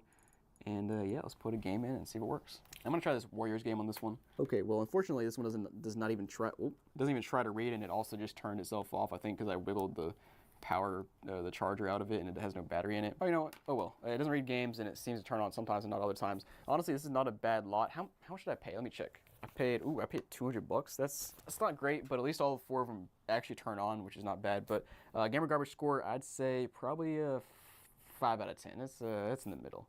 Let's move on. So inside this box should be a 360 from Goodwill. Let's open it up and see what's inside. All right, so here we go. We got some games. We've got a power cord. We've got, what is this? Actually, we have a little barcode here. It tells us this is a not tested Xbox 360 with 5 games. All right, accurate so far. Also got a power supply. We've got a AV cord. Wait, is this? Okay, I thought it was sealed for a second, which would have been kind of cool. And then, of course, the console. Now, pulling the console out, ooh, at first tilt, I hear some stuff rattling around inside, which is probably just plastic. These things are so brittle these days. But honestly, this console looks pretty good. Flipping to the side, we've got a 60 gig hard drive. Flipping to the back, we've got, looks like a Falcon motherboard, which is not bad. Better than a Xenon. Let's go ahead and put that to the side, see what kind of games we have here. All right, so we got the classic rubber banded up games from Goodwill. Gears of War, Fable 3, GTA 5, Darkstalkers 2, and Black Ops. Let's go ahead and check out just one random game. GTA 5, and ooh, it's complete. It's got the game, got the map. Ooh, it looks pretty clean too. Ooh, that's not bad. Let's go ahead and plug in the console and see if it works. All right, I'm hoping for a free game inside this one, but let's check. So 3, 2, 1. We got power. Sounds good so far. Any games? Nothing in there, but man, wow, that thing's actually really clean. There's like no dust at all in the band there, and it's booting up. let's go ahead and see what's on it. All right, here we go. We're booted up. We got Parabo One. Okay, I don't know how to pronounce that, but 4,000 gamer score, not bad. Got the Beatles t-shirt on, nice. This is Fernando's profile from Miami, cool. And we got last played Rock Band 2 in 2013. Guitar Hero World Tour, that's a fun game as well. And the first game played online was Black Ops in 2011, so not too long of a play history here. Let's go ahead and go back out. Let's go ahead and first start by putting a game in and see if it works. And yeah, sure enough, it boots right up. Of course, it wants us to install the game because it's GTA 5 and it's massive. Let's go back to the main menu here. I want to check and see. We saw we have a 60 gig hard drive, so I'm guessing we probably have some games downloaded, hopefully. Let's go ahead and check my games. We've got the Forza Motorsport 4 demo. That's something, but not much. I've come across some consoles in the past that had like 20 plus games downloaded, which is awesome. Now going to system settings, the initial setup is not grayed out, so we don't have family settings turned on, which is good. But of course, I also want to check out if we got any other profiles here. So let's go ahead and see. We got 2 profiles. So one of the profiles, we got Haga Asai. Let's go ahead and log in and see what's up. All right, my man. He's got 1,800 gamer score here. Doesn't say any bio, no location or anything. Last played Forza Motorsport 3 in 2011. Honestly, it sounds like me. I think that was the last Forza Motorsport game I really played, like hours upon hours. But guys, the console's good to go, not bad. It reads games, it works. It's actually very quiet for a Falcon, and no issues at all. This console will be listed down below for sale at my website called jarrabgaming.com. Click that link down below or scan the QR code on the screen, and the games will be listed on Whatnot. Gamer Garbage score probably a 3 out of 10. Like it's a little bit beat up, and it's not a Jasper, but it works. It's not bad at all. So let's go ahead and move on. Now here I have 2 packages from Goodwill that Danny said I need to pair up. So let's go ahead and open them up and see what's inside. I'm gonna start with a small one here, see what's in it, and we got a bunch of games. Okay, and yeah, it's just a bunch of PS3, PS4, and PS5 games. Hold on, dude. We have a copy of 2K22 for the PS5, Black Ops, Call of Duty Modern Warfare 2, Black Ops 2, another copy of 2K21 for the PS5, and Monster Jam. So I'm guessing there's either a PS3, PS4, or PS5 in here. Let's open it up and check it out. All right, apparently even Goodwill wants it to be a mystery because everything is wrapped in brown paper. Okay, more games here. We have nice Madden, GTA 4, MW3, or just a bunch of sports games. These are actually in really nice condition though. That's strange. Oh, that's not good. Okay, okay, so I finally got the PS3 out, and indeed it is a PS3 Slim. This thing is filthy though. Just look at all the dust in those cracks there, and look at the dust on the side here. Zoom in there, just like, oh, that's nasty. And then the real shocker here is our GameStop refurbished warranty sticker, which is just hilarious. And it's a 160 gig apparently, and it even has Magic Eraser on the sides. Oh, this is pure GameStop right here, even though it's from Goodwill. But let's plug it in and see if it turns on. All right, guys, got this thing plugged in. 3, 2, 1. We got power. I'm gonna be really surprised if this thing actually turns on and works. But we have free games. Nope, no free games. So let's see if it boots. Yes. All right. It took it a good like 20 seconds to even recognize that the PS3 was on, but we are booted up, and I got profiles. We got user 1C Diamond. We also got Mark. Let's start with user 1C Diamond. Quite the name there. And we have we got message box. We gotta check the message box here. No received messages and no sent messages. That's kind of tragic. Let's go ahead and see when the last time this person was playing. And by the way, no game saved here, which is kind of disappointing. But let's go ahead and check out the save data utility here. And nothing. Okay, great. Let me check out Mark here. All right, Mark, when's the last time you played? And nope, never played. And message box, nope, doesn't exist. So we have a couple of profiles on here, but they just either never played or halfway deleted their data. I don't know, but let's go ahead and put a game inside of here and see if it works. And like I said earlier, these games right here, at least the PS3 games, are actually in really nice condition. I fail to believe that these PS3 games were originally paired with this console. They probably just kind of threw them in a bundle together at Goodwill. But like, look at the bottom of that game, it's perfect. This one, GTA 4 right here, even comes with the map and everything. And by the way, all these games will be on Whatnot at some point in time. Check that out down below. You can get a $15 credit. I mean, yeah, the disk drive could use some work. And now, of course, it just stopped making that noise. But basically, it sounded like whenever the laser was going back and forth, it made like a squeaking noise. So maybe it needs some more lubrication or something. But it is working without an issue. That's actually the fastest I've ever seen a PS3 game load. Yeah, this console works just fine. We got a bajillion games. Now, in terms of garbage score, I'm gonna have to say a 5 out of 10 because it kind of is garbage because of how dirty this thing is. But it also works perfectly fine. So also kind of not garbage, so you can see my predicament. That's why I go right down the middle. And guys, this console will be listed on my website down below. Go check it out. So guys, thanks for watching this episode of Gamer Garbage. I hope you enjoyed, and if you did, you should go check out this episode of Gamer Garbage. And guys, I'll see you next time. I spent over $3,000 on untested PS3, Xbox 360, and Wii consoles from Goodwill, but there's a problem. You see, some of the consoles have giant Sharpie X's on them like Goodwill knew they didn't work, so in this video we're going to test them out, see if they work, and see if we can turn a profit. Guys, welcome to the Texas Load. And you can see right off the bat here, a giant Sharpie X on top, a pretty disgusting console, and it is also missing the warranty seal, so not a great sign, but let's plug it in and see if it works. So I have everything plugged in, and the other thing I noticed here is it actually has a BD written on here, like there's a problem with the Blu-ray drive, so we'll find out here in a second. Let's go ahead and boot it up and see what it does. And yeah, it did boot up. Let's go ahead and put a game in. That'll be the true test here, since we have that BD written on the console. And started out decent, pulled the disc in. Okay, yeah, there's definitely a problem. It's like, it's trying to spin the disc, but it can't for whatever reason. Honestly, it might be because the thing is so dusty, it might just, wow, look what it did to my disc when it spat it out. It just made lines all over it. Ooh, that's disgusting. Yikes. Okay, so that console definitely does not read games or do anything with games. We'll try to open it up and see what's going on inside. All right, guys, so I'm taking this PS3 apart to get inside, and look what I found with these 3 screws right here. It looks like somebody, I don't know if you can see, but it looks like somebody might have drilled them out and then basically carved them out so you can use a flathead here. So that tells me that I don't trust anything that's going on inside of this PS3 because somebody probably stripped the screws and had to get them back out or in or whatever they had to do with them. But this is, yeah, pretty sketch. Let me try to use a flathead on this now. Yeah, that's pretty messed up. I don't know what we're gonna find on the side of this thing. We got those screws out. Let's go ahead and take the cover off and see what's going on inside. The like dust inside of here is just disgusting. I don't know, this thing's just pretty nasty. Dude, wait, you can't make this up. All right, so basically the power supply goes here. That's the fan, that's the disk drive. And this ribbon cable goes from the disk drive to the motherboard, and it's one of the cables is just straight up smashed underneath this metal piece. So it would not surprise me if that one cable is what controls, basically gives power to the disk drive to spin, or something along those lines. And this cable is now just smashed. So let's go ahead and see if we can pull this thing out and see what's going on. Oh yeah, that's not good. We've definitely got like 2 giant cuts in that wire. All right guys, so I have this console partially back together now, and I have a couple notes to make. First of all, I did test out with a multimeter this little crimped cable here, and it does have continuity, so I don't think it's the issue. Now it could be crimped enough and kind of torn apart enough that not enough current's getting through there and that's causing an issue, but I doubt that, but maybe it's the issue. I don't know. I have everything plugged back in minus basically the top cover. The disk drive is not here, so we can kind of see what's going on. Let's go ahead and turn it on and just see what happens here when we try to put a disc in and just see what it looks like. All right guys, so the console booted up. It's still not reading the game, but it is actually spinning. For some reason earlier I thought the disc was just not spinning at all. So what the problem is, it's probably a bad laser. We could clean up the laser. It's probably not going to fix it in this case, but we might as well try. Basically the other solution is to turn up the power, or actually I don't even know if you can do that on the PS3, but what we'll probably have to do is replace the laser. Unfortunately, I don't have a laser replacement right now.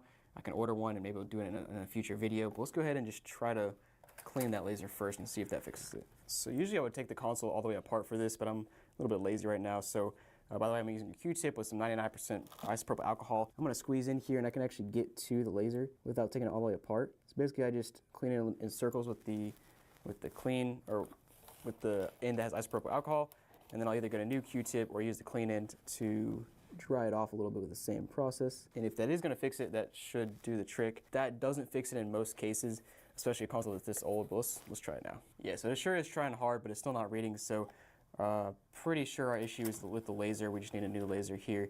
Like I said, I don't have a new one to replace it with right now, but I'll order one and we can replace it in a future video. So let's go ahead and move on to the next console. So this console I find pretty funny. It even came with a sticky note telling me the issue. It says powered on, but LED lights don't work, but parentheses works. So, I mean, they're not even trying to hide it there, but let's go ahead and turn this thing on. Well, first of all, yeah, warranty seal is gone as well and pretty dirty. This one's almost identical to the last one. Let's go ahead and plug it in. And yeah, they're right. So I got it plugged in and there is no light there, but it's turning on. That should be as simple as maybe a ribbon cable unplugged, maybe. And of course, it never fails with these PS3s. It is factory reset. So the interesting thing about this one is that the blue light does work there. It's just the power button is literally the only light that doesn't work. I mean, the console works, it booted up, the game is working now as well. But anyways, this console is at least working, very dirty, but we'll list it on the website down below, so go ahead and check it out if you want to buy one. Let's move on to the next console. Now next up I have a PS3 Super Slim, and again, this one has a giant Sharpie X on it, and also says BD in the corner for Blu-ray, presumably. Now this one, the easier thing is that we have the laser exposed, so maybe we can clean the laser and see if that does something, assuming it doesn't actually work. But the warranty seal is still intact. Let's go ahead and plug it in and see if it works. Oh, okay, so this one, power button doesn't work. It literally will not turn on. So this definitely happened on another PS3 Super Slim from a few weeks ago where the PCB for the power button was just messed up. I had to replace it and the console worked fine. So let's go ahead and take apart the PS3 Super Slim, see if we can get the power button working. I'm pretty confident we can, but let's go ahead and take it apart and see what it looks like. All right, got the 400 screws out. Let's take the top off here, and it's a bit dusty, but not bad at all. All right, so typically you press this power button, and the plastic piece will touch a metal piece, which then makes contact with the PCB board, which connects to the circuit or completes the circuit and makes it turn on. Now, the last time I saw this, there was a little like metal piece that was basically falling out. Let me see if I can get down there and see if that same metal piece is gone. All right, guys, hopefully this will focus, but sure enough, same situation as last time.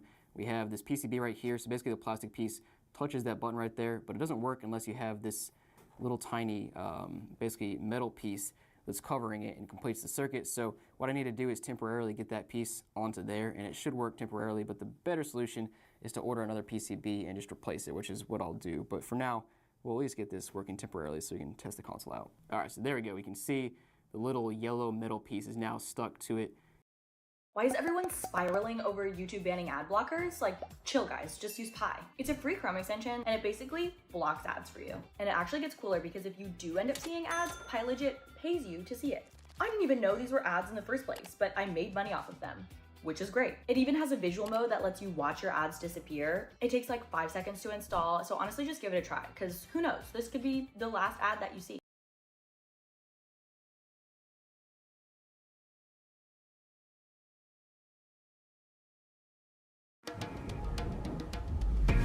Understanding you is how T. Rowe Price brings your retirement dreams to life. With a history of generating higher balances by actively managing our retirement funds, we offer solutions that can let you keep exploring wherever life takes you. That's the power of curiosity. Better questions have delivered better outcomes. T. Rowe Price. Invest with confidence. And so if you click down on it, it does physically press and it'll complete the circuit. So we'll put that back in there for now and just try to boot the console up and see if it works now. And just a quick test, you can, yeah, it's definitely clicking now. So that should be good to go. Let's go ahead and plug it in. All right, guys, so the moment of truth, 3, 2, 1. Hey, we got life. Let's go. It's such an easy fix too, but it's super satisfying to get it to work. Well, let's hope the console turns all the way on now. Let's wait. Even the broken console is factory reset? Are you kidding me? And, well, the best part is the disk drive is not working. It won't spin at all. Oh, wait, hold on. I think it's unplugged. There's a ribbon cable loose in there. Okay, I must have accidentally taken a ribbon cable must have come loose when I went in there. I didn't put it back. All right, let's fix this real quick. That's actually really strange because that's not even a ribbon cable I touched at all when I came in here. Like, this ribbon cable was just pulled out itself because that's not even related to the stuff I pulled out. So, let's keep going down here and fix that. All right, now I think it should be good. Let's go ahead and turn this thing back. No, I fixed the ribbon cable and the power button thing came out of place again. Oh my God. All right, let's try this one more time.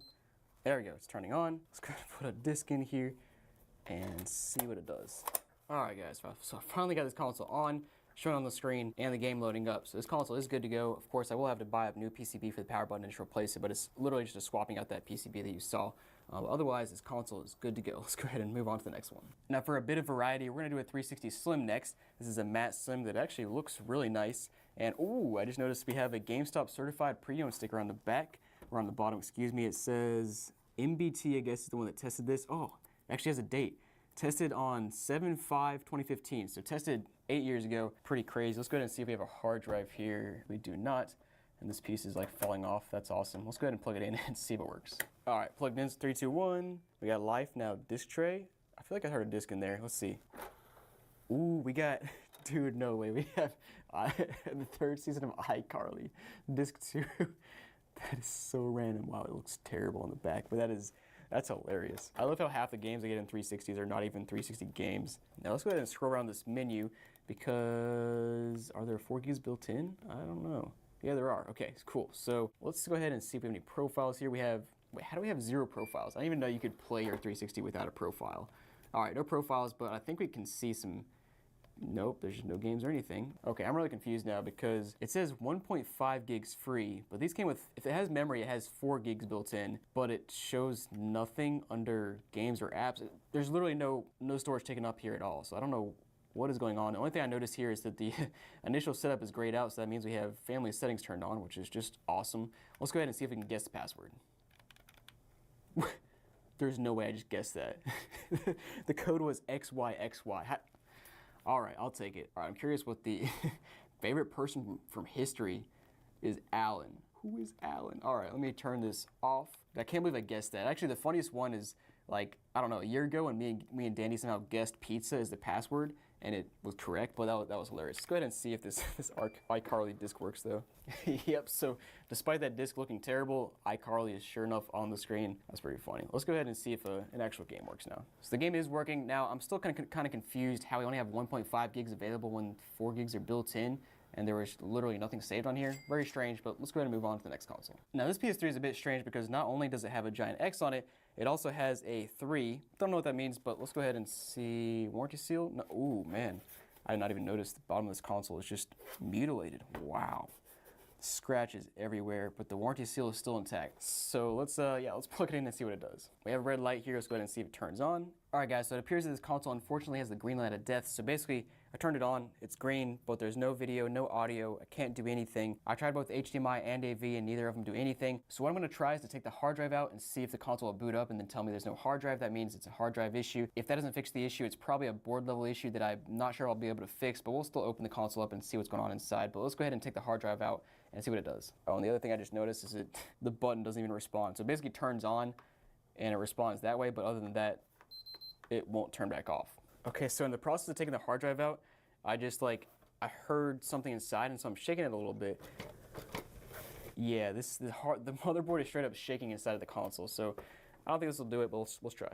Yeah, so still nothing. I turned it on, just nothing on the screen. I can't even turn it off anymore, so the hard drive is not the issue. Or to be fair, it could be an issue, but there's definitely bigger issues. And we'll open it up and see what's going on inside. I don't think I'll be able to fix anything because it just sounds like the motherboard is bouncing around inside. All right, let's go ahead and open this console up. Got the screws out already. Let's see if we can pop the lid off. All right, there it goes. Yeah, actually not too dirty. A little bit of dust there, a little bit of dust in the fan, but nothing too crazy. Now this is the console that we heard just some major like rattling around inside. So let's keep digging down further and see if we see anything obvious. All right, now time for the thermal paste reveal here. See if that'll reveal any secrets. Not really, except for, wow, that actually looks, that's a lot more coverage than I usually see on these PS3 Slims. Usually it covers like half the chip, and it clearly has not been replaced because the warranty seal is still on it. And just looking at this board, there's nothing obvious, like the board is not bent at all. I don't see anything out of place. Obviously, this is likely an internal board issue where I'd actually need to pull out like my multimeter, oscilloscope, and do a lot of measurements, which I don't have the tools for to do that, and I don't have the know-how to get into that right now. Hey, hello everyone. Hi everyone. Thanks for joining. Hi, my name is Aisha Bash. I'm Cloud Developer Advocate at Microsoft, and today I'm joined by Bruno. Hi, Bruno. Hey, guys. Hello, everyone. Yes, I'm Bruno. I'm also a Cloud Advocate at Microsoft, and hey, super happy to be here because I think we are kicking out this series. We are also going to talk about AI and Gen AI, and hey, I'm super excited. Yeah, me too. This is going to be Generative AI Level Up Tuesday. So there will be multiple sessions, and this is the very first one. So thanks for kicking the series off together with us. And we have a full packed agenda for you today. We can start and jump right in. Okay, let me share your screen. There it is. Oh, okay. Once again, here we are. Here we are again, and I will move right away because we have a lot to talk about today. So a couple of things I want to highlight before we jump right in. So we will kick things off with talking about generative AI in today's world and how we can leverage generative AI in Azure. And after that, Bruno will briefly talk about how models, large language models work behind the scene. We have amazing demos for you today. We will show you how we can actually leverage Azure AI Foundry too.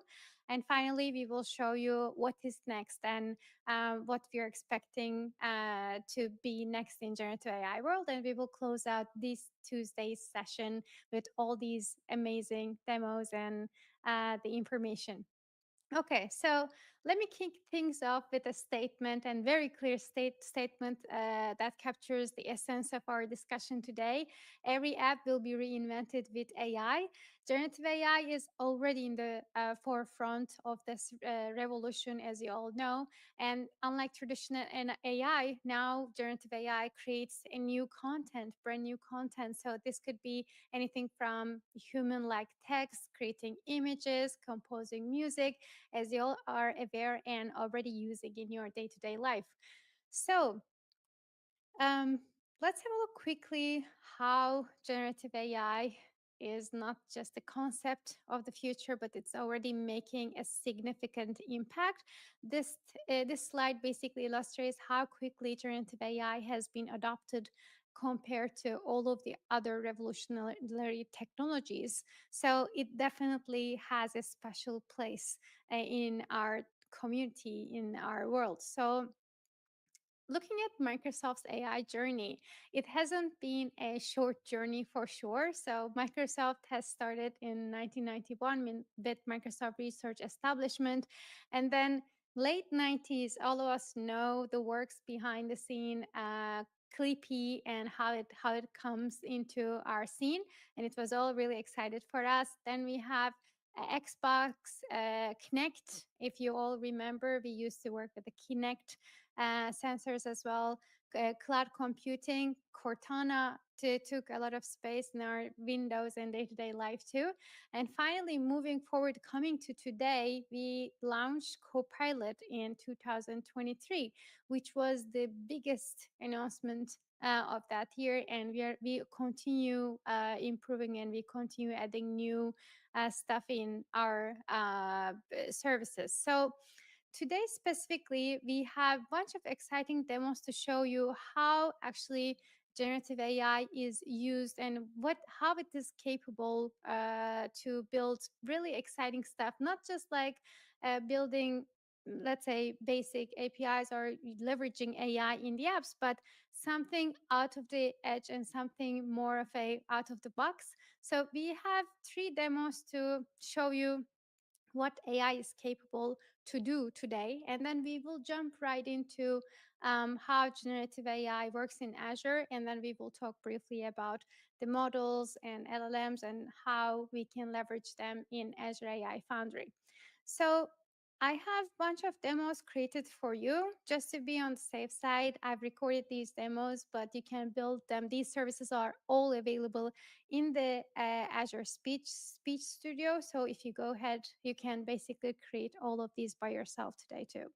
So the first demo I have is actually text-to-speech avatar. So the text-to-speech avatar, you can basically find it in the Speech Studio in Azure AI. If you scroll down, you will find the text-to-speech avatar right at the bottom. You can basically choose your own avatar. Here in the demo, I choose Lori.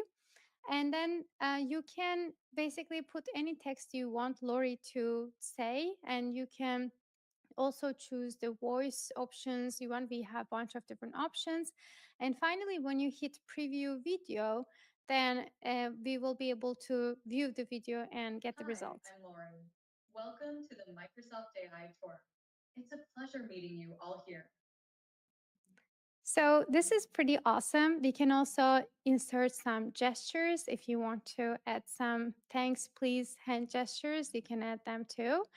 And also you can change the languages if you want to test another language, and I can only confirm Turkish here. By just changing the text to Turkish and hit preview video, you should be able to get the same video in different languages. So in that case, voice is Emen, and if we test this out. Merhaba, ben Lori. Microsoft Yapay Zeka turuna hoş geldiniz. Hepinizle burada tanışmak çok güzel. So you can see the result right away here. If you scroll down, you will see that you can test the sample using Python. We already have sample code available here. And if you scroll down, you can access to all of your resources and services. So this is step 1, Speech Studio. But I also want to show you 2 other services that we have available in the Speech Studio. So the Second one we will see today is the live chat avatar. Let me start this one too.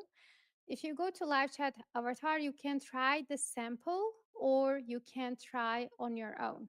So here, if you just set up your settings, you should be able to choose the language you want, the voice you want, and then you can define your avatar's behavior as well.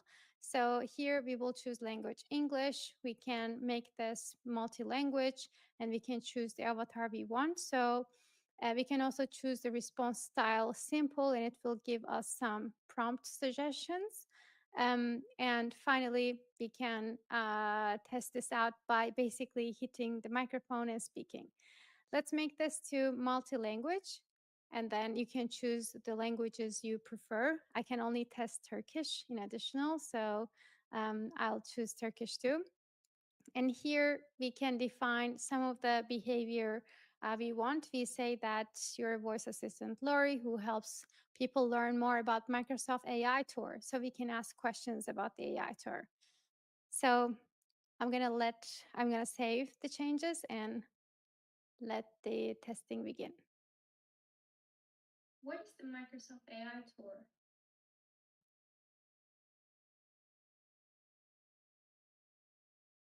The Microsoft AI Tour showcases Microsoft's advancements in AI, offering education, demonstrations, and networking to help professionals and enthusiasts.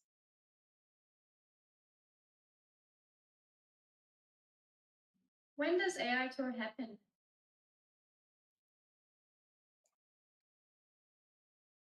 The Microsoft AI Tour occurs annually, with specific dates varying each year. Visit the official website for the latest schedule and event details. What is the benefit of joining the AI Tour? Attendees gain insights into AI advancements, practical applications, networking opportunities, hands-on experiences, and expert knowledge to leverage.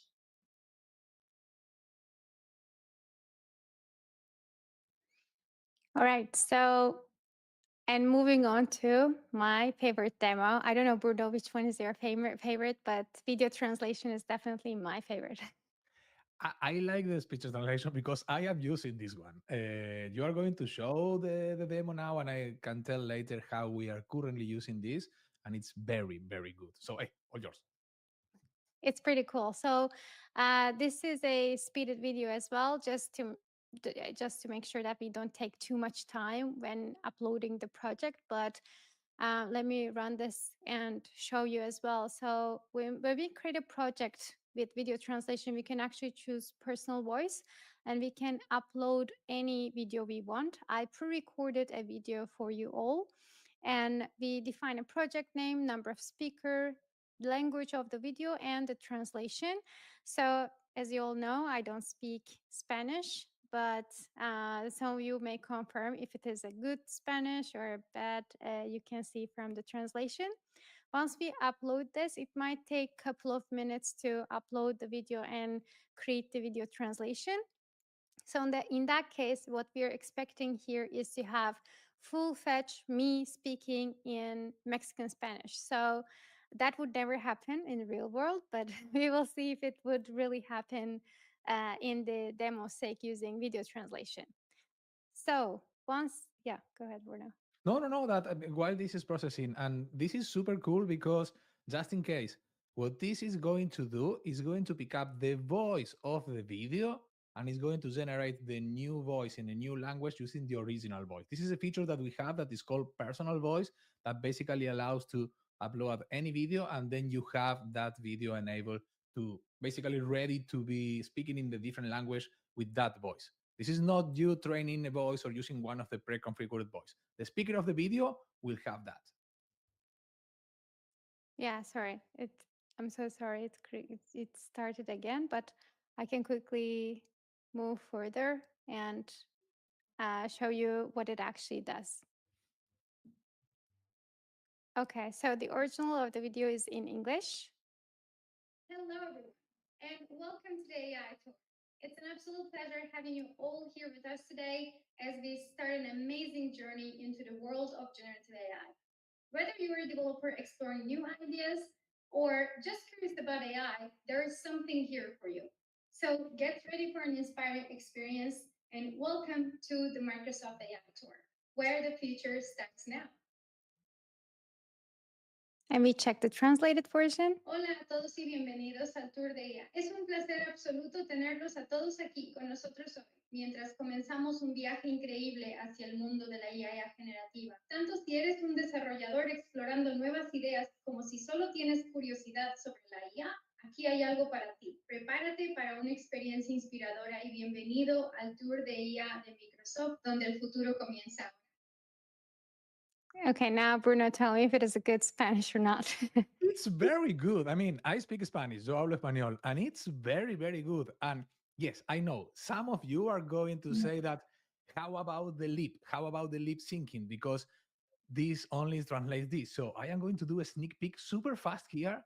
Yeah. In the latest version, this is a video that I created and translate to Portuguese. Okay, this is a set of crappy demos and tests that I have. But if I want to pick up one of the versions and I want to translate this in example to the first one, Saudi Arabia Arabic here, we have this new feature here that is going to also fix, or it's going to do the best to fix the lip sync.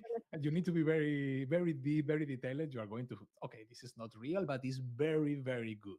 So, hey, as I said, this is amazing to create these videos and using the original video to share this. In example, for a set of promotional videos that we have for Reactor series and more, what we are doing when I record the video in English or Spanish, my two languages, in this voice, then if, I don't know, someone from the Reactor ask me, can we have a Portuguese version of this?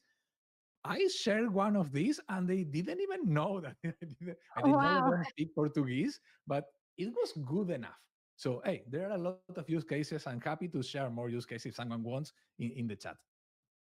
Yeah, with the lip sync, I think it would be hard to identify if it was really yours or not, because voice is exactly the personal voice of the speaker. So it's hard to understand if they're really speaking themselves or if it is video translation. But yeah, I'm pretty sure there are many use cases for the service. So we definitely want you to check out if you have the access to the personal voice service too. I think that would be awesome to have a look too. Okay, so moving on to generative AI in Azure. So as you all know, we have many AI services available in Azure, and the translation, text-to-speech, avatar, etc. All of these services we've just shown is a part of Microsoft Azure AI services too. So let's have a closer look what we actually have. If we break down into categories, we have services available under Azure AI as Azure AI services, which are pre-trained services, meaning that if you're a developer looking for more of a API service where you want vision, speech, or any of the, let's say, models, pre-trained models, then you can bring them directly into your app and leverage generative AI. If you're a developer or if you're a scientist who wants to build their own model from scratch and train and prepare all of the steps from scratch, then Azure Machine Learning is here for AI models, for designing, managing. It has all the toolings available for you to build your own AI models. We also have a bunch of tools for responsible AI. So this is pretty important as well. Responsible AI tooling is part of Azure AI. And finally, to basically summarize it all, we have Azure AI Foundry. This is the place, this is a platform where we use to develop, deploy all of the custom agents. So this is a place where we actually test out the models we have, bring everything together, and create end-to-end solution. So we will dive a little deeper in the AI Foundry, but to generally have a look. This is the platform where we have all of the APIs and model choices available. The model catalog we have is really huge, so you can test out different models out there by just going into the AI Foundry. This is a single space to go ahead and check out for all of your needs. So we have complete AI toolchain, responsible AI tools, enterprise grade, production ready environment. So when either you're looking for testing the models, building a POC, or you're looking for a production ready app using the generative AI, then AI Foundry is definitely going to be the platform for you. Okay, so this wouldn't be a session without talking about the Copilot stack. As we all know that Copilot, today we have two sections when it comes to Copilot stack. We have Microsoft Copilot, where we use Microsoft Copilot's own orchestration and AI behind the scene. Or if you want to, you can build your own agent apps by using custom orchestration, custom models. You can choose your foundation models. You can bring your own data, build your AI infrastructure. To do that, we actually combine Azure AI Foundry, and we use the solutions available in the Visual Studio toolset or Copilot Studio. And we also have GitHub available for us to build everything end to end. So in today's session, particularly specifically, we will focus on your agent, custom agent side of things, where we work with our own AI models. We design our own agent from scratch instead of using something out of the box. So to move forward with how language models work, I'll hand over to Bruno so we can learn more how we can actually leverage language models in our apps. Yes. So, hey, first of all, because before we move forward, I want to tackle a couple of super quick questions that we have here. And this is close to me because I'm a C# developer. I mean, I have 50-50 with Python and C++ and other. But yes, we can use C# to consume this. All of our SDKs are supporting JavaScript, Java, Python, C#, and more. So take a look at everything that we have here. It usually covers the top 4 languages and more. There is another question here that is super cool also to have, is that, and we are going to cover this while we are talking, is what is responsible AI tooling? So responsible AI for us is a set of principles that we have where every time that we do some, not AI, but every time that we do an application or a solution or something, we have these principles. I never remember those is very bad, but we talk about fairness, we talk about transparency and more. So in order to promote this, we have best practices, that this is what we learn when we are working with clients or internally, and we share with everyone, but we also have tools, and we are going to see a couple of them. So the tooling part is an example. If we have a model and we want to apply filters to the behavior of the model when we are using that model, that's custom filters. And there are other tools, but this is the tooling part. It's basically how we can provide these frameworks or tool to support our principles in responsible AI. That said, let me hide this and move forward. It's super important, and I think this is one of the coolest part when we talk about Gen AI, to understand, and I'm going to do kind of fast, how models work, because it's super interesting to see, hey, what is happening here? So at the end of the day, and remember, this all started on Attention is All You Need paper on 2017 by Google. The paper was going around for years until our friends from OpenAI, they add a little extra secret sauce, and November 30, 2022, they put ChatGPT on the world and broke everything. People started to interact with the chat that really sounds human. You started to talk, to text first, now you are talking, but to text with the chat and really have cool answers, and it have the feeling that it's really, really good. But behind this, literally what we have is this. We have a model. Let's talk about GPT mostly, because those are the ones that we mostly use here, but think about the Llama model or all of the models that we have. And the way that it works is they have an input and they have an output. So we provide an input, and then they are going to complete. They are going to, based on the input that we provide, they are going to add the extra word, and it's going to another and another, and this is what they do. They basically are doing completion. But we don't talk about words here. We talk about tokens, and this is important.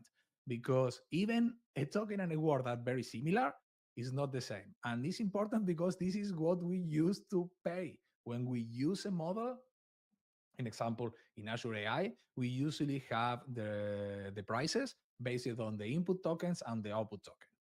But remember this, what the model is going to do is literally going to try to complete and generate the next token. So we are going to give a sentence or a word or something, which is going to be split on n tokens. You are going to have these tokens, and the model is going to try to generate the next token. What is cool about this is that, oh my God, now I am going to do a pause here. I have here one of the creator of this slide, which is Aika. And why did you choose this anthropomorph? I can't even say the word in Spanish, but this is an idea. In example, we have 1, 2, 3, 4, 5, 6 letters here, sorry, 6 words here. But when we tokenize this sentence, you can see that we have a lot of different stuff here. This is one token, one word, one token, one word, but anthropo something, not going to say this one, is literally 3. Then ChatGPT also have 3 here. So this is how tokens works. And by the way, if you want to take a look at this, how it works, if you go to platform openai.com/tokenizer, we also have something similar around in Azure Learn that explain this, but this is how it works. So when we provide this input to a model, it's going to perform the split on the tokens and it's going to try to generate the next one. So at the end, the next one is going to be icing. I can say that, not the first part.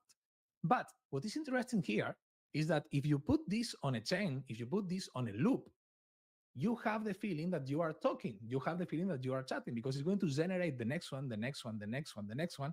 And you can see here how when we start to interact with the chat model, this is what is going to happen. So we are going to have the completion here. And by the way, this is an example. If we add right now at any model, and we write, we need to, and wait for the answer, it could be anything. But keep in mind that this is an example. Another part which is important is that when it generates the next token, what we have there is also a probability of the token. So we can go for the highest rate probability, which is going to be icing. But if we make some changes here and there, okay, don't give me the most likable one.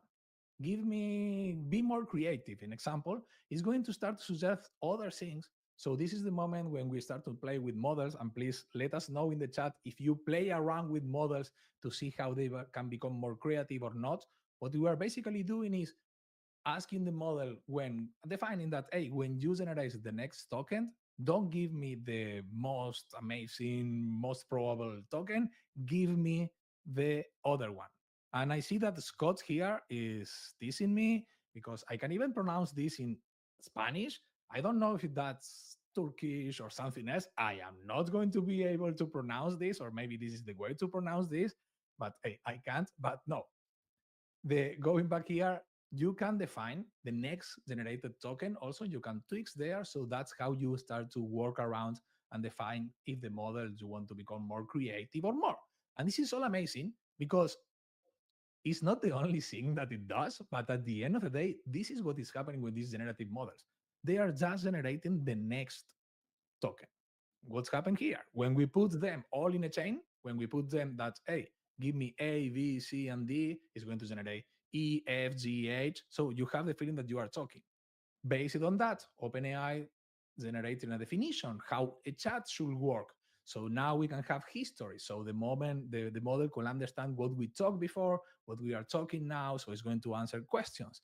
We can have the chance to add information from external data sources like documents or more. So it's a whole growing ecosystem. But at the end of the day, I mean, I like this sentence, but it's so unfair because it's happened a lot. But yes, it's the only thing it does.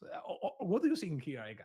And by the way, kudos to you and the AI team because you created all of this content and it's amazing. But any thoughts on this?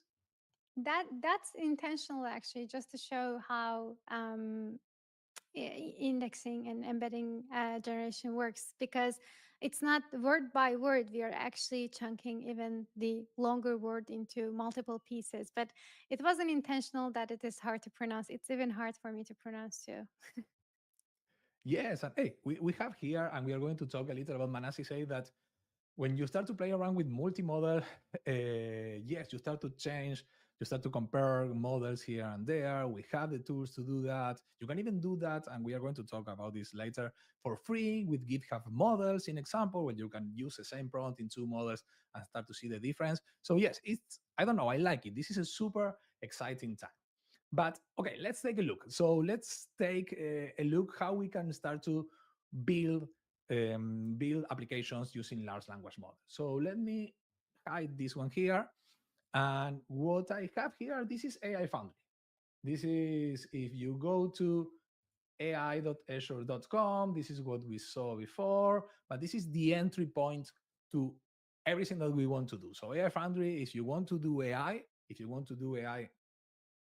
mostly at enterprise level, if you want to have everything that we talk, this is when you can start. And you're going to start with you need an Azure subscription. You can get one for free.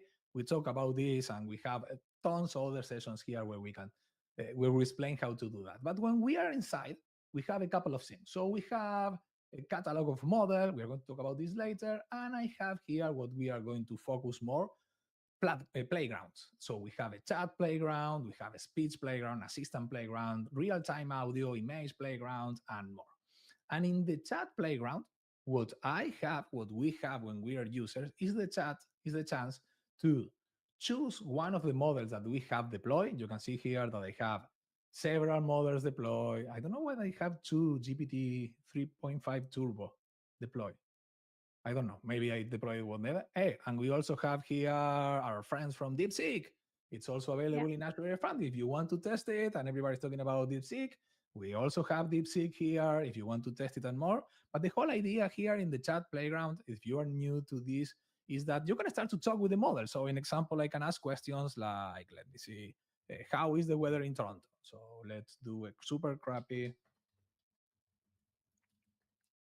And remember, this is just, let me go for a GPT-4o model. So this is just a question for the model, how is the weather in Toronto? And the model is not connected to anything. So it's going to say something like, hey, I am not going to be able to provide a response because I don't have a weather information and more. And this makes sense because the model is not connected. Remember, the model is just generating the next token. So it's basically completing my sentence and making sense that this is a conversation, so I need to reply this. But what we can do, and I like this, is that we can play around with some parameters here. So I can play around, in example, if I have the parameter, remember when we talk about how creative the model should be? So we have the temperature. The temperature is a value between 0 and 1, that 0 to 100, if you want to sing, that basically define how creative the model should be. The same with top priority. And we can define how many tokens we want to use for the response, for the input. So we can play around with a lot of things. But because we are using this chat interaction, we are using this chat format, we can also define how the model should behave. So I can say here, you are an existing AI, you're an AI assistant that helps you people for information. You always replies using emojis, but that jokes. Yes, I know. We are not supposed to do this. So I can apply the changes. It's going to say that yes, so I have this. And if I ask the question again, let me clean the chat. And if I have the question, how is the weather in Toronto? What we are going to have is, hey, I can check the weather, but I can give you a joke. What did the Okay, I am not going to read the joke. You know me, they are very bad. I am very bad with jokes also. But we can define how the model should behave. What I really like for this, when we start to work with models, is that we can even generate a prompt. We can even generate the system message that is going to define how the model should behave. So what we are doing here is I'm going to ask to generate a system prompt that is going to basically, you are a grumpy assistant that only answers questions related to football, to soccer. Football for the rest of the world, soccer for North America. So it generates here a very nice system prompt. And let's take a look at the system prompt. So the system prompt is going to say, hey, you're an assistant that's only responding in grumpy tone. If the question is not related to football, do something, keep the responses short. Avoid being rude or offensive, but be grouchy here. But this also add a couple of things here. So add guidelines, and this is important. The models, now how to talk with models. So it's realized that, hey, if I add these guideline sections, it's going to be better for the model. Also add tone and style. We want a grumpy model. So there it is, the explanation of a grumpy model. The output format. Also add some example. This is a technique that is called few shot learning, where we provide a model some basically few shot learning, a very small set of samples that the model is going to use to define the behavior. And at the end, it usually have some notes. Do not break characters and avoid long detailing conversation. So if I go back here and apply the changes, let's try one more time with how is the weather in Toronto. What we are going to have, not my problem, as someone else, stick to football. So will you? So we can do a lot. And by the way, everything that we are doing here, we can literally start to code here. We can start to use C#, Python, JavaScript, or more. We can connect to this model. We can define this. We have tons of data and samples and we can do plenty of things. And what I really like about this is, as an example, when you write your code to do chat, and this is just one of the thousands of things that we can do. If you want to change your model to not be a GPT-4o, to be a DeepSeek 1, in example, you just change the name of the model, and that's it. There it is. Now it's cleaned everything because this is a different model, and I think it's also in a different region. But you can basically use the same SDK to interact with tons of different models. And this is basically how you can do with models, how you can pronounce. And again, if we want to talk about safe and security, this is the tooling part. We maybe want to see this later and more. We don't have time for everything, but really, I want everybody to keep in mind that models are just completing the next sentence.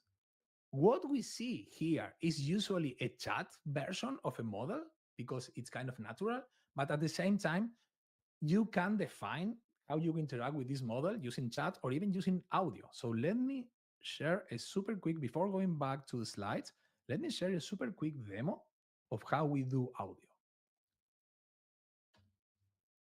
Audio playground, so first of all, let me know if you can hear the audio. Audio playground, where we can literally interact in real time, in this case with the GPT-4o model, and it works very, very nice. So in example, let's start listening let's start having a conversation with the model. So we can say something, hello, this is Bruno. I have a couple of questions about Toronto. I'm here and I want to see what is cool to see here. Hello, Bruno. Welcome to Toronto. That's awesome that you're here. There are plenty of cool things to see and do. You might want to check out... And hey, this is great, but if I want the assistant who has an amazing backend with the GPT-4 model to interact with only do something, I can help, and I can use here another assistant that is going to generate a prompt to interact with a grumpy assistant that only answers a question about soccer. This one is going to generate a full prompt here where we are going to see the main instructions here for the model, a couple of tips for interactions, the expected output format, and also few shot learning with a couple of samples, like the user input. How are you today? I'm here in Toronto and I have a couple of questions about the city. I only talk about soccer. Okay, so, but can you help me to know what is cool to see here in Toronto? Not my area. Okay. Let's switch to a soccer question. An example, who is the best soccer player in history? Hey, this is just a sample, but what we saw is that, in example, the same rules that we apply to a text-based model like a GPT-4o or DeepSeek or GPT-3.5 or Llama or whatever, also applies, in example, to a real-time audio model. So we can do a lot with a lot of this. So going back to the slides, what we saw here is that, hey, we can play around with the system prompt. We can play around defining how the model should behave, changing the temperature, priority, or more. The full flow is something like this. And again, this is kind of a very short version. We can do much more, but you define a system message. So you define how the model should behave. You define the parameters, how creative the model should work or not. And then you start to chat with this, and hey, you have the response. With all of this, we can do amazing things. And I saw a lot of questions. I'm going to go back to the chat anytime soon. Thanks for the comments and for interaction. But this is what we really want to show, because it's kind of amazing that right now we can do this. 2 years ago, it was kind of crazy, but it's even getting crazier because we have a lot of models. Yes, Aiga? Yes, for sure. And there are a lot of questions in chat actually. So, which model to choose, which model to use is basically one of the questions in the chat as well. Okay, do you want me to share your screen? Because this is also an interesting part, how Yeah. you can use these platforms to basically choose a model. Should I go back to you and show the Yeah, GitHub models? let's do it. Yes. So, GitHub Marketplace is actually another space where you can test out all of these models. AI Foundry is one of the places where you can test this. And also, there is an option to deploy your app. If you design it in the AI Foundry, you can deploy to a web app or you can deploy to Copilot Studio right away.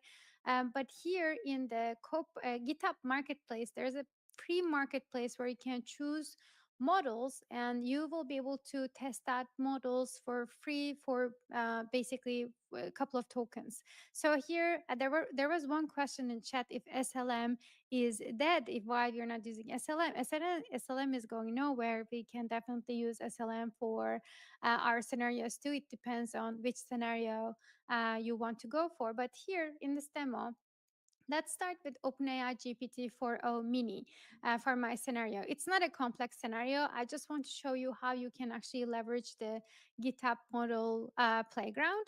So just like Bruno did in AI Foundry, I want to put a system prompt here, which is a bit funny and not super serious, but you're a grumpy assistant only answering questions about rubber ducks.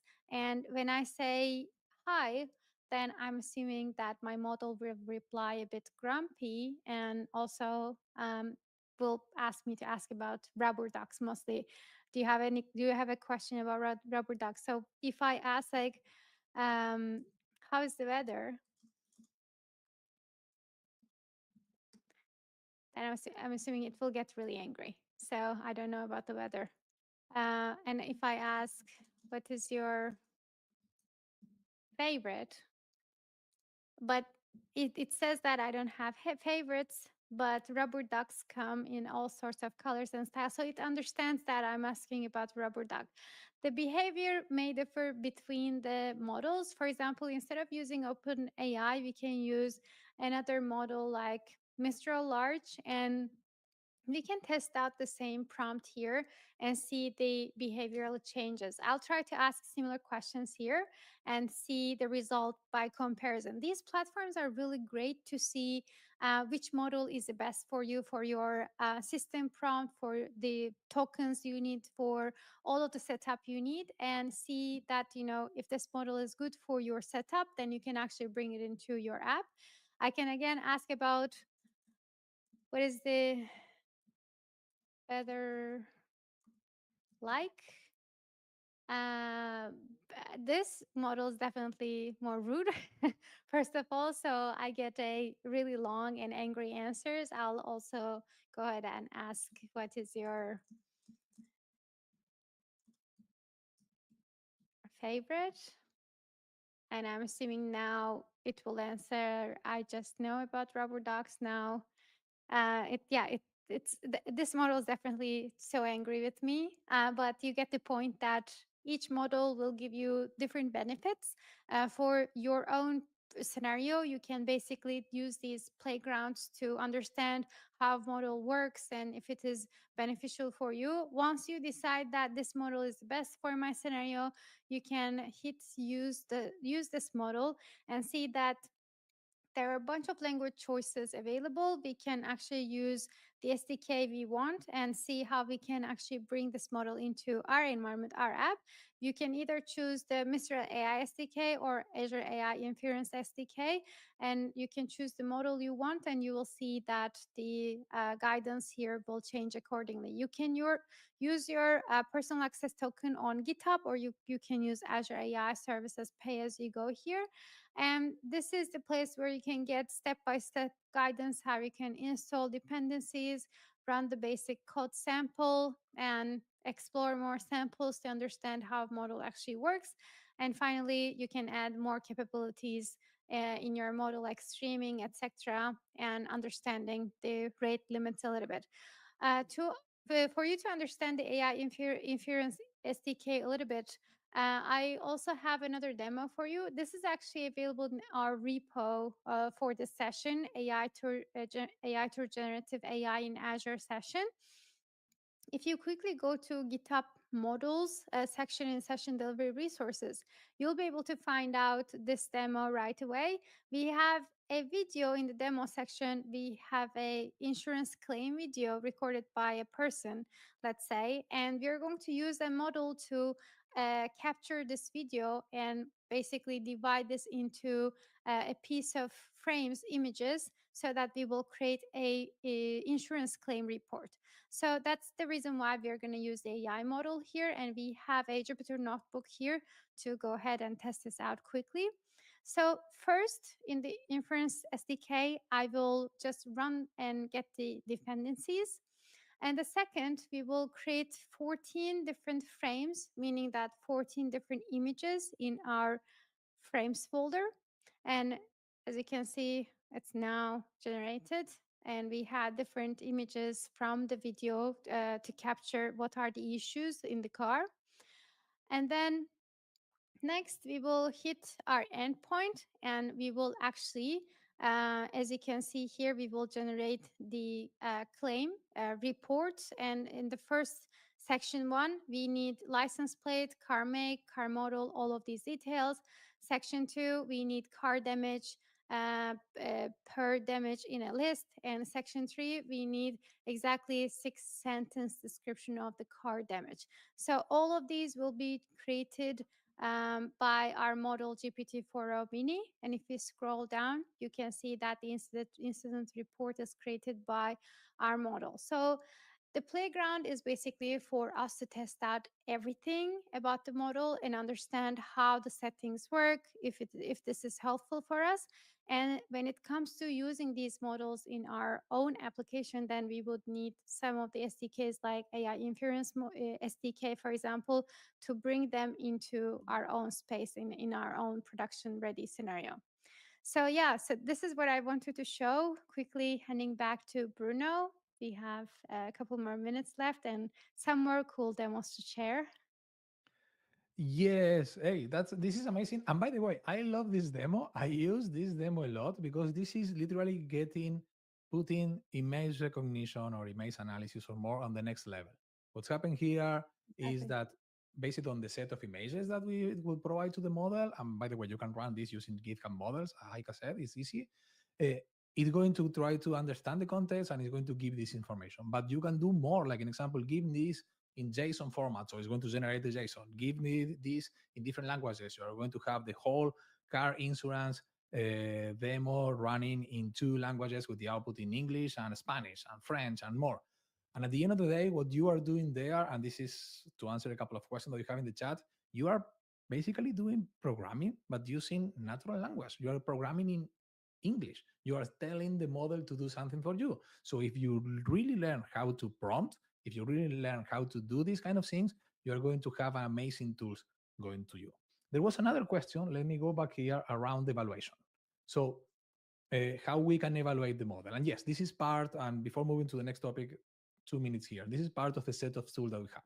So I don't have any evaluation here created, but one of the tools that we have, as you can see here, part of AI Foundry, is evaluation, where you can create automated evaluation that you can run from time to time. You can create a set of manual evaluation where you can provide a set of inputs and outputs, the model you want to test, and you can see the model that you want to test with the temperature, the response, and more, and you have the output here, and you can automate all of this. You can even, if you have your model connected to your data, and this is a full set of other, if we start here, we are not going to end, but you can connect the model to your data so you can start to do more. You can run this evaluation. So this is super important to evaluate your model. I also was sharing there, if you want to take a look, there is an extension for Visual Studio Code. It's called AI Toolkit that also allows you to run evaluation, and it's mostly focused on models that you want to start locally and then move to the cloud. But there are different ways that we can do evaluation, and this is important.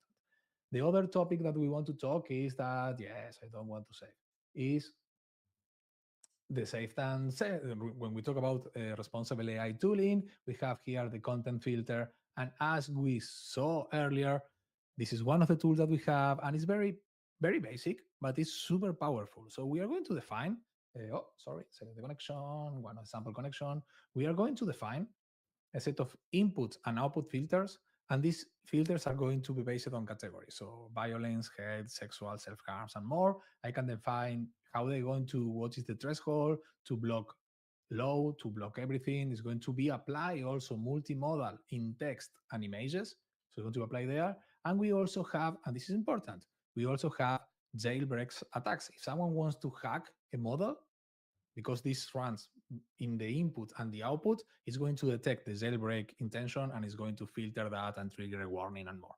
We can apply, and we have a block list, and we can do several things. We have also an output material. We can see here that we have some protected material for text, protected material for code, if you are using a mode to generate code, to edit code and more. And when we have this, the whole idea is I can apply this to one of my models. So I can define a custom content filter and apply to one of the models that I'm going to later be going to use in my application. And hey, this is going to basically give us an extra set of tools to have much more powerful models there when we can filter inputs, outputs, and more. So going back here, going back to what we are talking, let's talk a little about what is coming next. And no surprises here. We're going to talk about agents because everybody's talking about agents. And I think it was 3 weeks ago, our friends from OpenAI, they released the operator, which is basically an agent that can interact with your browser and do a lot of stuff. Last week or a couple of days ago, they launched the Deep Research, which is another agent, autonomous agent that is going to help you to analyze the web for a topic and create deep research. We don't have a lot of time to go deep here, but we want to share that we have tools in Azure to create agents. So you can create your agent. And the key words here is it needs to be autonomous, it needs to run by its own, but it's also going to use a large language model and it's going to basically provide an interface with this natural language that we all like, but it's also going to be able to connect to external systems like your data, a file system, a web search, interact with whatever and more. So this is something that we really, really want to have here. And let me show you 2 samples here. First of all, we have, let me go back to my slide here. We have, as we say at the beginning, let me go to one of the hubs that I have here. In the playground, it's taking some time. Let me go back here. We have an assistant playground. And the assistant playground, with what we have here, is we can define an ID for the system, a name, which is the model that is going to use, and also we can define the instructions. And here, we can also add the chance to add a file search, and we can connect this search to a vector store. This vector store can be maybe Azure AI Search or Quadrant or Pinecone, any vector store that you want. So the assistant is going to also have this.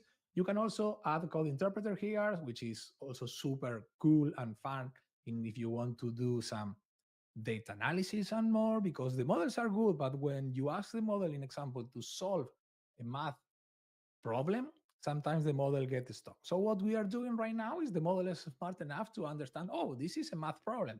So instead of trying to complete my next token and solve the math problem, what I am going to do, I am going to generate code, usually Python code, that is going to solve the problem, run the code, and then get the output of the code, which is 99, maybe 100% of the time, the right answer there.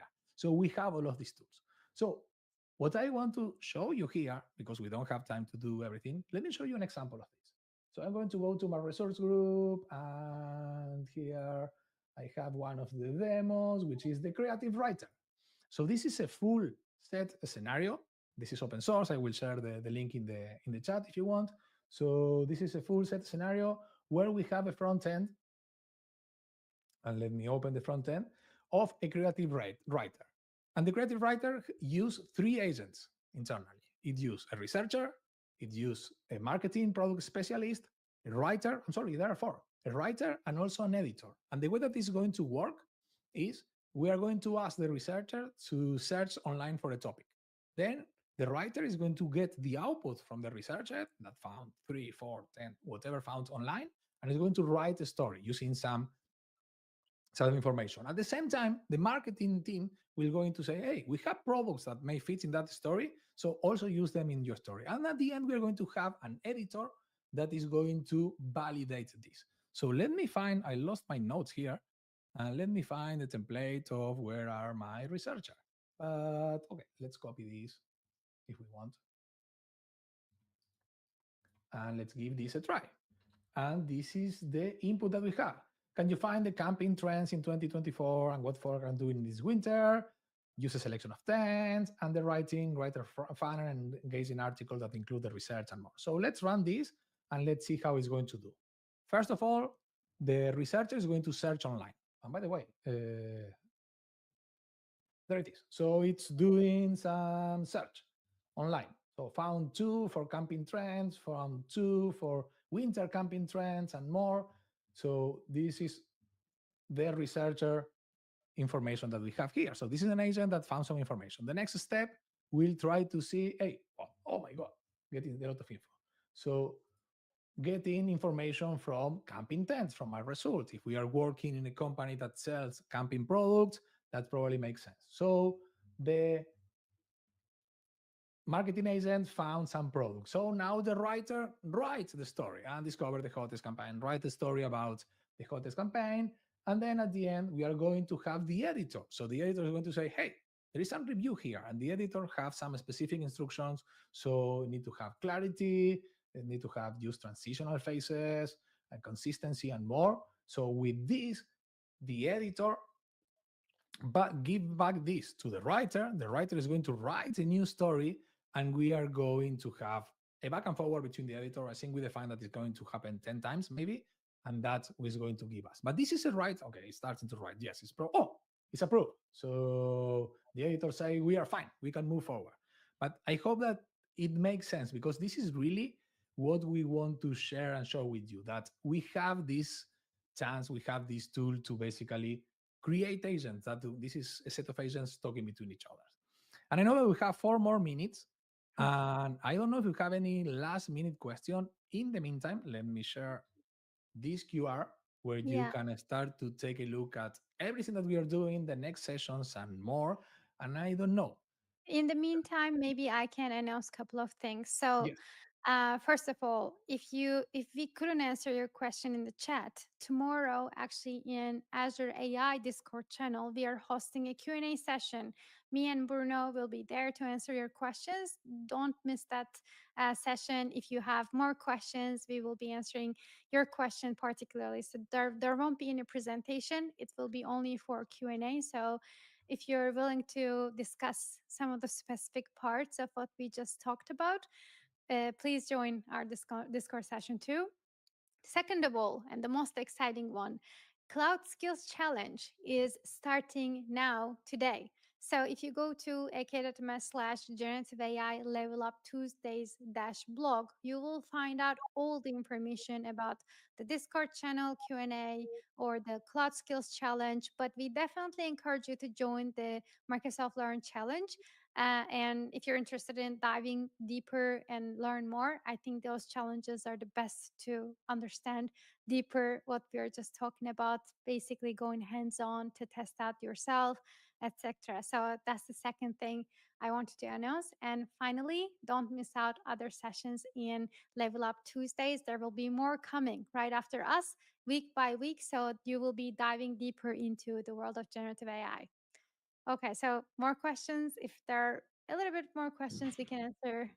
We have 3 minutes left for now. Yes, no, I saw a lot of people saying thanks. No, it's a pleasure. As you see, we really like this. We really are passionate about this. We are building a lot of things with this, so please give it a try. As we said, you just need a GitHub account, and you can test using GitHub models. If you want to go a little up, you can also go to Azure, test the same model there. I saw there was a couple of amazing questions around small language models and large language models. Happy to talk more tomorrow in the office hours there. No, I think we are there. And I saw some question around certifications, around the after the. I don't know. There is a lot to do, but let me pick one, a random one. So this one. Oh, that's an easy one. Yes. Oh, yeah. Can developers use these services through APIs to build application? Yes, that's the whole idea. If you want to run your own application, if you want to add some AI capabilities to your application, if you want to build your application, we have the APIs. The APIs are there. We have also a lot of best practices about how we can use the APIs. And hey, later is your language of choice. If you want to do JavaScript, Python, C#, Java, whatever, or if you even want to use a low-code application that have the feature and capabilities to call an API, you can even do that one there. So yes, we have this. Aika, I don't know, you want to add something for this one? No, not really. We have 1 minute left and I'm stressing out. So if you have more questions, join us tomorrow in our Q&A session. We have more time to talk about all these in detail. So don't miss the chance to ask your questions tomorrow in the Discord channel. Thank you so much, everyone. Thanks, Bruno. Say Aika, goodbye. Bye.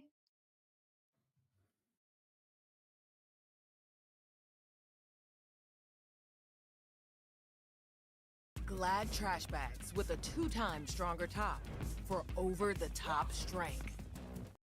I would like to do a video kind of delving into this kind of stuff more in the future, but frankly, with the number of consoles I have in these videos, I just don't have time to delve into deep dives in some of these consoles. But so yeah, nothing obvious. Clearly there is an issue though. And also I am curious if you guys have any experience with Greenlight.death, so let me know down in the comments if you have any ideas what the issue may be. Just let me know. So I'll just go ahead and put this console back together off camera and we'll get back to it. Now, of course, this console will be listed down below on my website, and you guys might not realize, but testing all these consoles in this small enclosed room like I am right now actually makes it get pretty dang hot in here, but that's where my sponsor Ranvu comes into play. So this right here is the Ice 3, and it's Ranvu's Smart Neck Air Conditioner. So basically you put this thing around your neck and you get instant cooling from the 2 cooling pads and the air conditioning like airflow, so it helps me cool down pretty quickly after testing out all these consoles. And of course the Ice 3 was made to be used out in the heat, and one of the great things is you don't have to worry about battery life because it provides 24 hours of continuous cooling. And not only does it provide cooling, but the 2 thermal pads provide heat as well, so if you're looking to warm up real quick or you just want to relieve some neck tension with some heat, you can do that as well. And by the way, you can connect the Ice 3 to your phone to get over-the-air updates,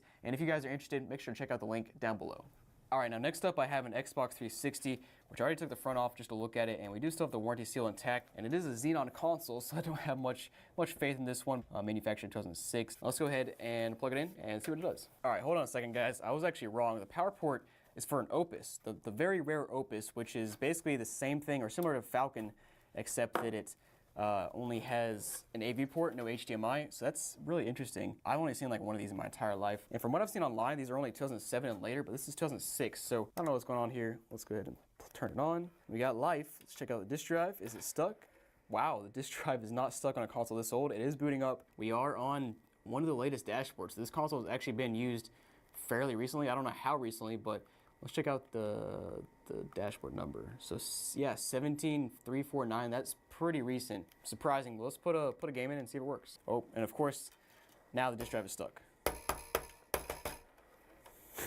Alright, yeah, well, game is working, which is great to see. Now, one other thing I want to do here, I have a bunch of just miscellaneous 360 hard drives from the Texas Load that were just not attached to the console, so I'm going to plug a couple in here, see what we find.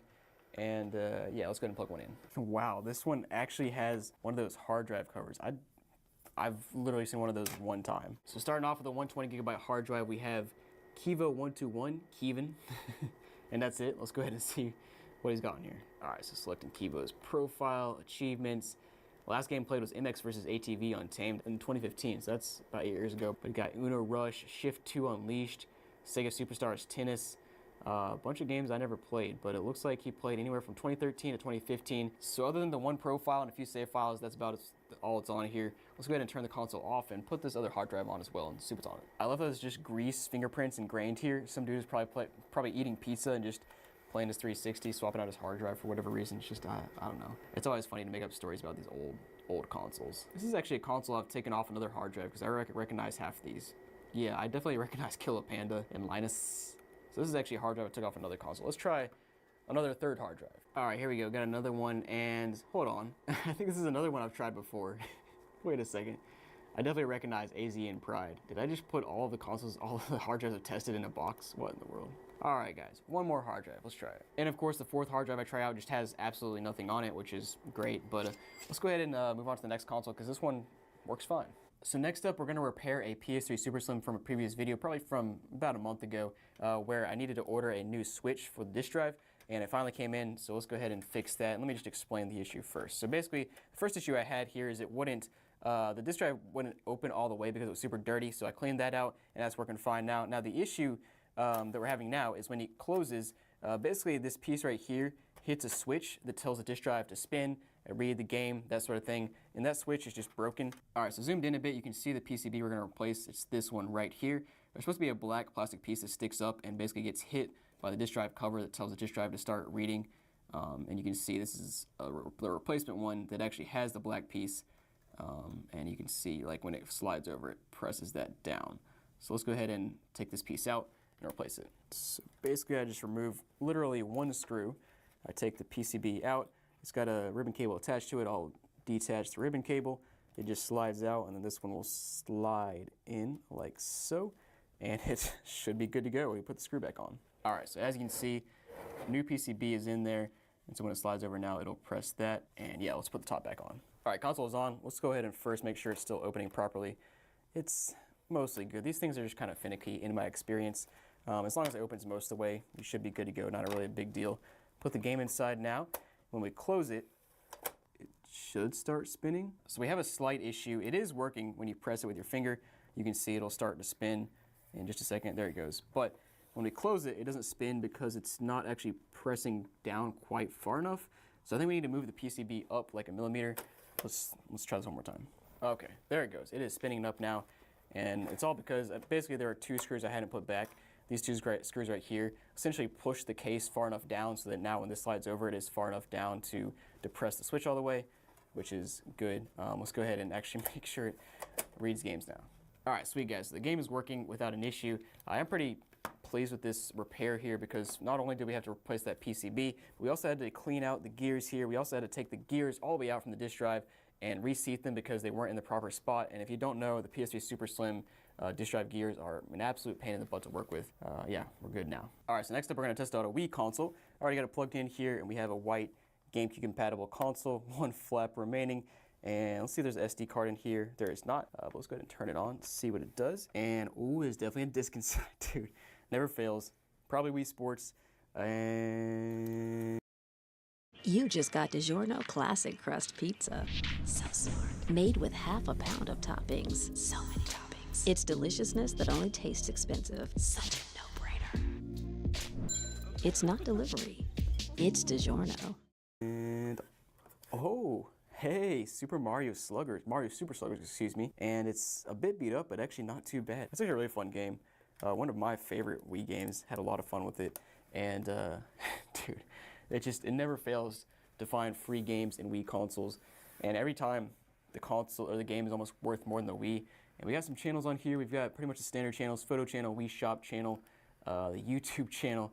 That's actually, I think, fairly recent in terms of the Wii. We're gonna flip things around here this time, and we're gonna check out the Mii channel first. As you guys know, I always love to check out the Mii channels and see what's on them, kind of what Mii's people have created, anything interesting. So let's see.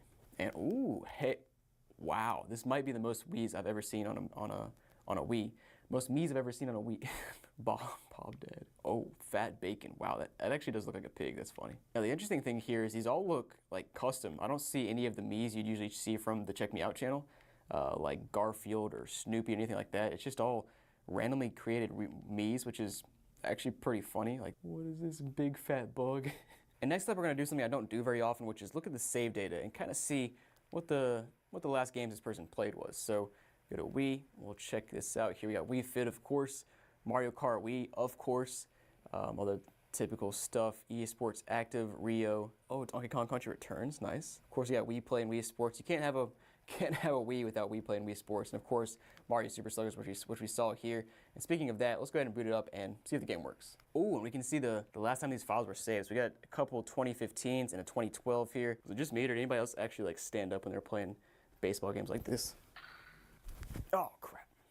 All right, well, the game is definitely working. Let's go back to the main menu. One more thing we'll check out is the last time this console was played. Okay, so I basically came back to December 2015 when I know I saw that save data from Super Mario Sluggers, and there it is. Yeah, so 26 minutes in, December 2015. So that was probably the last time this console was played. Not surprising considering the game is in here. Man, always interesting to see that people just play these games for the last time, put their Wii away, and then somebody donates it at some point to Goodwill, and it ends up in my hands. So yeah, let's move on to the next console now. All right, next up here we'll do another Wii, and this one's got some really weird, how did that happen there? It looks like it was rubbed on the road. I don't know, doesn't matter, but other than that, it looks almost exactly the same as the last console, and it also has no SD card. Let's go ahead and turn it on, and there's definitely another game in there. All right, let's see what it is. Dude, it's unbelievable how every time Wii Sports Resort, another $20, $25 game, and looks not too bad. It's got to be like 75% of the Wiis I've tested have games left in them. It's just crazy stuff, and it's always like a pretty valuable game, like 15, 20 bucks most of the time. And hey, we got the Wii Fit channel on here, which I love checking out to see the last time these guys like actually used Wii Fit. So let's boot that up first. And half of them are locked. I remember that. You could, back in the day, you could lock them with like a pin or something. Let's check out Kathy. Why not? This is your 1,999th day. So actually, what is that, like 6 years ago that they last played? So not too terribly long ago. Okay, never mind. It says it's been 5,158 days since you last played. So like a decade plus. So the thing I always try to do here is zoom out and go to the Wii Fit age, but it only goes back like 2 years. So I can't see these people's Wii Fit age. So it's not really useful to see anything. So this is really interesting. I just booted up Wii Sports Resort, and it actually gives me a date and time on here, which is July 1st, 2022, which is a little over a year ago. And I know the date and time on this Wii is correct. So yeah, this is interesting that it's actually showing me a date and time this thing was played. And let me go check the Wii calendar and see if I can find some play data on that same date. And yeah, sure enough, on July 1st, 2022, there was 57 minutes of Wii Sports Resort playtime, and actually the next day as well. And then again on July 23rd, and again on August 9th. Wow, that's actually amazing. So this console was played just over a year ago. Very rare for a Wii, and they left the game inside still. But let's go ahead and check out the save data as well one more time. And yeah, plenty of random stuff on here. We got Zuma Fitness 2, you got Bass Pro Shops, The Strike, Tiger Woods 09, and then Wii Fit. All right, guys, just realized I forgot to check the Me channel, so let's do that. And yeah, nothing to write home about. Pretty basic. Kira, Denise, Rob. He's like normal Miis that normal people made. Gary, Hans, and Kathy. Yeah, normal stuff. This console works, which is great. It'll be listed down below for sale. And let's go ahead and move on to the next console. So next up, let's test one of these untested PS3s that have a giant X on them. This one even says bad disc on it. Untested my butt. And the warranty, oh no. Yep, that's a great sign. If you have a GameStop warranty seal there. And yeah, okay. 120 gigabyte. Let's go ahead and plug it in and see what it does. And what do you know? It is factory reset. Okay, and I just put a game in and it's loading up, so I'm not sure why it says bad disc. Let's boot it up and make sure it boots all the way. And yeah, sure enough, the game boots up all the way without an issue, no hiccups or anything, so not sure why it says bad disc. Now, there is a possibility that dirty games or scratched up games don't work where the laser is like on its way out, which is not surprising for a console this old, but as of right now, it is working, so of course it will be sold down below. And let's actually, one more thing, let's check out how much storage space is on this thing. I said 120 on the back, but you can't ever trust what GameStop puts on a console. Yep, definitely 120. Cool. All right, well, let's go ahead and move on to the next console. All right, next up, have another untested PS3 that's got a giant X on it. Doesn't have any specification of what the issue is, so not sure what's wrong with it. And the warranty seal is definitely ripped off. You got a rubber foot missing. I think literally every single PS3 Slim I got in this lot has been missing at least one rubber foot, which is just crazy. But let's go ahead and plug it in and see what it does. Oop, it looks like we have another green light of death console. Great. Power buttons do nothing on the screen. I guess I'll try out the AV cable and see if that does anything. Wait, hold on. As soon as I unplugged the HDMI cable, the console just powered straight off and the light is gone. All right, same thing again. This one just turned off after like 30 seconds. Let me try one more time. All right, so yeah, after about 40 seconds each time, this console just turns off by itself. I'm gonna try it without the hard drive and just see what it does. Oh, this thing is, dude, I might have another Desert PS3.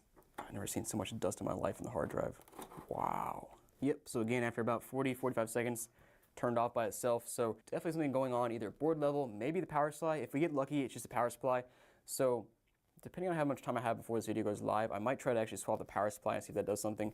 But for now, I'm gonna move on to the next console. And if I do try something here, you'll see that segment now. So next up, let's do another 360 Slim here. And this one, for being a matte console, is actually pretty beat up. Got a ton of white marks on it.